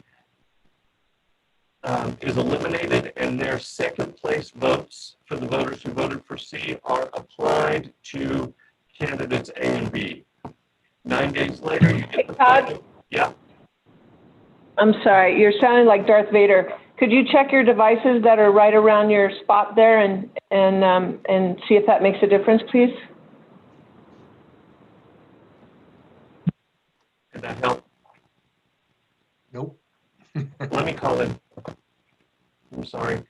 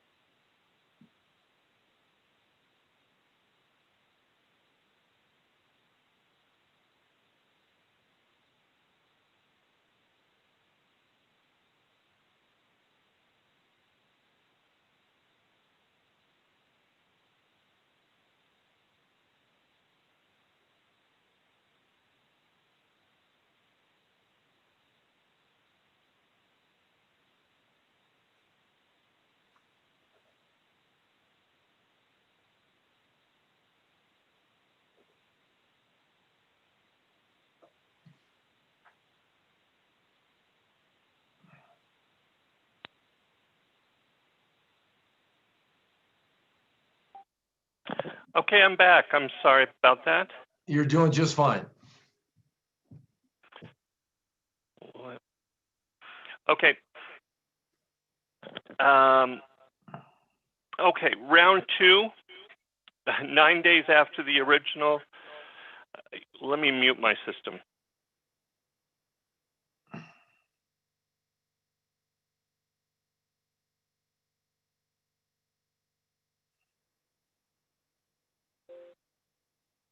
Okay, there we go. Can you still hear me? We Mayor? can. Go ahead. Okay, thank you very much. So 9 days after the initial results are announced, you can see that candidate C would be eliminated and we would reallocate the candidate C's voters' second place votes to candidates A and B.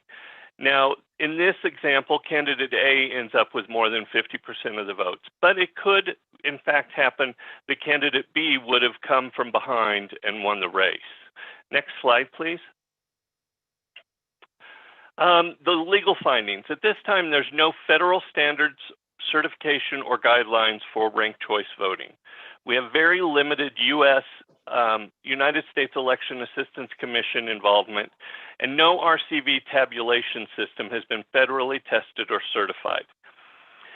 Best practices and standards are currently being developed, tested, revised in the jurisdictions using ranked choice voting. In Colorado, although there are tabulation modules available, including Dominion, our current election tabulation vendor, none of the ranked choice voting modules have been tested or certified by the Colorado Department of State. Colorado Department of State has issued rule number 26 to address some of the implementation of ranked choice voting in Colorado, which is encouraging, but will probably need to be revised as we go on. Next slide, please. Again, although the Dominion is a certified tabulation vendor in Colorado, their tabulation RCV tabulation module has not been tested or vetted. Winners, when using RCV, when using ranked choice voting, will receive a majority of the votes in the final round of tabulation, giving the winner more support, theoretically, after they've been announced. Ranked choice voting negates winners with a weak plurality. Ranked choice voting minimizes the spoiler effect. So a spoiler effect, a good example of this would be the 2000 election, when a third party candidate may or may not have affected the outcome of the race. Ranked choice voting minimizes strategic voting, as in not voting for your first choice because you're worried about a second choice or your least favorite candidate winning. There are studies supporting both of those assumptions. Ranked choice voting at this time cannot be audited with Colorado's risk limiting audit model. An audit would equal a full hand count, and it is difficult to provide transparency of the tabulation process with ranked choice voting. And lastly, final results would be delayed by 9 days in a race not won with a majority in the first round. Next slide, please. This is a great example of the results from a Minneapolis race. In the first column here, you can see this is day one, or election night results. And after all of the ballots were in and counted, they can run the instant runoff rounds. You can see that Jacob Fry, who was the initial leader, did win in this instance. But the fourth place winner in the initial round was the second place winner. So it really does allow for some changes in the front runners during the additional rounds of the runoff. Next slide, please. Expected cost analysis. We expect that the cost would be about $125,000 per election to add ranked choice voting. That's about $2.50 per voter. There's some additional costs, such as the tabulation system at this point is an annual contract, so that would be an additional $70,000 even in the years that we don't use it, and a one-time cost of an extra scanner setup, which would be about $40,000.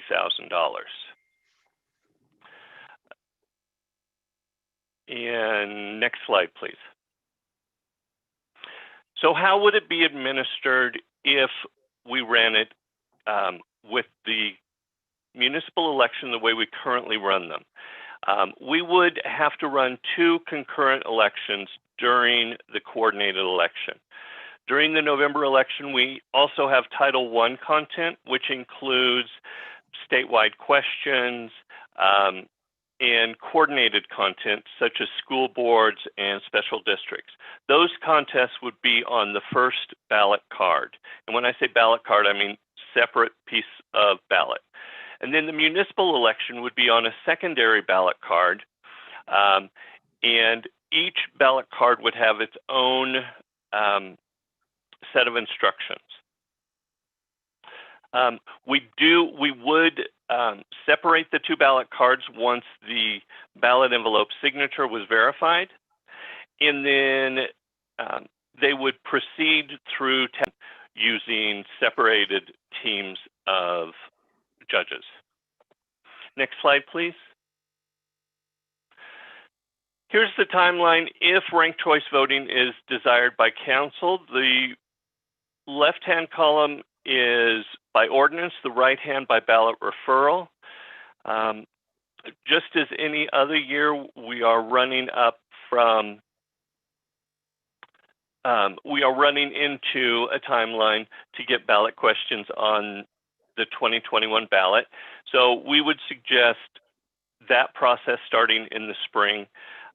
Certainly we need to be there by July and August to get the question on the ballot using Broomfield's ordinance policies. And 2022 would include implementation plans, policy development, RFPs, requests for proposals for a tabulation system. In 2023, we would certainly be setting up and practicing, but we would hold an official mock election in August. And then November 7th, 2023 would be municipal election day. Final results would be November 16th, 2023. Next slide, please. So to sum it up, yes, it can be done, but it does come with some issues. So staff at this point is requesting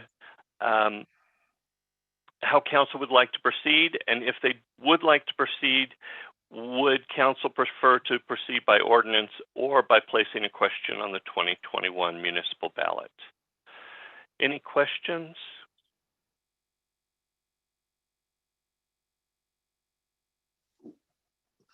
I guess Todd, let's just see by calling upon council members, chiming in, to the main questions. Are we interested in, and would we do it through referendum or would we do it through ordinance? So, Councilmember Schaaf. Thank you, Mayor. I know that a lot of council members have had the opportunity to kind of see ranked choice voting more in depth, thanks to the good work by the board members and staff of RCV for Colorado. So I thank you for my council colleagues for taking time to do that. This has been a long conversation. Back in September of 2018, former council member Shelton, Councilmember Krieger, and I brought this to council as an idea to council, and since then we've moved it slowly, but we've learned a lot through this time. Big thanks to Mr. Davidson for your work in finding out what those issues are, what are going to be those stumbling blocks. And as he noted in one of his final slides, we aren't going to be alone in searching for these answers. There's going to be state legislation. Our neighbors to the west in Boulder have approved, the voters have approved ranked choice voting being used for their mayor race. And so there's going to be a lot of looking for answers and figuring out how to do this. And it's not just a regional conversation. It's going to be a statewide conversation because there's a lot of people that are looking to do this in our future elections. So there's a lot of hope. And also just for council to know, I'm going to be meeting with Representative Kennedy this next week to be discussing his legislation that he's planning on bringing up in February. It could potentially be his first bill that he introduces regarding ranked choice voting. So I'm going to be bringing these issues that staff has outlined and hoping to find some statewide solutions for some of those that will ease some of this for Broomfield. But my preference is to place an ordinance or do an ordinance that would place this question on the 2021 municipal election ballot. That's all I have for now, Mayor. Okay, Councilmember Anderson. Yes, thank you, Councilmember Schaaf, for bringing this forward. I was fortunate enough to have that time to get one of these presentations a while back to really see how ranked choice voting works. And I think my interest in it was we have seen several races here where there's more than 2 candidates, and one of the concerns that was brought up to me well before I was ever on council was when candidates are preparing to run for council, there's kind of that question of, well, if 2 people in the same realm are running, then it's like they really have to decide ahead of time which one of them gets to run. And I think those discussions have that was what led my interest into this ranked choice voting, was to say that anyone who wants to run can run. You don't have to try to determine. I heard too many of those discussions, so I support it, and I do appreciate putting on the ballot. Although I know there's a concern that the topic is a little complex, but I definitely it'll require education to help people really understand what's being asked. But I do support this. Thank you. Okay, Councilmember Lim. Yes, I do support ranked choice voting, and I would like to place it on the ballot as an initiative for the voters to determine what their preference is. I support it from the perspective of, I'll just say one way I support it. I think it's provides incentive for more candidates to run. It may encourage diversity in running, encourage more than the primary two-party candidate system to run. As an unaffiliated person in Broomfield County, where we're supposed to have an unaffiliated council, I mean, it seems like a logical direction to me. Thank you, Councilmember Tessier.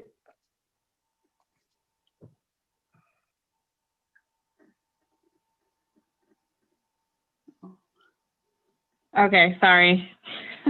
We can hear you. Okay, well, got my phone. I'd like to definitely see more discussion on this. We got an email from a resident talking about other forms of voting as well, and I kind of would like to see how those types compare. I think it was the approval voting and then some other types of voting. I'd be curious to see what all of those look like comparatively with each other. If this does move forward, I'm a little concerned about how we plan as a community to kind of help educate our public on exactly what this means and or do we just allow them to educate themselves? I don't know. I just feel like there needs to be some sort of assistance with our to get everybody on the same page and what this means. So I'm a little concerned about that, and I don't know if anyone could answer that question. That would help me out a lot.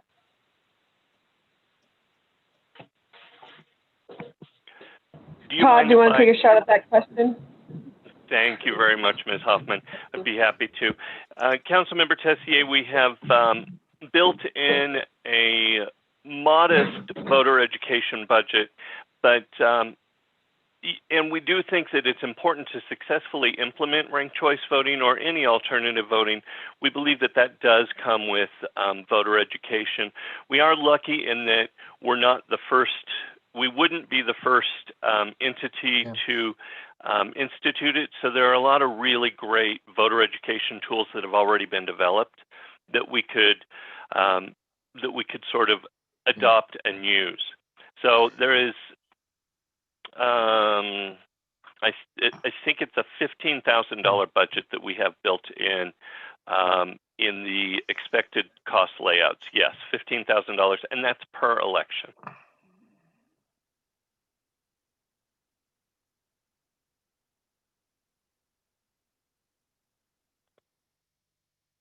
Okay, thank you.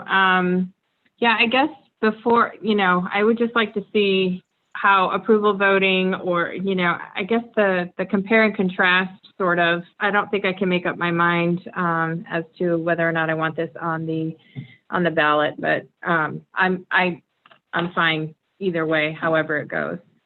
Thanks. Councilmember Law Evans. Thank you. I support putting this on the ballot. I don't know whether I support it personally or not, but I'd like to see it go on the ballot. Thank you.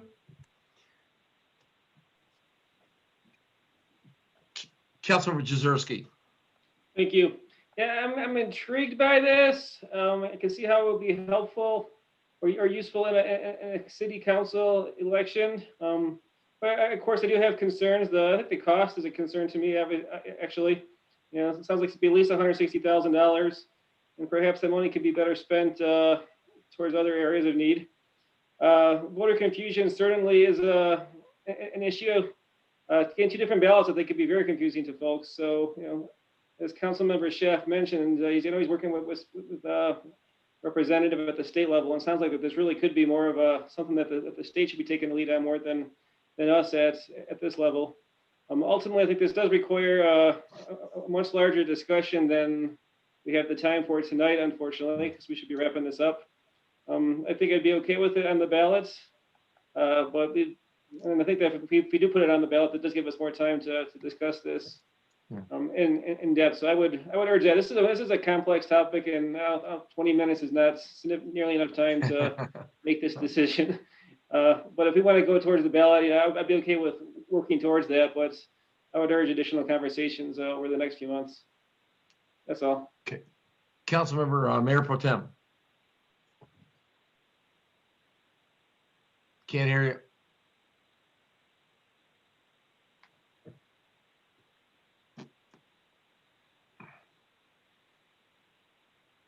Can't hear you, Guylaine.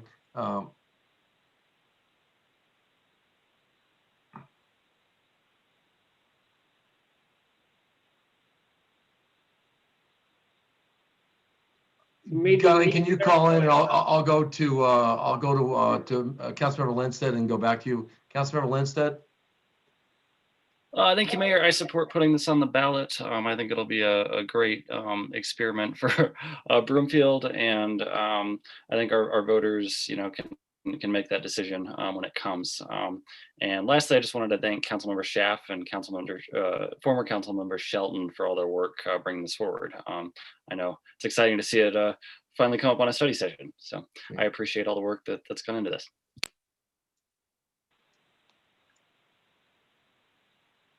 I'll go to Councilmember Groom, and then I'll go back to. You're muted. I hope you're muted. I'm muted. I think Councilmember Hinkle was before me, but I'm happy to go. Okay. Oh, I have you listed first. Go ahead. Okay, perfect. No problem. So I guess in regards to this, I agree. I think it's more discussions. This is literally our first time of discussing this and how it fits into Broomfield. And I would like to ask questions like, what problem are we solving? I don't think Broomfield has a tradition of having multiple council or mayoral races. I think the last two I was in, and I don't see how that the ranked choice voting would have helped or not helped any of the candidates in those races. So again, I like Councilmember Drzezinski, I am very concerned with the budget and the price. And in my opinion, unless it's a health and safety issue in Broomfield, we're in debt $2 million. And that's the tune of our employees that have not got their merit increases. So I am embarrassed that we're even bringing this up and spending $200,000 on something that doesn't solve a problem. We can have other cities go through the lessons learned. We could do it later. I don't think we have to rush into this. The problem that we're solving is not a significant issue for Broomfield. So I think right now I'm going to say no to placing on the ballot or an ordinance. I would be comfortable with additional discussions, but pretty much anything that's $200,000 within this next couple of years of implementing until we know where we're at after COVID and we pay our employees their merit increases, I just couldn't support it. Thank you very much for the amazing presentation, Mr. Davison. I know you guys gone through a lot. It was very informational, and we'll continue talking about it. But right now, I don't think we should move forward at all. Thank you. Mayor Pro Tem. Thanks. Sorry about that. I switched devices. Well, I've been learning about this since 2016 when I saw my first ranked choice voting presentation by the League of Women Voters. And what struck me is that it promotes more harmonious campaigning because you're also, if you're not somebody's first choice, you might want to be their second choice because those second choice points count too. So I definitely support this. We've already had one council presentation on it that was more in depth with an actual, we did a mock vote. If some of y'all would remember, not the new council, but this isn't brand new to us. So I definitely support putting it on the ballot. Thank you. Okay, Councilmember Hinkle. Thank you, Mayor. Thanks for bringing this forward. And Devin, I know you put a lot of work into this too. And I've spoke with other people who know more about this and sat down at lunch at Panera and really try to tease through it all. I do think two other council members, Councilmember Groom and Councilmember Tessier, spoke about, maybe we can have further discussions about other ways of voting just to make sure this is the right one to go forward with.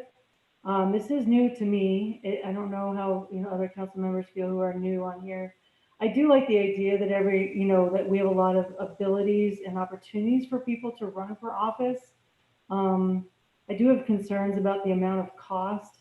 So I would just like to have another discussion. I'm not opposed to putting it on the ballot, but I would like to have at least one more discussion to make sure that we are well educated, because if we have concerns about our residents being educated, we have to be educated first. And I think that is very important to me. And discussing that with Broomfield, we have a very engaged community. So I think they could learn quickly. I actually do. But I think we have to be really cognizant about how they would learn about it and what it means for Broomfield and what it would bring to Broomfield. Thanks. Okay, so Todd, you mentioned something about what I'm hearing from council is, obviously we need to have another probably study session on this before you put forth, but council, there were I think 7 or 8, I didn't count it up totally, that were willing to put it on the ballot. Todd had mentioned something about a $15,000 budget for education that Broomfield would do, as opposed to like one of the nonprofits. And I was curious about that. Let me ask that question.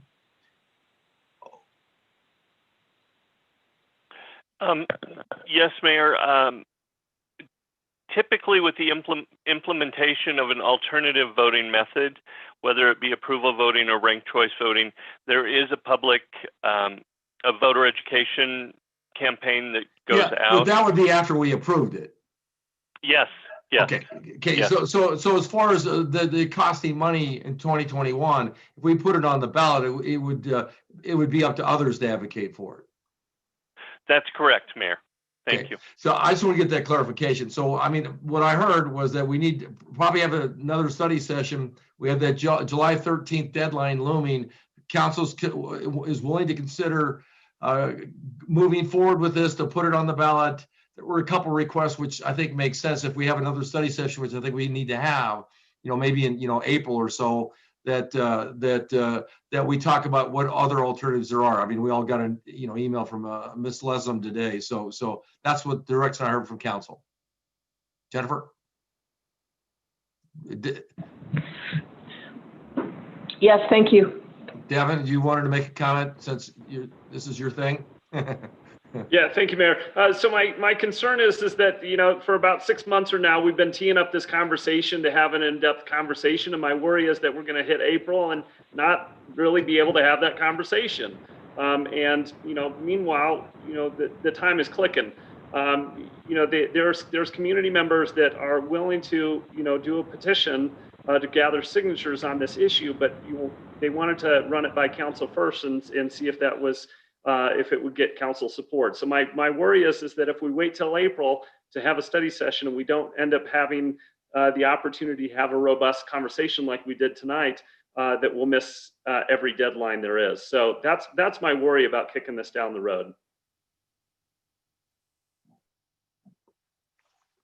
Well, I hear you, but I mean, we've got to have another study session regardless. I mean, you are hearing support from council to put it on the ballot, but I mean, I think what that means and how that looks like, council needs to have that discussion.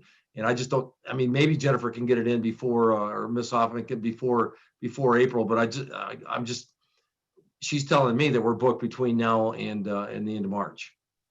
Okay, well, I guess my follow-up question would be if we're going to, do that, is it possible that we can have that ordinance drafted to put that language on the ballot for that study session so that that's already completed and we can have I think the it's a fair enough conversation with that request. as well. Okay. Yes, because yes. So, okay, let's go ahead and, Jennifer, were you going to say Mayor, something? I was just going to give a definitive date to Councilmember Schaaf.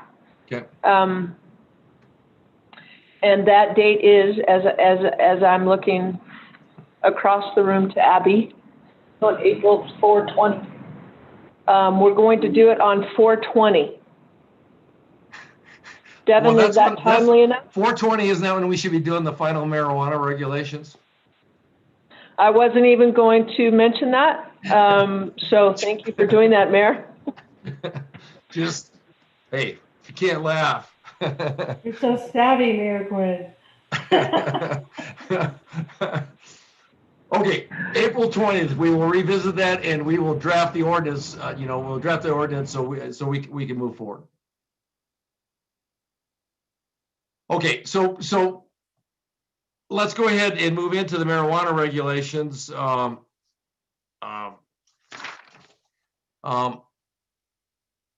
Okay, so you're going to do a brief presentation, you or Nancy is?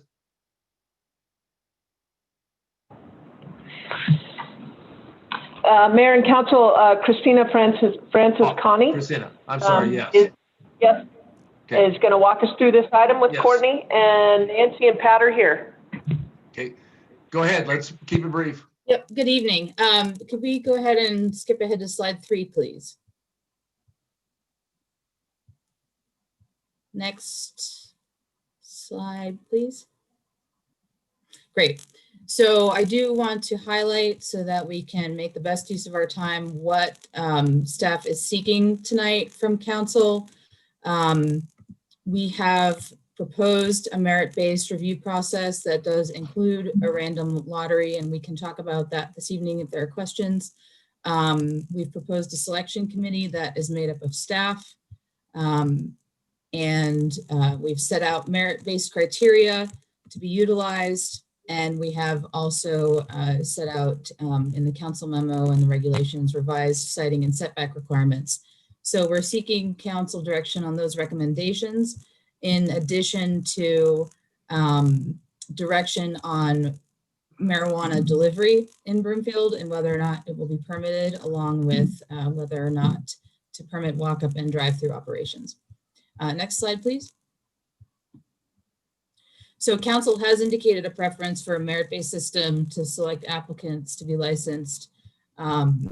and in particular expressed interest in Longmont's merit-based system. Longmont completed its process in 2018 successfully, but staff notes that with increasingly sophisticated entities operating in the market, there is a greater likelihood that Broomfield will receive a large number of well-qualified applicants. And so that is why staff is recommending, based on council's direction, the merit-based review process that is similar to Longmont's, but also including the next step where qualified applicants' applications will be subjected to subjected to a random lottery. Those that pass the merit review would be subjected to the lottery to select the final 2 applicants for licensing.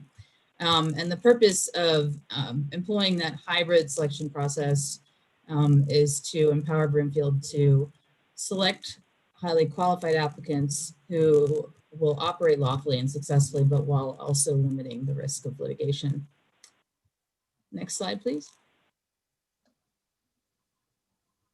So the licensing process, we created a flow chart which was connected.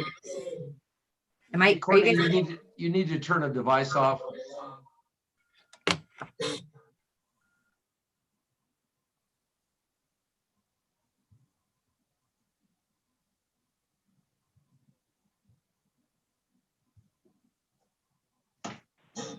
So Go ahead, Courtney. We just needed to mute Christine. Oh.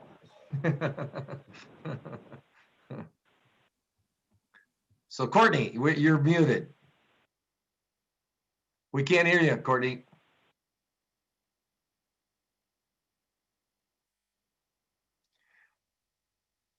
This night is one for the books. There we go. There. Now you can hear me? Yes. All right. So anyway, we put in the memo just an example flow chart of the licensing process. The key points to highlight here are there are essentially 4 phases, 3 which come into play initially: the application submission, the selection process.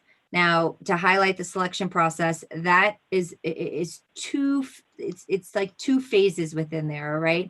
The first one is this merit-based review, where we've got a selection committee that is made out of staff members who are, have expertise in different areas that would be helpful in assessing these applications.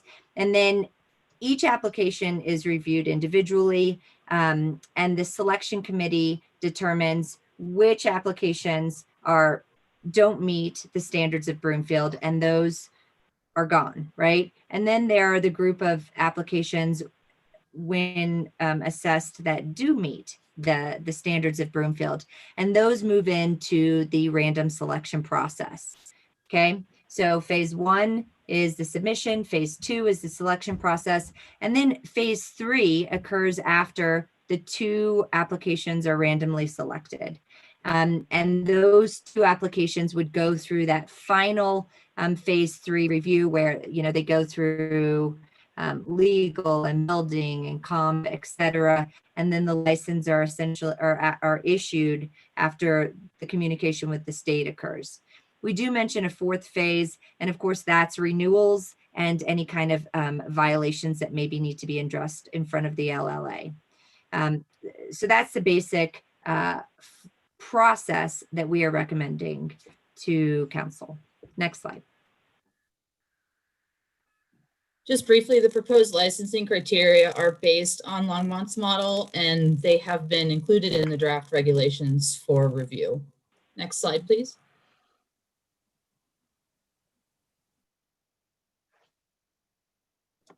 So for marijuana delivery, what the council has the option to prohibit it. And if you want to prohibit delivery, you can prohibit retail, you can prohibit medical, you can prohibit both, or you can permit it. And you can see different municipalities going different ways on this. There's a state license that's required for delivery. And so it would be our recommendation that if you choose to allow delivery, that we rely on the state license. It's pretty straightforward. Next slide. I do want to note that this is somewhat different from what we had in the memo. We did do an update today, and thank you for the heads up on that.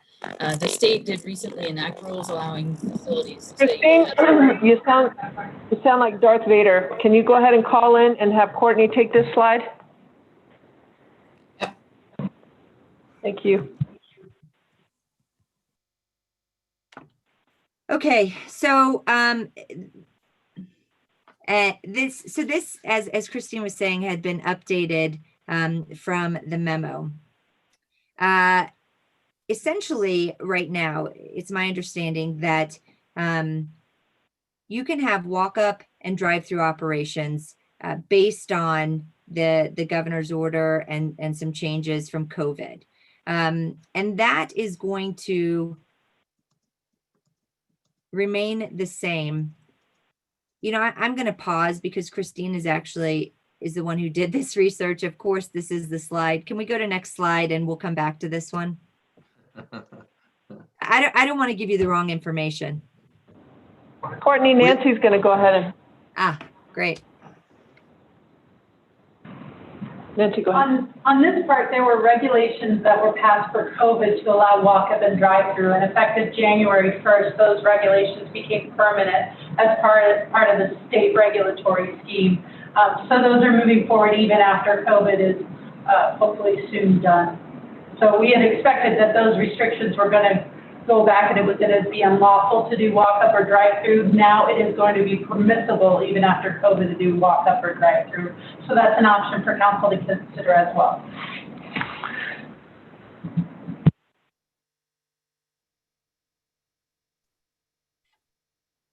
Next slide.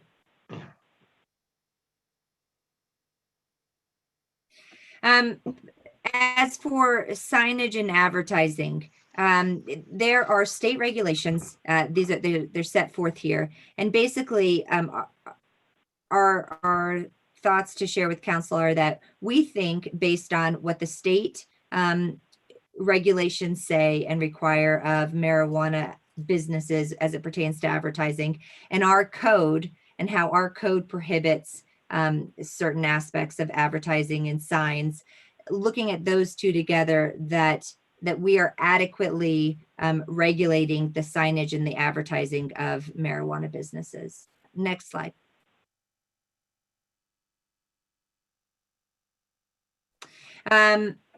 So the state addresses the product and packaging, and I know council said, we heard from multiple council members, the concern about what this all looks like, right? And when it gets in the hands of kids, this is a real concern.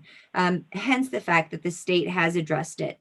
They prohibit certain, images and ways of packaging and those types of things. The other piece, though, to add is that there's really not anything that locally here we can do, because the Colorado Constitution and the state regulation do preempt the local government's ability to attempt to address this on a local level because it's a state issue. Next slide.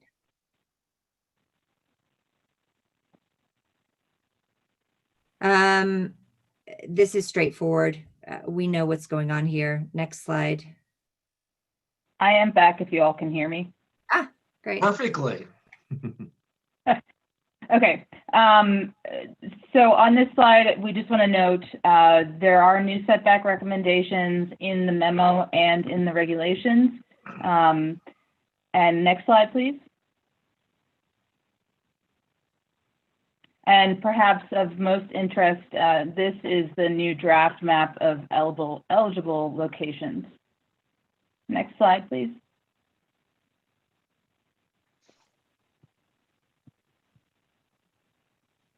Hello, Mayor Pro Tem and members of council. It's late, I know that, so I'll try to get through these quick. Behavioral health and mental health, those were items that were asked in the last session to be looked into a little bit deeper, and I just wanted to quickly go over some of the things we're currently doing We have a integration with our CHIP, our Community Health Improvement Plan, and those are specific to behavioral and mental health issues, prioritizing stigma reduction, reducing barriers to substance misuse services, and decreasing social isolation.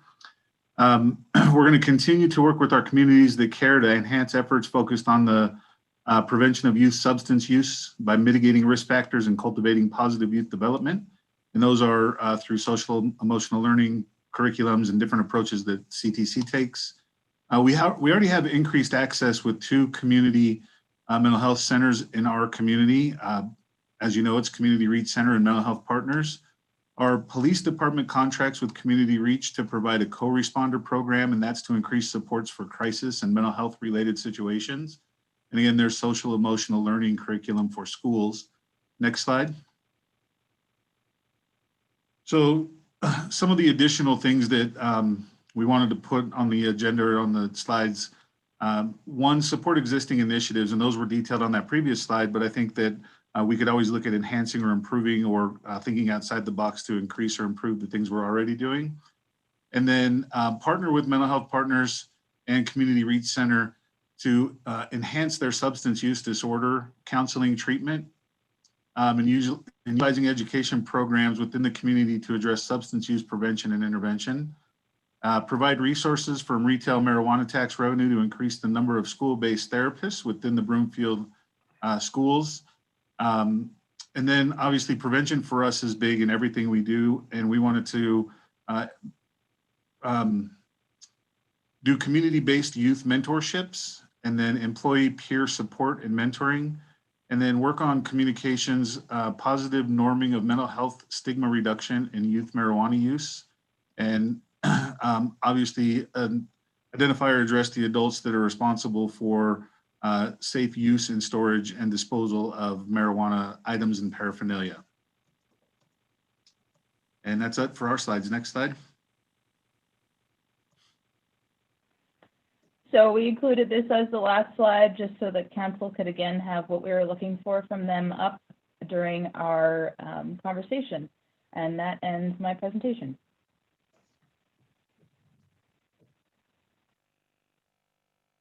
Okay, we'll turn it over to council. Can you put that slide up back again on what direction you want from council? Last slide, just briefly.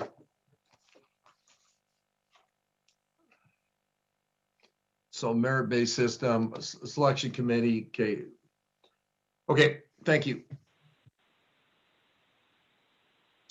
Councilmember Tessier. Thank you, Mr. Mayor. I appreciate the presentation. I will be as quick as possible here. I do support the merit-based system. I think it's perfect, and I do like the lottery in addition to the merit-based system. It makes really perfect sense because I think I agree that there will be a lot of well-qualified companies wanting to get into Broomfield. I do support the walk-ups and the drive-throughs. I think I would support it ongoing after pandemic. It makes sense. We're in that kind of commerce right now, and I think it's appropriate. I do support delivery. I think, with unmarked vehicles, there's no way to trace, there's no danger in having delivery. I think it makes sense. And what am I missing? Maybe staff could leave that slide back up. Would that make sense? So that we can the all only see it? problem is when that slide's up, then I can't, well, I'll be able to, okay, I'll figure out.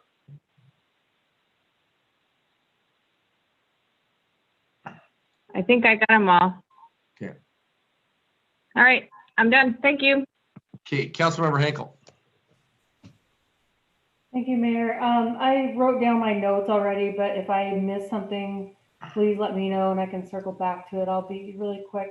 I support both delivery of both medical and retail marijuana, the co-location of both. I support the walk-up and drive-through.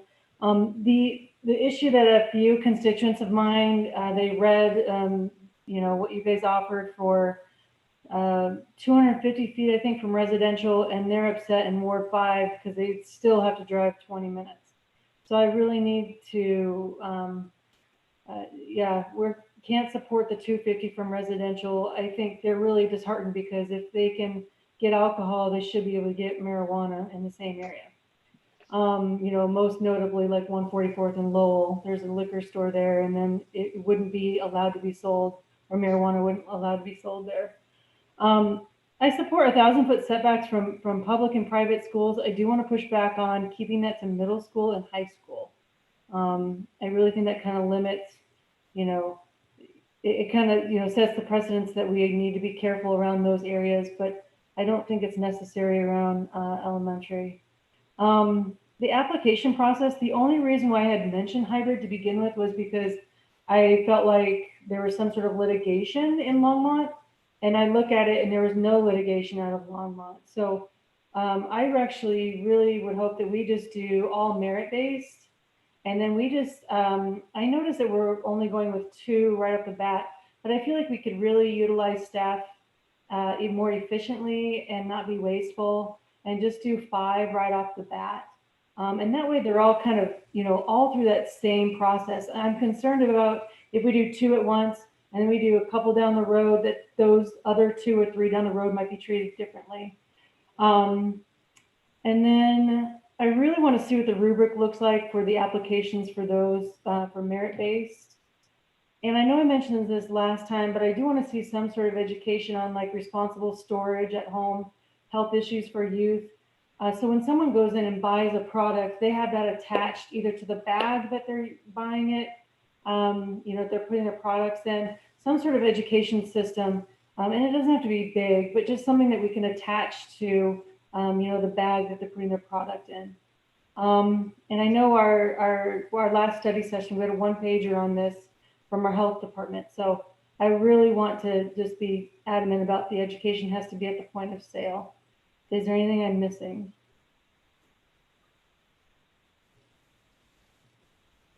Okay, I'll take that as a no. I'll circle back if I feel like I missed anything. Thank you. Councilmember Law Evans. Thank you, Mr. Mayor. So I wanted to talk a little bit about some comments that were made last week when we discussed this, discussed the topic of marijuana regulations. There was a council member who spoke and asserted that those of us who voice our concerns about mental health are, and I quote, going off the deep end. And that was very upsetting to me. I was hoping to not tell my sister's story, but I think I need to again. Some of you have heard it. In 1972, a long time ago, my oldest sister was a junior at Broomfield High School. She was smart, getting good grades, musically talented, and popular. But a year later, she barely graduated. She began to drift in and out of mental health institutions and was eventually diagnosed with paranoid schizophrenia. She's been schizophrenic for nearly half a century now. She's never held a job. She's supported by the government, lived in Section 8 housing and nursing homes her entire adult life, and every single day she hears voices in her head. The voices berate her, call her worthless, and tell her lies. She's attempted suicide more than once. What happened between her junior and senior years in high school? A guy named Joe, who lived on Kalmia, asked her if she wanted to smoke pot with him, and she said yes. So to all those who use and have no ill effects yet, good for you. Good for you. But for some people, like my sister, marijuana immediately and irrevocably alters their brain chemistry. Every single day, my sister battles with demons for control of her own mind. In December, she turned 66. Intellectually and emotionally, she operates at the level of a 4-year-old. If you've never been a parent and launched your children into a world where alcohol, marijuana, tobacco, and more drugs are readily available, do not lecture me or any other parent about going off the deep end. Our children have to learn how to navigate this complicated world with seductive, synthetic, counterfeit happiness readily available. My sister's brain chemistry was irrevocably altered before she had a chance to even grow up. It broke my mother's heart. So don't tell me I'm going off the deep end when I express concern over marijuana use and mental health. Do not dismiss mental health concerns. Some people who use this drug, especially children and youth, and especially at the higher THC concentrations common today, suffer horrible, life-changing, permanent consequences. But I do struggle to reconcile my sister's story with the knowledge that for some people, most of the time, apparently, using marijuana can be safe and possibly beneficial in the case of medical marijuana. So I'm trying to support the regulations that are proposed, but I'm absolutely sure that I can't vote for any framework, any regulatory framework that does not dedicate significant additional funding for mental health. And I appreciate Mr. Casey's discussion at the beginning of this study session about those possibilities. My preference, I think actually, I don't think I can vote for this unless we commit, as we've tried to discuss, using all of the retail marijuana tax revenue for mental health. Thank you for listening to that. I want to make sure that I hit everything else that staff has asked for feedback on.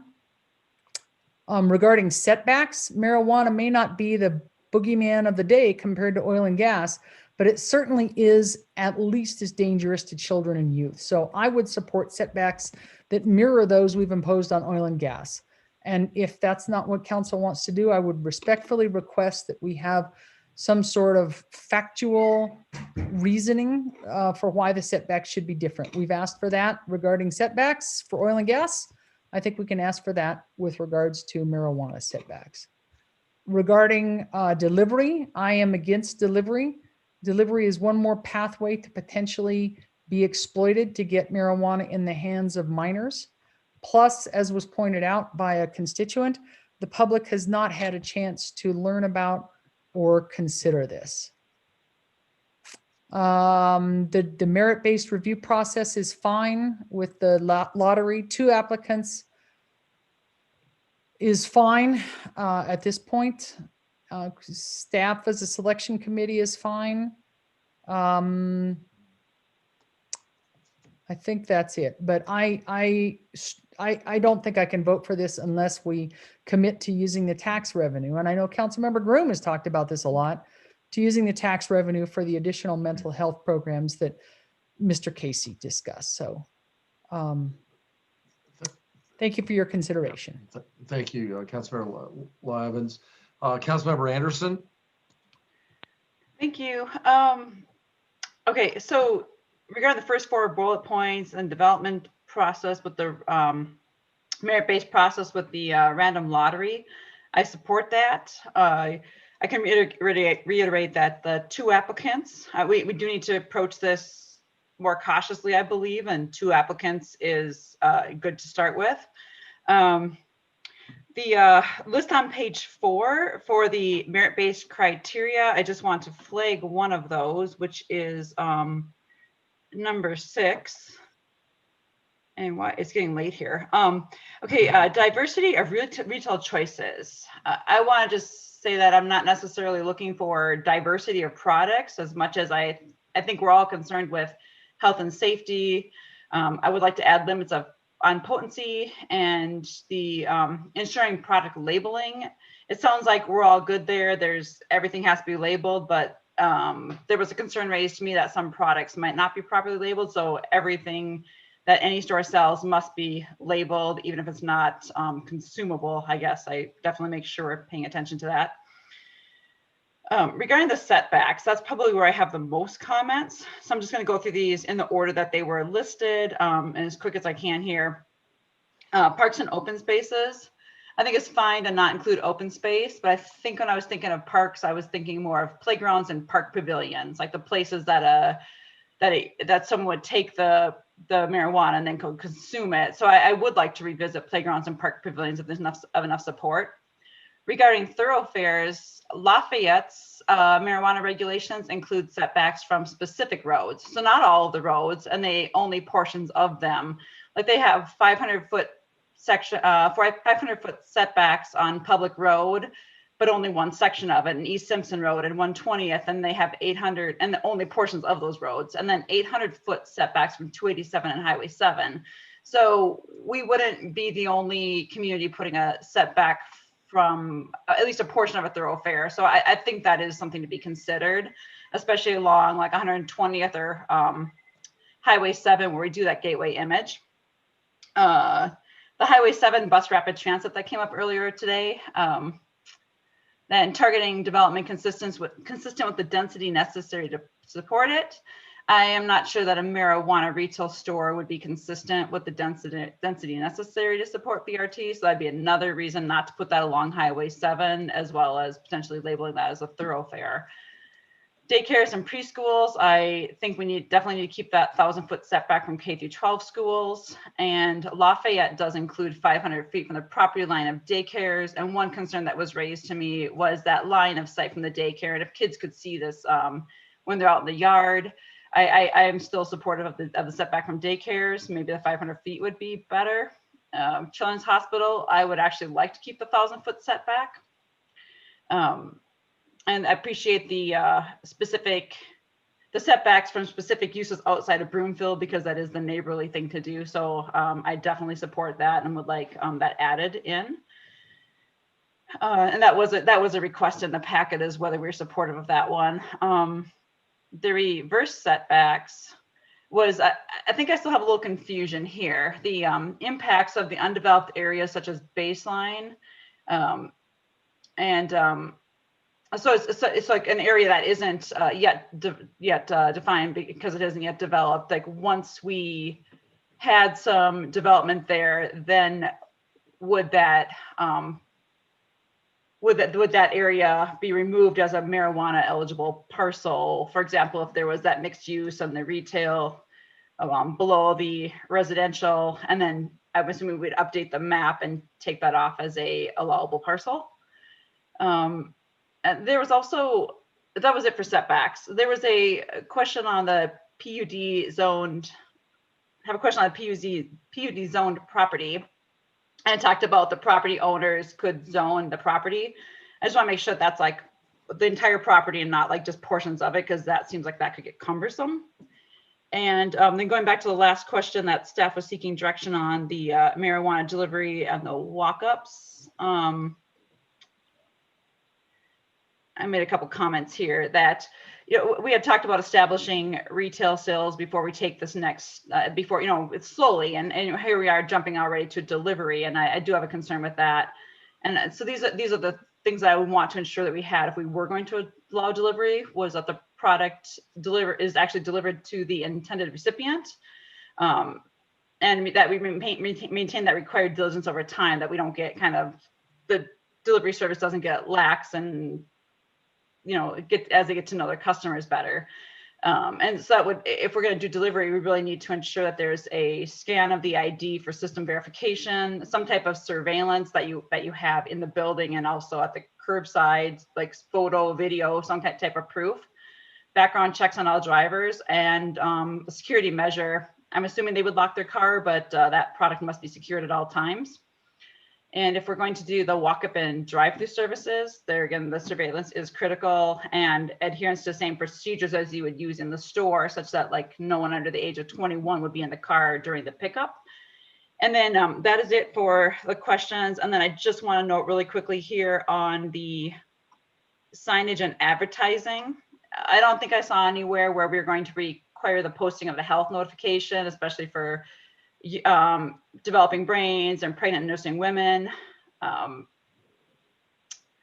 And also there really has to be this educational element. I think we can begin to discuss that more, but making sure that we're really educating people as they're, potentially buying this, because these child resistant packages are only child resistant for ages under 5. So it needs to be put up and kept away. And people need to adhere to the warning here that there is no products reproduced without regulatory oversight. So I think that is critical. So thank you.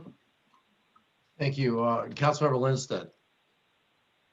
Thank you, Mayor, and I will try to go fast here. I have a lot of questions and comments, and I'll make sure to hit on all the requested topics. I guess my first comment would be, so this came from part of the marijuana industry, but VeriLife did a pretty significant study on how many stores per capita, places in Colorado can support. And that study showed with 100,000 people, you're between 10 and 11 dispensaries. So if we're starting with 2, just from a market perspective, we're really, really low in what could be supported. I think Broomfield could support a lot more, and I would encourage us to start with 5. I think we open a whole can of worms starting with just 2 between price setting. You'd have 2 dispensaries that are really well positioned to be very high volume, and you're giving a lot of influence to 2 people, to 2 dispensaries that are the first 2 to get licenses. I also have a little bit of concern if we limit it to 2 to start and don't have a direct open date to more, if that could lead to potential legal problems. This is going to be very competitive, and 2 is a very small number based on demand. So I would really like to see 5, and I think it would be appropriate for council at some point to actually vote on that number. We discussed 5 for this whole process, and I don't think 2. I think it's just setting us up for failure to start with 2 instead of doing 5 in one full process. In terms of the merit-based system and the lottery, I think we can do this without a lottery. I don't necessarily, I think a lottery, all we're doing is creating a lottery with requirements and not really a merit-based system. I mean, we're basically taking the merit out of the merit-based system if we have a lottery at the end, and just very high requirements. I think there's going to be a lot of variation in sustainability plans. There's going to be a lot of variation in community investment and corporate social responsibility, and in buildings. And if there's just going to be a lot of variation. It's going to be very hard to do this through a lottery. I think it would be much better to do it through some type of scoring and add up points, and it would be far less qualitative. I guess my question for legal staff would be, is this lottery system you're proposing just for these first 2 licenses, or would this be for all of them in the future? And my second question to legal would be, is how are we going to do that? Is this selection committee that you're proposing going to score these in some way? I missed the actual logistical way that they're going to move forward in this proposed process. You're on that. So Councilmember Lindstedt, there's actually the merit-based system goes first, and so the selection committee would review all the criteria and independently establish if an applicant were to meet merit, and if that person were to meet merit, they get passed on to be a potential licensee by lottery. So the lottery is for multiple really good applicants who meet merit. We were concerned about a quantitative system, because when you have 2 or 3 or even 5 really good applicants, and that's what we expect to receive here, you have a lot of people who are going to operate professionally and in a manner that Broomfield wants. And when we get into a quantitative system at that point, at that high level, we're splitting hairs between applicants. So that's why we decided that if you meet merit, any one of you would be great operators here in Broomfield. So that's why we're going to do a lottery at that point, because that seemed to be the only fair and precise way to select between really good candidates who all meet merit. So would that be? That answer? That was one of your questions. Would that be like a score? If you have, 30 points possible on the merit, would everybody who gets past a certain threshold or something be thrown into the lottery? I guess I'm confused on the actual logistics. Yeah, no, and it's not quantitative. So Aurora and Thornton had problems when they assigned numerical values to their merit. So it would be, rather than giving a numerical assessment to it, it is more qualitative, which objective, but we believe is more defensible if we that criteria, do what Longmont did, and that selection committee produces a report that explains their reasoning on why they believe applicant A met merit, applicant B didn't, applicant C and D did. And then A, C, and D go to lottery, because would be great. I guess what I would say is I think we could get higher quality applicants by doing a purely competitive merit-based process. Overall, like in Longmont system, bullet number 2, that's very qualitative, and I don't know if I necessarily agree that this lottery process is going to get us the absolute best results, especially when we have such a limited number of licenses. So I guess my personal preference would be without the lottery, in a competitive process with very clear scoring and measures, so that we can have the best possible the best possible dispensaries, in Broomfield that are the most sustainable, the most equitable, and the most responsible. So I guess that's where I would land. I think that lottery kind of takes out the point of that merit-based process and just makes it kind of a lottery with very high standards, and that's not really what I had in mind when we were discussing the merit-based process in the last study session. And I had another question. Why are we not using LLA to decide the licenses? Why are we creating a selection committee? I'm not necessarily opposed. I was just curious. Our idea was that, go ahead. The thought process, Go ahead, Councilmember Lindstedt, is that with staff, there would be people who have the expertise in the different areas, as opposed to, the group of people on LLA that don't have that background or their expertise. Okay, I'm just curious. I'd have to think more about that, but I just thought it was an interesting point to create a staff committee as opposed to the licensing authority that we've set up. I guess. Councilmember Lindstedt, can you wrap it up fairly quick? Very good, Mayor. For the other questions, I support delivery. I think it's inevitable. We're going to have it in neighboring communities. I think we're just leaving tax dollars on the table by not doing that. I support walk up and drive through. The state has approved that permanently as of the start of this month, and I think the legislature is likely to codify that in the future. And then I support the new setback that was proposed as the staff recommendation, and I would also support even lowering some of those setbacks. I think it's still very restrictive, but I think it's a big improvement from where we were when we first had this conversation. That's all on this round, Mayor. I may raise my hand again. Okay, thank you. Councilmember Groom? All right, thank you very much, Mayor. Great comments, great discussion. I learned a lot in the thought process of everyone else. I'll go through my list fairly quickly. I do like the merit-based application to down select and go into a lotto. I think it's going to be really difficult making a non-biased selection of a specific company after everybody passes all the check marks that we've put forth for them. So a lotto is a good idea. I too had that question, why wouldn't something like this go through LLA? And I think if we start with this lotto process, and if we ever grow past the 5 that we previously talked about, maybe it goes to the LLA.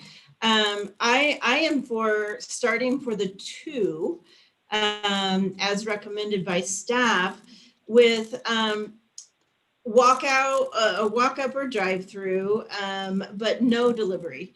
So I think just if we are holding ourselves back and not launching with 5, then we definitely need to hold back on delivery. Just someone made a comment earlier, it just adds to the complexity that I don't think we need at launch. We can always add it. And same with the setbacks. I'm aligned with the staff recommendation at this time. I can tell you though, I do have concerns that I don't want to push these stores into our underdeveloped areas or to dark spots of our community. I think if they're in respectable locations in our community, they'll be respected. I also would prefer no company names like sorry, I don't know if I should say the names. That doesn't allude to marijuana. You know, something that is more generic than identification of their product line. And again, the locations, it just doesn't seem equitable. I want to make sure that we're not pushing these into our lower income neighborhoods, that they can belong anywhere and not just in those areas. And then let's see, I went over that, and then I'm going to use the rest of my time on mental health. And Mr. Casey, thank you for adding those programs and reminding me what we have. What I'm looking for is $1 million program. I mean, we are going to make a couple $1 million a year on this, and we need to make sure we give back just as much. You know, I wanted the ordinance to read or the ballot issue to read mental health programs only, and we added or general use. And I think the programs could be really enhanced. I'm looking for like a center, a hotline that parents can call.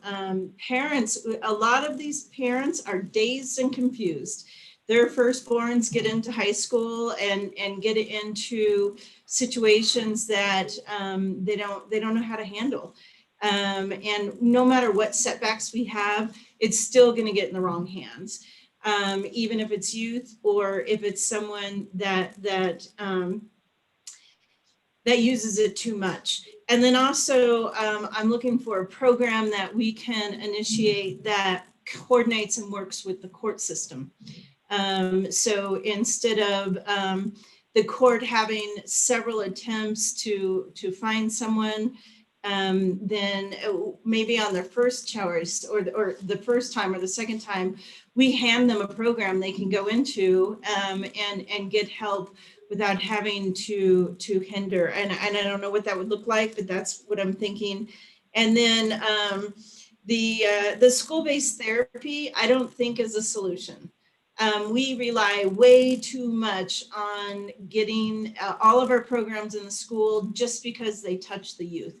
I get it, it's easy, they do touch the youth, but we've got to start looking at other options to touch youth other than their schools. And schools are there for education and emergency mental health concerns, but this program would lie outside of the schools, connect and coordinate with the schools, but outside the schools. So again, I'm looking for that $1 million program. If we're going to move forward, we are going to move forward with marijuana in Broomfield, we got to make sure our mental health programs are there. Thank you. Sorry that I went. Yeah, Councilmember Lim. First off, before I answer the questions, I guess the staff knows in 542-260 F3, there's impose a fine of up to blank, that we're still looking at a blank there, at least the last when I looked at it. So you want to fill in that blank? You didn't ask for feedback on that. I'd like the fines up to 5,000 like Boulder was, had in theirs. I support the merit-based system with the lottery afterwards. I support the 2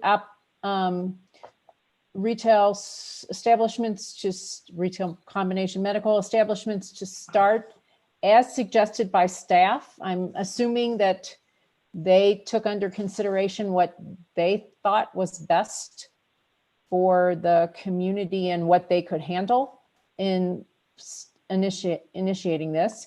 The selection committee is okay with staff. There's a contingency whether or not they'd have to hire a consultant for expertise.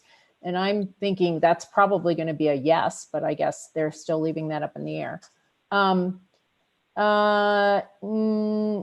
I do not support marijuana delivery walk-up and drive-through because of the complexity and keeping the overall approach of keeping things simple at first. Yes, I support the setbacks applying to outside jurisdictions. No. And then I was the one who brought up reverse setbacks, and I saw the staff said that public schools are not subject to our Broomfield zoning requirements anyway, so it would be ineffective there. That would be my main purpose, to keep it away from schools with reverse setbacks. I did have a question which maybe staff could investigate. If given the locations that are possible on Highway 7, where there's quite a few locations up there, would that preclude, if we don't have a reverse setback kind of thing, is the STEM school going to be able to be outside of 1,000 feet as is tentatively planned? That's a question for staff. Councilmember Lim, if I could respond. Baseline has made it pretty clear that they are not proponents, nor do they foresee being open to having medical or retail marijuana shops in Baseline. Okay. And that the location of the STEM school is still a moving target on two different plats up there. So we wouldn't be able to determine the 1,000-foot setback. Okay. And let's see. Okay, and as far as the thoroughfares and not having them on thoroughfares, I'm okay with one on a thoroughfare, but I wondered if we would reach the point where we would end up with two within 1,000 feet on 120th, or two within 1,000 feet on Highway 7. And I don't know what we could do to prevent that, but that is not what I would have had in mind with having them all on one thoroughfare. I think that's it. No. Okay, thank you. Thank you. Councilmember Jezierski? Thank you. I'll start with the setbacks. That's a big issue for me. I fully support the proposals that and the comments that Councilmember Anderson made regarding setbacks. I appreciated her research into what Lafayette has done on this issue, and I would support some additional setbacks on our major thoroughfares. I mentioned that before. I mean, this is the gateways to our community. 120th is pretty important to me, and I don't want that to be as Councilmember Lim just mentioned, sort of the entryway of all our marijuana establishments.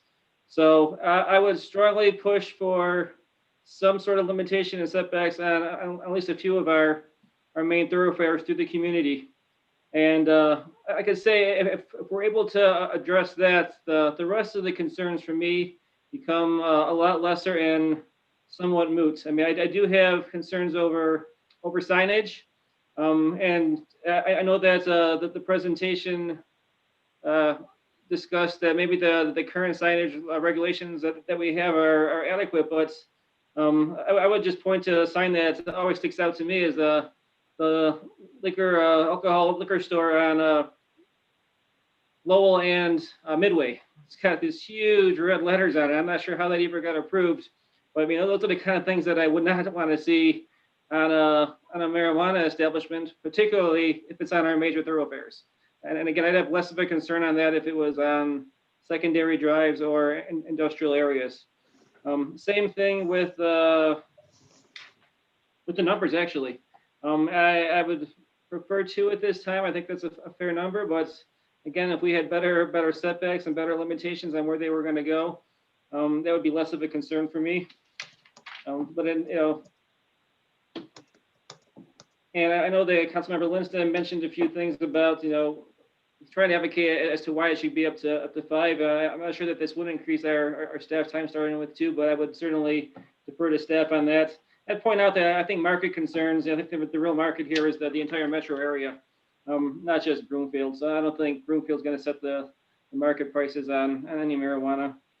For some of the questions, I'm a little concerned about the delivery and the drive-through, but if that's what we are doing with alcohol right now, and I believe we are, for both of those, then I would be okay with extending that to the marijuana establishments.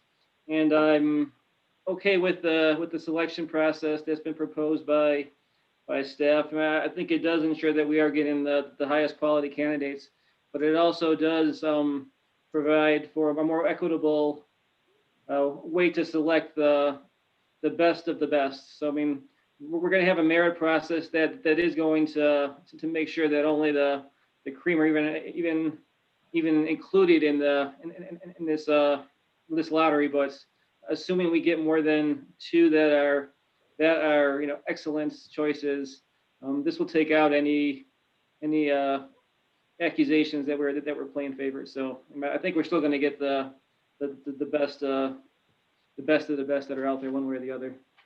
So that's all. Mayor Pro Tem. Thank you, Mayor. Can you hear me?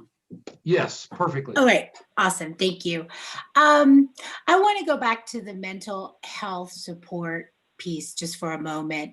And I do want to add my support for ensuring that there is an allocation so that we can fund these additional mental health supports and education. So I don't know if Mr. Casey knows what additional budget we would need, or if we need to have a side conversation about that. But I mean, depending on how many locations we have and how many licenses would be a big difference in revenue from 3 million to 7 million a year. So that's a sizable amount of money. With regards to direction, I do agree with Councilmember Lindstedt on a lot of his points. We originally said 5, and then I know that 2 was a little bit more manageable out of the gate, but at the very least, we should have a mechanism to add more in the following year. So I would like to see that, at least a plan to increase the number, because I know we're entering into this cautiously. But it is money left on the table, and I do want to be able to increase the opportunities. I still don't see the benefit of the lottery. I think it just complicates the process and could also present a legal challenge because they didn't advance for the ones that didn't. So I still think Longmont did it right. They didn't have any legal issues. And I would prefer not to leave it up to chance. If we truly want the best for Broomfield, then we don't have it. The committee's fine. The merit-based criteria is fine. The citing and setbacks as is are fine. The states already, and many counties have already done this before, so it's kind of been tried and true. So I think we don't need to reinvent the wheel here or convolute what's been working. And I'm fine with the product delivery. I definitely am. And the walk up and drive through as well. I think we do have a constituent whose child uses medicinal marijuana to prevent seizures for his epilepsy, among other things, and it has saved his life. So that's where I think proximity and convenience is key. So I don't think we need to extend the setbacks anymore. And I think we need to keep our options open for citing too. Did I get everything?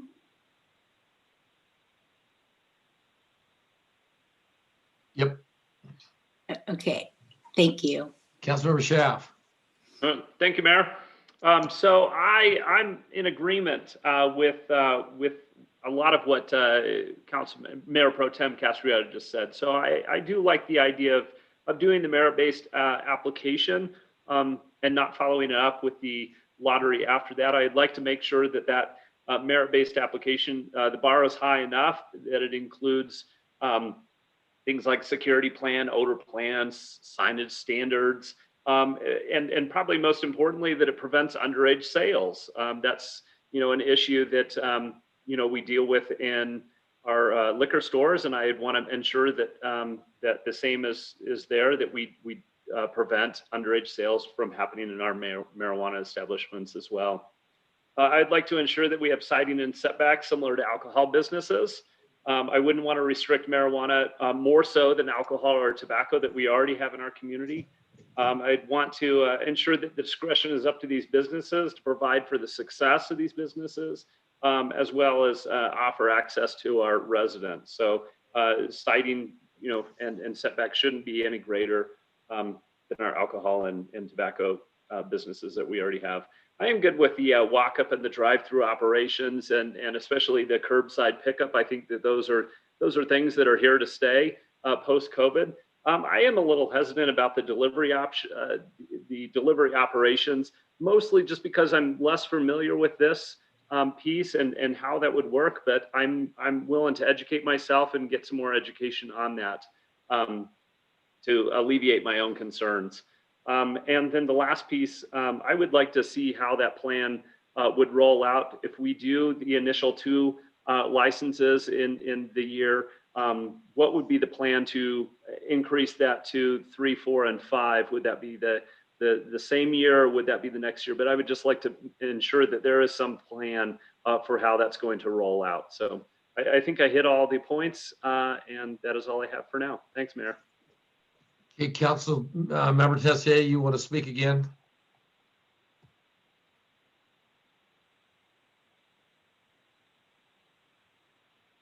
Sorry, yeah, I forgot to talk about the I think the setback. So I'm fine with the setbacks being equivalent to the liquor stores. And I also, there's a program in Boulder, it's called Natural Highs, that our Health and Human Services team may want to learn about. It's a really phenomenal program that works specifically with youth, and it's a way of learning how to cope with stress and not using drugs and finding natural highs. It's a phenomenal program. So that was one of the suggestions. Love the whole mental health, crushing the stigma around there. Of course, this is, we must continue to do that. I'm really excited about CTC's role in that. And I think after hearing some of my colleagues, I do like I could suspend the lottery idea and go with like the best of the best, and do agree with some of the other council members about having a plan. Like if we start with 2, I would like to see the rollout of like when would the next 2 or 3 be brought into the game. So thank you. Okay, Councilmember Lindstedt. Thank you, Mayor. Sorry, I ran out of time last time, so I got 3 more bullets here. Is the location in this current scheme required? Would an applicant need a location already in these requirements? Yes, because of the criteria that they need to, a lot of the criteria they need to establish, they need to present a security plan for a location. They need to present an HVAC plan for a location. So I guess I do have a concern with that. I think by requiring that location, you're really empowering larger dispensaries that have a lot of capital on hand and a lot of time to get locations ahead of time, which is, one of the reasons I like the purely merit-based system, because you could include a point for location and be a little bit more flexible so that we can give our local, small business owners a fair shot at these licenses. I think we're boxing them out by making it a requirement instead of just a bonus in a traditional merit-based application. Is there another municipality in Colorado that's done a merit-esque based process with a lottery at the end of it? I don't think I've seen another municipality do it exactly like this. Courtney, do you want to talk about, or I'm sorry, Christine, do you want to talk about the Adams County lottery program and how that blends in with this? If So not, Wrong unmute button. So, I mean, the Adams County process when they first opened up 10 facilities was purely lottery based, which had its own issues. At that time, they received 1,200 applications for 10 spots. So what I think the point of trying to create the hybrid system is to take advantage of benefits of both. I understand. No, I don't think, I don't know how many Longmont got, but I think it was a lot fewer than 1,200 at this point. So I guess I would. Longmont, do you know how many? yes, they received 13 applications. That's We're in a pretty different market now. That was from 2017 into 2018. So yeah, this process seems like it's new in Colorado, if you want to call it a merit-based process. I think it's safer to go with the way that other communities have with a merit-based process. So I'll end there, but I think we're trying a new frontier, and I don't necessarily agree with that. Just for the record, but I appreciate the time, and thank you, Mayor. Okay, Councilmember Anderson. Pat, Nancy had two questions subsequent to Councilmember Lindstedt. Can she? just one comment and one question. The state actually also requires applicants to have their location for the state license too.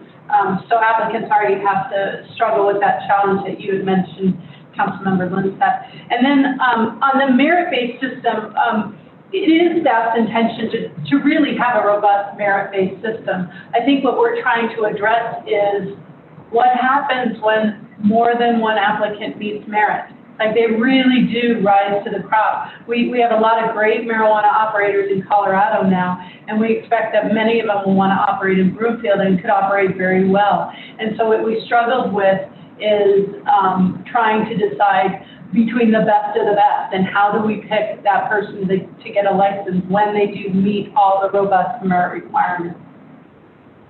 Mayor. Go ahead, William. Thank you. Yeah, I mean, I think other municipalities, Adams County actually, for instance, did offer licenses to dispensaries that didn't have a location lined up, and then they bought the lease or whatever from dispensaries that were in the process that didn't get it. So I'd love to see some more research on how that moves forward. And in terms of the merit-based process, I really think, we might be disincentivizing, applicants to put forward their very, very best plans because they might automatically assume that they're going to get into the lottery with, a strong plan, but maybe not the very best. So that's where I'll end it there. Okay. May I address the issue of location with Adams County? Yes. So I was with Adams County when they opened up marijuana licensing, and if I remember correctly, this was many years ago now, they did have, finding a location, as I think you all know, is very difficult. And they did have a number of folks who won the lottery have to drop out because they could not find a location. So I think that's where we end up suggesting that having a location at the beginning of the process is the recommended way to go.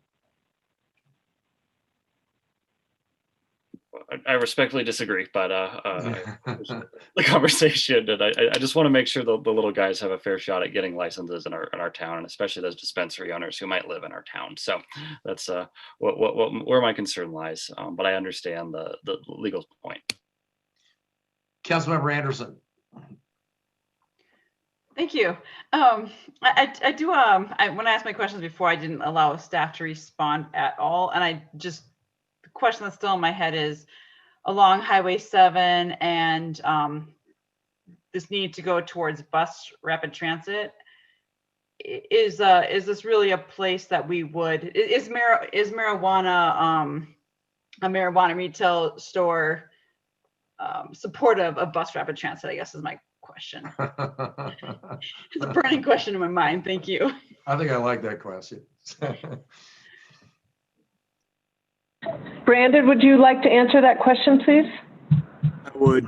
Councilmember Anderson, when we look at the uses that would be consistent with the density and intensity that we seek for that bus rapid transit, I agree that we would need to look and see the intensity of that use. In all likelihood, a lot of these dispensaries do look for existing multi-tenant buildings where there are open spaces, so there's a chance that it could go into there. But I do want to go back to the discussion that Jennifer, or that county manager had regarding the County Road 7 and Colorado 7 area, and the fact that the master developer for Baseline has expressed their sort of apprehension and lack of desire to allow these uses moving forward. So in that area, I would say on the north side with Palisade Park, there's the potential, but the master developer could further restrict that as well. Okay. Does that answer your question? I'm not sure if it's the other bill, is it supportive, but that's okay. It's not that critical right now. And then one more comment that I thought of as we were these last questions about this lottery and the going to 5. And if someone submits a retail shop submits an application and they get through the merit-based process but lose the lottery, just consideration given for that, they've already done all the work, would they have to resubmit again, or would they already be approved for that when we increased to more stores? I just thought about that. It would be a shame to have the same person go through all the same work again. So thank you. Okay.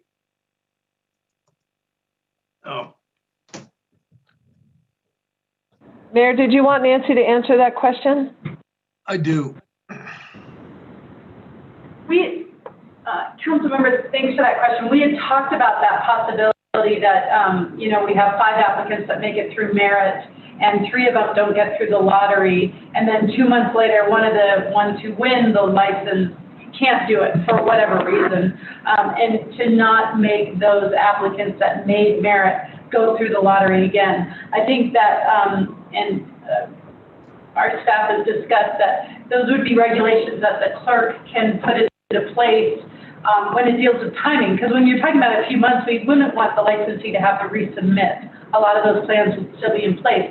If it's been 6 months, a year, a lot probably has changed, and we wouldn't want them to resubmit or update their application process. But we had talked about that situation and trying to come up with a plan for when a license comes available once again, if that answers your question. Okay, so it's it's the witching hour, and so I understand there were a lot of comments made. Legal staff asked a whole bunch of questions. I think I was told, Nancy, that you took pretty copious notes here, and you're going to try to summarize back what you think you heard from council tonight. My 2 main questions are: I'm not certain where we're sitting on either the lottery, or the the lottery in particular, I guess. So Nancy, what did you think you heard tonight? What direction are you headed down now? Thank you, Mayor. And Pat Gilbert and I are both scribbling notes here, so I'm going to review it. So here's what we heard about consensus. Licensing will be 2 licenses. There's consensus for walk-up and drive-through, consensus for delivery, consensus supports the selection committee that was proposed. There's no consensus on an alternative for setbacks, so staff would keep the setbacks as proposed for the draft that will go to the dais, and council can maybe address those alternatives through amendments if they like. No consensus on a change in signage, although I will add that staff has considered, rather than maybe flyers with every purchase, mandatory Broomfield signs in every facility, possibly as a compromise to address some of the signs and education. With the fine, to Councilmember Lim's point, that is blank. There's an option to make the fine higher, so staff will fill in that blank and look at putting it at that $5,000 fine mark. And then for merit and lottery, I heard consensus on support for merit plus merit that includes the lottery pick. And I'm looking around the group here to see if they heard that consensus as well. You know, that's one there, Nancy, where I may want to just go ahead and ask council, you know, poll council on that, because that's the one where well, you know, so we're getting down to the likes of the cop. Councilmember Castrata, were you going to make a point? Because what I wanted to do is poll council on the lottery. Yes, real quick. I remember the last meeting, we had a majority of us that said no lottery. So when it came back with the lottery, I thought that was why. I mean, we'd already provided direction on the lottery. So I'm just confused here. Okay, so let me poll. Let me poll council. And I don't know if you can all put your cameras on and you know, and so I can ask a question here. I don't know if people are able to do that. I'm trying to get a read for. You know, raise your, you know. Can they remove the slide, maybe? Yeah. Yeah. The so I'm asking council to you know, what I was going to do is just ask you to raise your hand if you're opposed to the lottery. If you're opposed to the lottery, raise your hand. 1, 2, 3, 4. I'm only seeing 4 people that are opposed to the lottery. So, you know, I mean, so the lottery, you know, based on that direction would stay in. Nancy, what else do you need? Let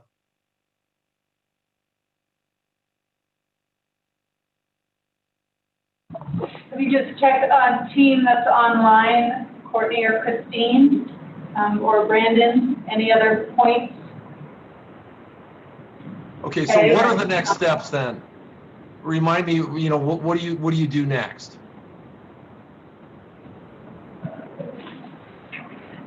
Our next point is we're going to take these edits, put it in form final, and then we are going to have first reading of the proposed ordinance on February 23rd. Thank you, February 23rd. Okay. With that said, I think it's probably time to go upstairs. So. Do we want to talk about real quick? Talk about what?